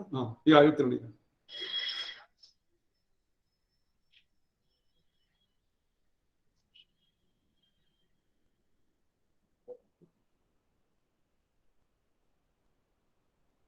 ನೋಡಿ ಈ ಡ್ರೋನ್ ಸರ್ವೆಯಿಂದ ಬನ್ನೂರು ಟೌನ್ ನ ಯಾವ ರೀತಿ ಬ್ಯೂಟಿಫುಲ್ ಆಗಿ ಮತ್ತೆ ಮೆಜರಬಲ್ ಇದು GIS ಸಾಫ್ಟ್ವೇರ್ ಹಾಕೊಂಡ್ರೆ ಇದು ಮೆಜರ್ ಮಾಡ್ಬೋದು. ಎಷ್ಟು ಇರ್ತಿದೆ 1-2 ಇಂಚಿಗಿಂತ ಜಾಸ್ತಿ ಡಿಫ್ರೆನ್ಸ್ ಬರಲ್ಲ, ಅಷ್ಟು ಪರ್ಫೆಕ್ಟ್ ಡೈಮೆನ್ಷನ್ ಸಿಗುತ್ತೆ. ಈ ರೀತಿ ಒಂದು ಸರ್ವೆ ಮಾಡೋದ್ರಿಂದ ನಮ್ಗೆ ಬಹಳಷ್ಟು ಮಾಹಿತಿ ಮತ್ತೆ ULB ಪ್ರಾಪರ್ಟೀಸ್ ಕರೆಕ್ಟ್ ಆಗಿ ಒಂದು ಅಕೌಂಟಬಿಲಿಟಿ ಸಿಗುತ್ತೆ. ಸೊ ಇದನ್ನ ನಾವು ಅಡಾಪ್ಟ್ ಮಾಡ್ಕೊಂಡ್ರೆ ನಮ್ಮ ಒಂದು ULB ಇದು ಒಂದು ಇದೇ ರಿಸೋರ್ಸ್ ಮೊಬಿಲೈಸೇಷನ್ಗೆ ತುಂಬಾ ಅನುಕೂಲ ಆಗುತ್ತೆ. Especially property tax information system. ಈ ಪ್ರಾಪರ್ಟಿ ಟ್ಯಾಕ್ಸ್ ಒಂದು ಕರೆಕ್ಟ್ ಅಸೆಸ್ ಮಾಡ್ಬಿಟ್ರೆ ನಮ್ಗೆ ಅರ್ಧಕ್ಕರ್ಧ ಸಮಸ್ಯೆ ಸಾಲ್ವ್ ಆಗುತ್ತೆ.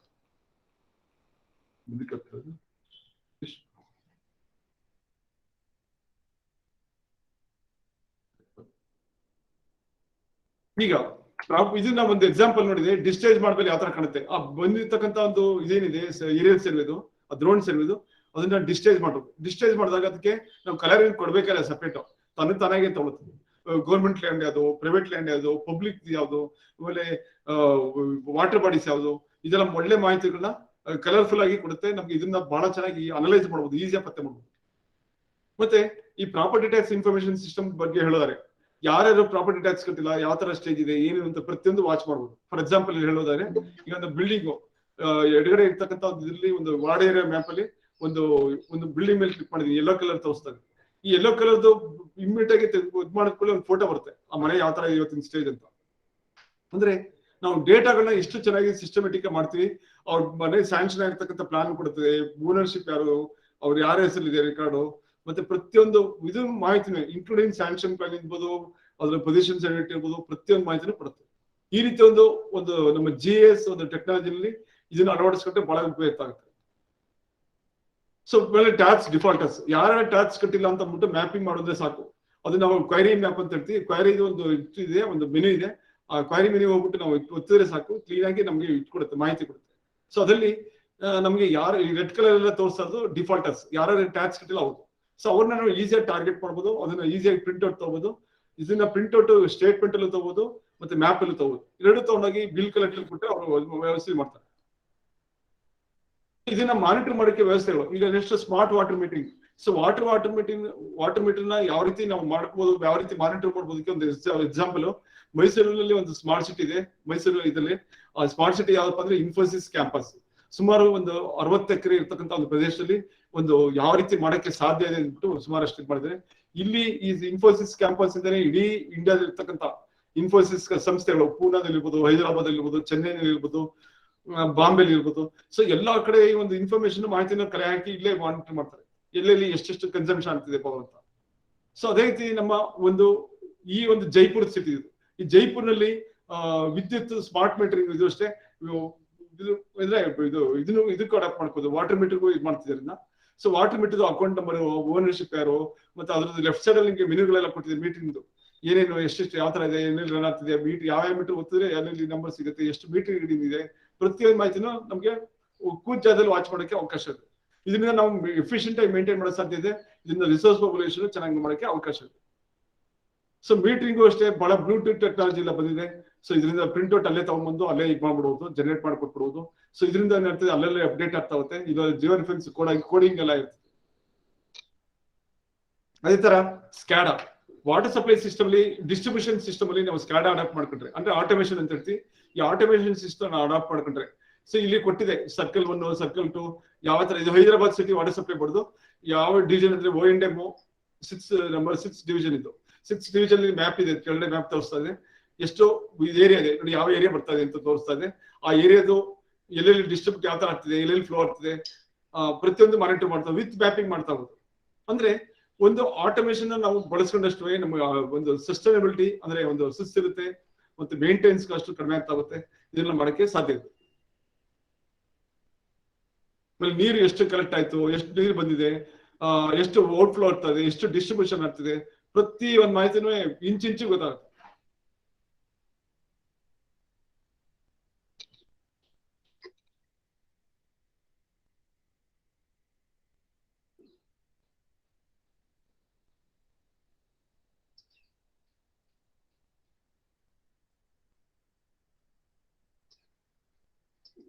ಇದು ಬಂಜಾರಾ ಆಫ್ಟೇಕ್ ಇರ್ತಕ್ಕಂಥ ಒಂದು ಪಾಯಿಂಟ್ ಇದೆ, ಎಷ್ಟು ಡಿಸ್ಟ್ರಿಬ್ಯೂಷನ್ ಆಗ್ತದೆ.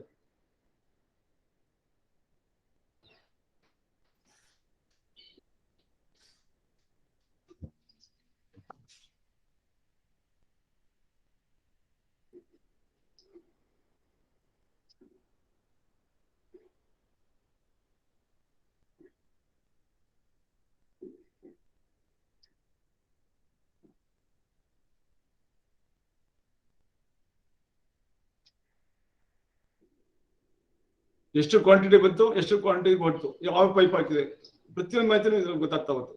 ಸೊ ಗ್ರಾಫ್ ಅಲ್ಲಿ ಅನಲೈಸ್ ಮಾಡ್ಬೋದು, ನಮಗೆ ಡಿಮ್ಯಾಂಡ್ ಎಷ್ಟಿದೆ, ಸಪ್ಲೈ ಎಷ್ಟು ಮಾಡ್ತಿದ್ವಿ, ಆಮೇಲೆ ಟೇಬಲ್ಸ್, ಡೇಟಾಸ್ ಎಲ್ಲ ಪ್ರತಿಯೊಂದು ಸಿಗ್ತಾ ಹೋಗುತ್ತೆ.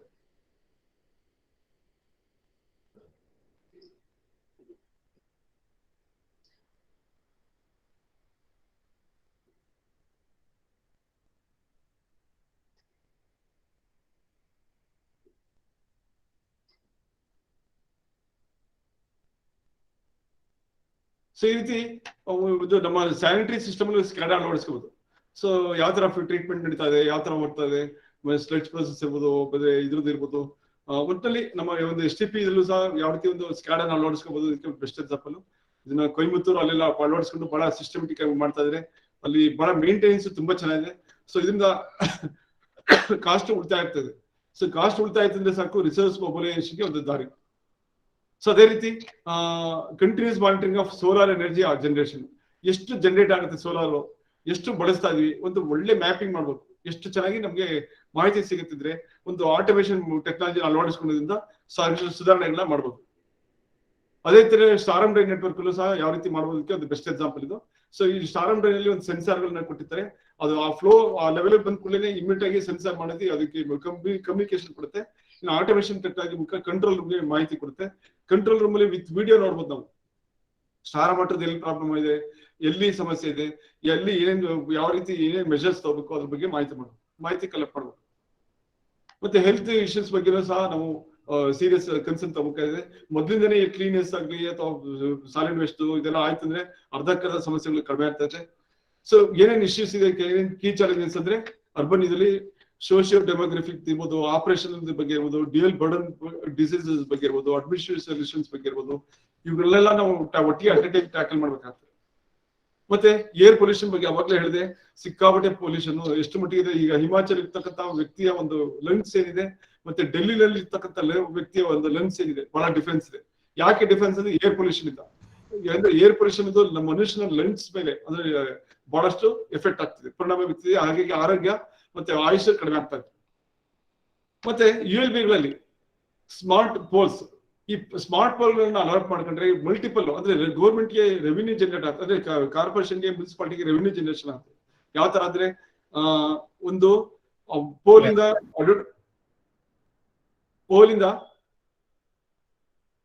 ಹರೀಶ್ ಪೋಲಿಂದ ನಮ್ಗೆ ಎಲೆಕ್ಟ್ರಿಸಿಟಿ ಇದು ಸಂಬಂಧಪಟ್ಟಂತೆ ಇದು ಮಾಡಿದ್ರೆ ಸ್ಮಾರ್ಟ್ ಪೋಲ್ ವಾಯ್ಸ್ ಬಂತು. ನಮ್ಗೆ ರೆವಿನ್ಯೂ ಜನರೇಷನ್ ಆಗುತ್ತೆ. ರೆವಿನ್ಯೂ ಜನರೇಷನ್ ಅಲ್ಲಿ ಒಂದು ಅಡ್ವರ್ಟೈಸ್ಮೆಂಟ್ ಕೊಡೋದ್ರಿಂದ ಈ ಬಗ್ಗೆ ಇರ್ಬೋದು, ಆಮೇಲೆ ವೈಫೈ ನ ಇನ್ಸ್ಟಾಲ್ ಮಾಡೋದಕ್ಕೆ ಇರ್ಬೋದು, ಪ್ರೈವೇಟ್ ಕಂಪ್ನಿಗಳನ್ನ ಇನ್ವೈಟ್ ಮಾಡಿದ್ರೆ ವೈಫೈ ಅಳವಡಿಸ್ಕೊಂತಾರೆ, ಅದರಿಂದ ಆದಾಯ ಬರ್ತದೆ, ಅಡ್ವರ್ಟೈಸ್ಮೆಂಟ್ ಇಂದ ಬರ್ತದೆ. ಮತ್ತೆ ಈ ಸ್ಮಾರ್ಟ್ ಪೋಲ್ ಗಳಿಂದ ಬೇರೆ ಬೇರೆ ಅಡ್ವಾಂಟೇಜ್ಗಳಿದೆ. ಪಬ್ಲಿಕ್ ಗೆ ಜಂಕ್ಷನ್ ಇದನ್ನ ಇದು ಮಾಡೋದು, ಅಂದ್ರೆ ಎಮರ್ಜೆನ್ಸಿ ಕಾಲ್ ಮಾಡೋದಕ್ಕೋಸ್ಕರ ಮಾಡ್ಬೋದು.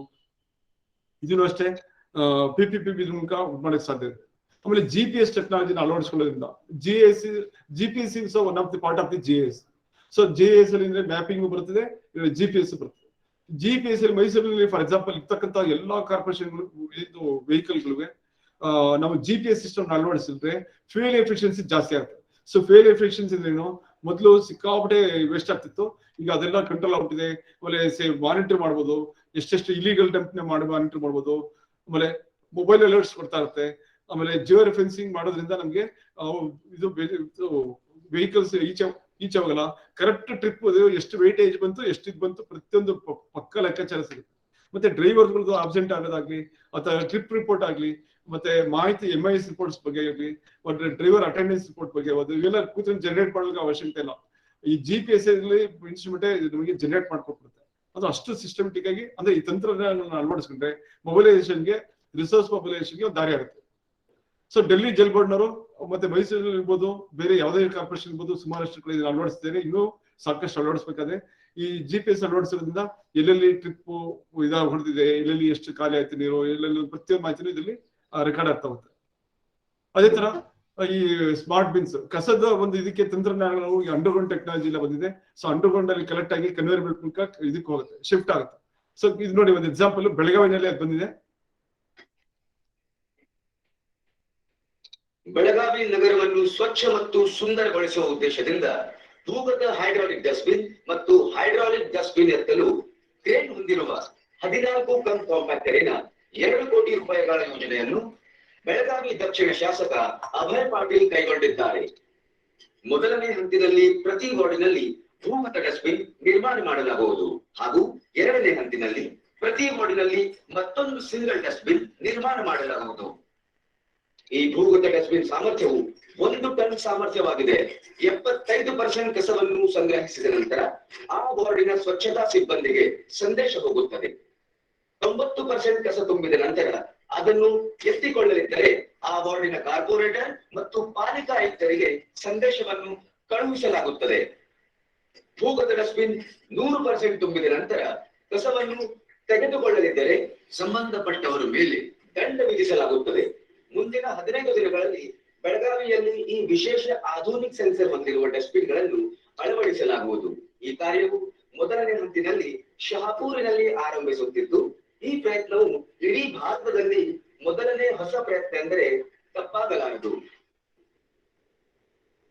ಸೊ ಅದೇ ತರ ಈ ಗವರ್ನೆನ್ಸ್ ಅಷ್ಟೇ ಸುಮಾರಷ್ಟು ಇದನ್ನ ಇದು ಮಾಡಬಹುದು. ಡಾಕ್ಯುಮೆಂಟೇಶನ್ ಬಗ್ಗೆ ಇರ್ಬೋದು, ಮ್ಯಾನೇಜ್ಮೆಂಟ್ ಮಾಡೋದಿರ್ಬೋದು, ಪ್ರಾಪರ್ಟಿ ಟ್ಯಾಕ್ಸ್ ಸಪರೇಟ್ ಇದು ಮಾಡುವಂತದ್ದು ಇರ್ಬೋದು, ಬಿಲ್ಡಿಂಗ್ ಪರ್ಮಿಷನ್ಸ್ ಮಾಡಲು ಅಂದ್ರೆ ಕಂಪ್ಯೂಟರೈಸೇಷನ್ ಮಾಡುವಂತದ್ದು ಇರ್ಬೋದು, ಆಮೇಲೆ ಬಿಲ್ಡಿಂಗ್ ಅಪ್ರೂವಲ್ಸ್ ಇರ್ಬೋದು, ಆಮೇಲೆ ಆಡಿಟ್ ಸಂಬಂಧಪಟ್ಟ ಇರ್ಬೋದು, ಅಕೌಂಟ್ ಮಾಡಲಿಂಗ್ ಇರ್ಬೋದು, ಪ್ರೊಕ್ಯೂರ್ಮೆಂಟ್ ಬಗ್ಗೆ ಇರ್ಬೋದು, ಮತ್ತೆ ಹ್ಯೂಮನ್ ರಿಸೋರ್ಸ್ ಮ್ಯಾನೇಜ್ ಮಾಡುವಂತ ಸಿಸ್ಟಮ್ ಬಗ್ಗೆ ಇರ್ಬೋದು, ವಾಟರ್ ಕನೆಕ್ಷನ್ಸ್ ಬಗ್ಗೆ ಇರ್ಬೋದು, ಮತ್ತೆ ಲೀಗಲ್ ಮಾಡಲ್ಸ್ ಯಾವ್ದಾದ್ರು ಇರ್ಬೋದು, ಮತ್ತೆ ಪ್ರಾಜೆಕ್ಟ್ ಸಿಸ್ಟಮ್ಸ್ ಇಂಜಿನಿಯರಿಂಗ್ ಸಂಬಂಧಪಟ್ಟಂತೆ ಇರ್ಬೋದು, ಹಾಸ್ಪಿಟಲ್ ಮ್ಯಾನೇಜ್ಮೆಂಟ್ ಸಂಬಂಧಪಟ್ಟಂತೆ ಇರ್ಬೋದು, ಮುನ್ಸಿಪಲ್ ಅಡ್ಮಿನಿಸ್ಟ್ರೇಷನ್ ಸಂಬಂಧಪಟ್ಟಂತೆ ಇರ್ಬೋದು, ಅಸೆಸ್ ಮ್ಯಾನೇಜ್ಮೆಂಟ್ ಬಗ್ಗೆ ಇರ್ಬೋದು, ಮೆಟೀರಿಯಲ್ಸ್ ಮ್ಯಾನೇಜ್ಮೆಂಟ್ ಬಗ್ಗೆ ಇರ್ಬೋದು.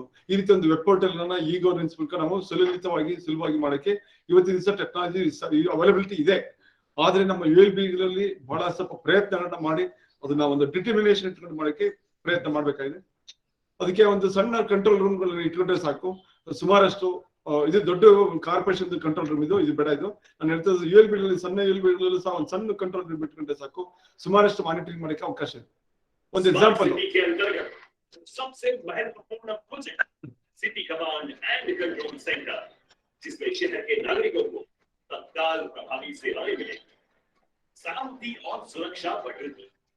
शहर के नागरिकों को तुरंत सेवाएं उपलब्ध कराने के लिए 100 करोड़ के खर्च से वडोदरा स्मार्ट सिटी ने city command and control centre शहर के मध्य में तैयार किया है, जिसके साथ में सिटी में लगाए गए सारे CCTV cameras, smart traffic management, environmental sensors, emergency call box, public address system, water scanner, solid waste management, city bus monitoring और डिजास्टर मैनेजमेंट का संचालन और सहायता एक ही जगह से हो पाएगा। City command and control centre का शुभारंभ 22 अक्टूबर। ಸುಮಾರು ಟ್ರಾನ್ಸ್ಪೋರ್ಟ್ ಚಾಲೆಂಜಸ್ ಇದೆ ಇಲ್ಲಿ. Parking problem, especially parking problem ಇರ್ಬೋದು, ಲ್ಯಾಕ್ ಆಫ್ ಇನ್ಫ್ರಾಸ್ಟ್ರಕ್ಚರ್ ಬಗ್ಗೆ ಇರ್ಬೋದು, ಆಮೇಲೆ ಪಬ್ಲಿಕ್ ಟ್ರಾನ್ಸ್ಪೋರ್ಟೇಷನ್ ಬಗ್ಗೆ ಇರ್ಬೋದು, ಆಮೇಲೆ ಇನೋವೇಷನ್ಸ್ ಬಗ್ಗೆ ಸ್ವಲ್ಪ ಬಹಳಷ್ಟು ಚಾಲೆಂಜಸ್ ಇಶ್ಯೂಸ್ ಇದೆ. ಸೊ ಹೆಚ್ಚು ಕಡಿಮೆ ದೊಡ್ಡ ಕಾರ್ಪೊರೇಷನ್ ಲಿಮಿಟ್ಸ್ ಅಂತ ಟ್ರಾಫಿಕ್ ಜಾಮ್ ಅಂತ ಬಹಳ ಕಾಮನ್ ಆಗ್ಬಿಟ್ಟಿದೆ. ಸೊ ಇದನ್ನ ನಾವು ಅಳವಡಿಸಿದ ಮೇಲೆ ರೋಡ್ ಇನ್ಫಾರ್ಮೇಶನ್ ಸಿಸ್ಟಮ್ ನಾವು ಬಹಳಷ್ಟು ಸುಧಾರಣೆ ಆಗಬೇಕಿದೆ. ಇದಕ್ಕೋಸ್ಕರ ಸ್ಪೆಷಲ್ ಆಪ್ ಗಳೆಲ್ಲ ಬಂದಿದೆ. ಈ ಆಪ್ ಗಳ ಮೂಲಕ, ಈ ಅಪ್ಲಿಕೇಶನ್ಸ್ ಮೂಲಕ, ಮೊಬೈಲ್ ಅಪ್ಲಿಕೇಶನ್ಸ್ ಮೂಲಕ ಇದನ್ನ ಮಾನಿಟರಿಂಗ್ ಸಿಸ್ಟಮ್ ಸುಲಲಿತಗೊಳಿಸಬಹುದು. ಈ ಒಂದು ವೈಲೇಷನ್ಸ್ ಬಗ್ಗೆ ಫೈನ್ ಹಾಕೋ ಮೂಲಕ ಕಾರ್ಪೊರೇಷನ್ ಆದಾಯ ಬರೋ ತರ ಮಾಡ್ಕೋಬಹುದು. ಮತ್ತೆ ಇಂಟೆಲಿಜೆಂಟ್ ಟ್ರಾನ್ಸ್ಪೋರ್ಟ್ ಸರ್ವಿಸ್ ನ ಇಂಟ್ರೊಡ್ಯೂಸ್ ಮಾಡೋದ್ರಿಂದ ನಮಗೆ ಕಾರ್ಪೊರೇಷನ್ಗೆ ಸ್ವಲ್ಪ ಬಹಳ ಸುಲಭ ಅರ್ಥ ಆಗುತ್ತೆ ಮೇಂಟೆನೆನ್ಸ್ಗೆ. ಸೊ ರೋಡ್ ಸಂಬಂಧಪಟ್ಟಂತೆ ಇನ್ಫಾರ್ಮೇಶನ್ ಬಿದ್ದು ಸಪೋಸ್ ಏನೋ ಪಾರ್ಟ್ ಅಲ್ಲಿ ಬಿದ್ದಿದ್ರೆ ಅದನ್ನ ಇಮಿಡಿಯೇಟ್ ಆಗಿ ಜಿಯೋ ಕೋಡೆಡ್ ಫೋಟೋಸ್ ನೆಟ್ ಮೂಲಕ ಫೋಟೋ ಕಳಿಸಿದ್ರೆ ಕಂಟ್ರೋಲ್ ರೂಮ್ಗೆ ಇಮಿಡಿಯೇಟ್ ಆಕ್ಷನ್ ತೊಗೊಳಕ್ಕೆ ಅನುಕೂಲ ಆಗ್ತದೆ. ಈ ರೀತಿ ಒಂದು ಟೆಕ್ನಾಲಜಿಕಲ್ ಅಡ್ವಾನ್ಸ್ಮೆಂಟ್ಸ್ ಬಹಳಷ್ಟು ಸುಧಾರಣೆ ಆಗಿದೆ. ಬಟ್ ಅದನ್ನ ನಾವು ಒಂದು ಸಣ್ಣ ಕಂಟ್ರೋಲ್ ರೂಮ್ ಅಡಾಪ್ಟ್ ಮಾಡ್ಕೊಳ್ಳೋ ಮೂಲಕ ಅದನ್ನ ಮಾನಿಟರ್ ಮಾಡಕ್ಕೆ ಒಂದು ವ್ಯವಸ್ಥೆ ಮಾಡ್ಕೊಳ್ಳಿಕ್ಕೆ ಒಂದು ಅವಕಾಶ ಇದೆ. ಮತ್ತೆ ಏನೇನೆಲ್ಲ ಅವಕಾಶ ಇದೆ ನೋಡೋಣ. ಒಂದು ವಾಟರ್ ಸಂಬಂಧಪಟ್ಟಂತೆ ಇರ್ಬೋದು, ವಾಟರ್ ಡಿಸ್ಟ್ರಿಬ್ಯೂಷನ್ ಇರ್ಬೋದು, ಡ್ರೈನೇಜ್ ಸಿಸ್ಟಮ್ ಬಗ್ಗೆ ಇರ್ಬೋದು, ಸಾಲಿಡ್ ವೇಸ್ಟ್ ಬಗ್ಗೆ ಒಂದೇ ಪಾಯಿಂಟ್ ಅಲ್ಲಿ ಎಲ್ಲದೂ ಮಾಡಕ್ಕೆ ಸಾಧ್ಯ ಇದೆ. ಆಮೇಲೆ ಹೆಲ್ತ್ ಸಂಬಂಧಪಟ್ಟಂತೆ ಇರ್ಬೋದು, ಫೈರ್ ಸಂಬಂಧಪಟ್ಟಂತೆ ಇರ್ಬೋದು, ಟ್ರಾಫಿಕ್ ಪೊಲೀಸ್ ಇರ್ಬೋದು, ವಿಜಿಲೆನ್ಸ್ ಇರ್ಬೋದು, ಎನ್ಕ್ರೋಚ್ಮೆಂಟ್ ಇರ್ಬೋದು, ಮತ್ತೆ ಇದು ಬಹಳ ಇಂಪಾರ್ಟೆಂಟ್ ಎನ್ಕ್ರೋಚ್ಮೆಂಟ್, ಮತ್ತೆ ಪ್ರಾಪರ್ಟಿ ಟ್ಯಾಕ್ಸ್, ಮತ್ತೆ ಎಸ್ಟೇಟ್ ಡಿಪಾರ್ಟ್ಮೆಂಟ್, ಎಲೆಕ್ಟ್ರಿಸಿಟಿ ಡಿಪಾರ್ಟ್ಮೆಂಟ್, ಮತ್ತೆ ಡಿಸಾಸ್ಟರ್, ಹೀಗೆ ಎಲ್ಲಾ ತರದ್ದು ಇದನ್ನ ಒಂದೇ ಸೆಂಟ್ರಲ್ಲಿ ಇದು ಮಾಡಕ್ಕೆ ಸಾಧ್ಯ ಇದೆ. ಇದನ್ನ ಸಣ್ಣ ಇದ್ರಲ್ಲೂ ಮಾಡ್ಕೊಳಕ್ಕೂ ಸಾಧ್ಯ ಇದೆ. ಮತ್ತೆ ಏನಂದ್ರೆ ನಾವು ಒಂದು PPP ಆಪ್ಷನ್ ಇನ್ವೆಸ್ಟ್ಮೆಂಟ್ ಕಷ್ಟ ಆಗ್ತದೆ. PPP ಮೂಲಕ ಒಂದು ಡಿಟರ್ಮಿನೇಷನ್ ಇಟ್ಕೋಬೇಕು, ಪಬ್ಲಿಕ್ ಸಹಕಾರ ಬೇಕು. ಸೊ ಇದನ್ನ ಡ್ಯಾಶ್ ಬೋರ್ಡ್ ಮೂಲಕ ನಾವು ಅದನ್ನ ಅಳತೆ ಮಾಡ್ಬೋದು. ಎಷ್ಟೆಷ್ಟು ಬಂತು ಅಪ್ಲಿಕೇಶನ್, ಎಷ್ಟು ಡಿಲಿವರಿ ಮಾಡಿದ್ವಿ, ಎಷ್ಟೆಷ್ಟು ಇದಾಗಿದೆ ಅಂತಂದ್ಬಿಟ್ಟು ನಾವು ಅದನ್ನ ಒಂದು ಎಫೆಕ್ಟಿವ್ ಮ್ಯಾನೇಜ್ಮೆಂಟ್ ಅಡ್ಮಿನಿಸ್ಟ್ರೇಷನ್ ಪರ್ಪಸ್ಗೆ ಮಾಡ್ಬೋದು. ಸೊ ಇದು ಫೈನಲ್ ಆಗಿ ಕಡೆಯ ಒಂದು ವಿಡಿಯೋ. ಇದು ಬೆಂಗಳೂರಿನ ಎಲೆಕ್ಟ್ರಾನಿಕ್ ಸಿಟಿ. ಈ ಎಲೆಕ್ಟ್ರಾನಿಕ್ ಸಿಟಿನಲ್ಲಿ ಯಾವ ರೀತಿ ಮಾಡಿದ್ದಾರೆ. Among the largest electronic industrial parks in Bangalore is Electronic City. Spread across 903 acres, the estate has two phases. The west phase, also known as phase 1, and the east phase, also known as phase 2. Renowned Indian and global software majors like Infosys, Wipro, Tech Mahindra, Siemens, HP, and Tata Consultancy Services at campuses here. In 2013, in a first, the Karnataka government declared Electronic City as an industrial township area. The township would be governed by its members under the Karnataka Municipal Act, constituting the Electronic City Industrial Township Authority, ELCITA, to be responsible for all municipal functions of Electronic City. The first administrative committee of ELCITA was formed by 5 members. ELCITA has managed Electronic City through a multi-pronged approach. It formed expert groups drawn from its members to perform its functions. The 5-member expert committees synchronize their work under the CEO of ELCITA. ELCITA built strong governance mechanisms and streamlined the processes. The governance team fixed property tax, ಯಾವ ತರ ಮಾಡ್ತಾರೆ ಅಂತ license fee for the members of Electronic City. The town planning team takes care of building approvals, updating property records, and identifying tax deviations. Estate management takes care of housekeeping, maintenance of township infrastructure, and utilities management, such as water supply and street lighting. ELCITA has scrubbed open defecation in Electronic City by setting up e-toilets. ELCITA promotes a culture of green living. It has taken initiatives towards solid waste management, wastewater management, e-waste management, organic waste management, waste segregation at source. Security at Electronic City calls for close attention, as it is a vulnerable region on high alert. ELCITA ensures that security is uncompromised by enabling a full layered security cover. ELCITA has taken care of the transportation requirements of the estate by engaging the Bangalore Metropolitan Transport Corporation, encouraging carpooling. Nearly 350 BMTC buses make 3,500 daily trips to Electronic City.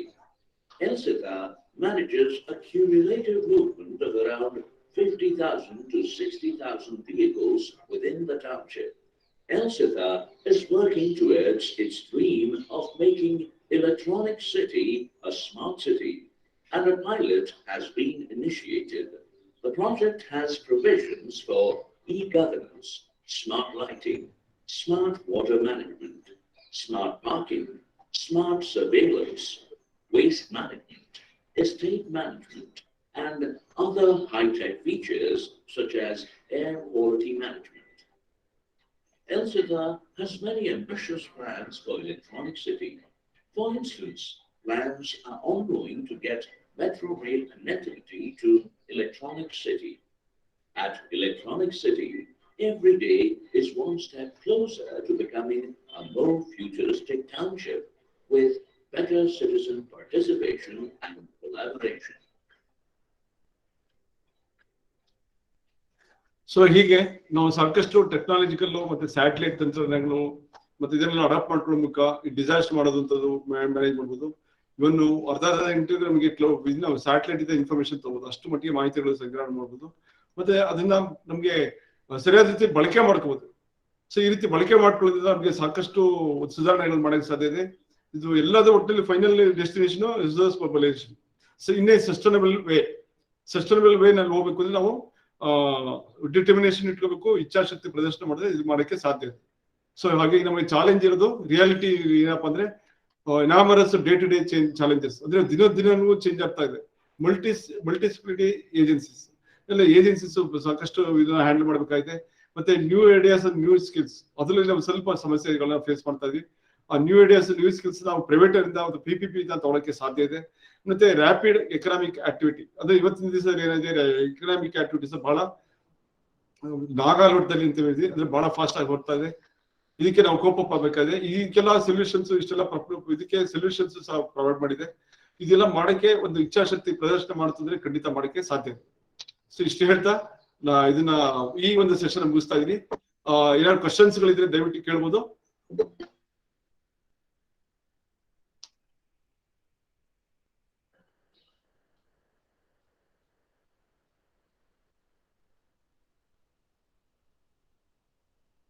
Questions ಏನಿದೆ ಕೇಳ್ಬೋದು. Purushottam,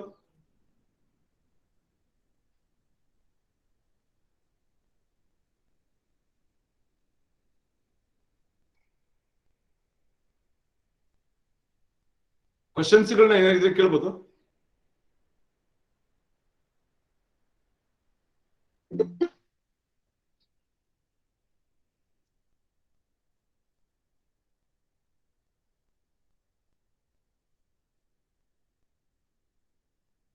so ಪ್ರಶ್ನೆಗಳು ನಾನು ನಿರೀಕ್ಷೆ ಮಾಡ್ತಾ ಇದ್ದೆ, ಇಲ್ಲ message ಮಾಡ್ಬೋದು ಬೇಕಂದ್ರೆ.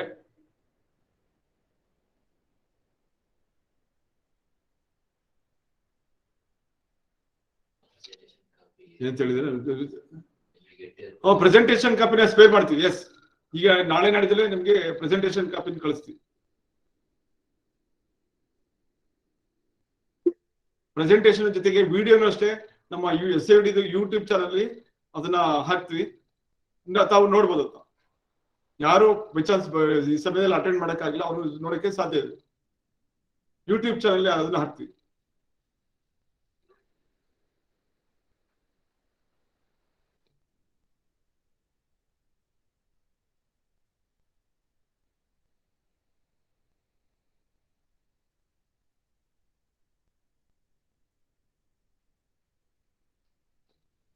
ಸೊ ಪ್ರಶ್ನೆಗಳಿದ್ರೆ ಕೇಳ್ಬೋದು.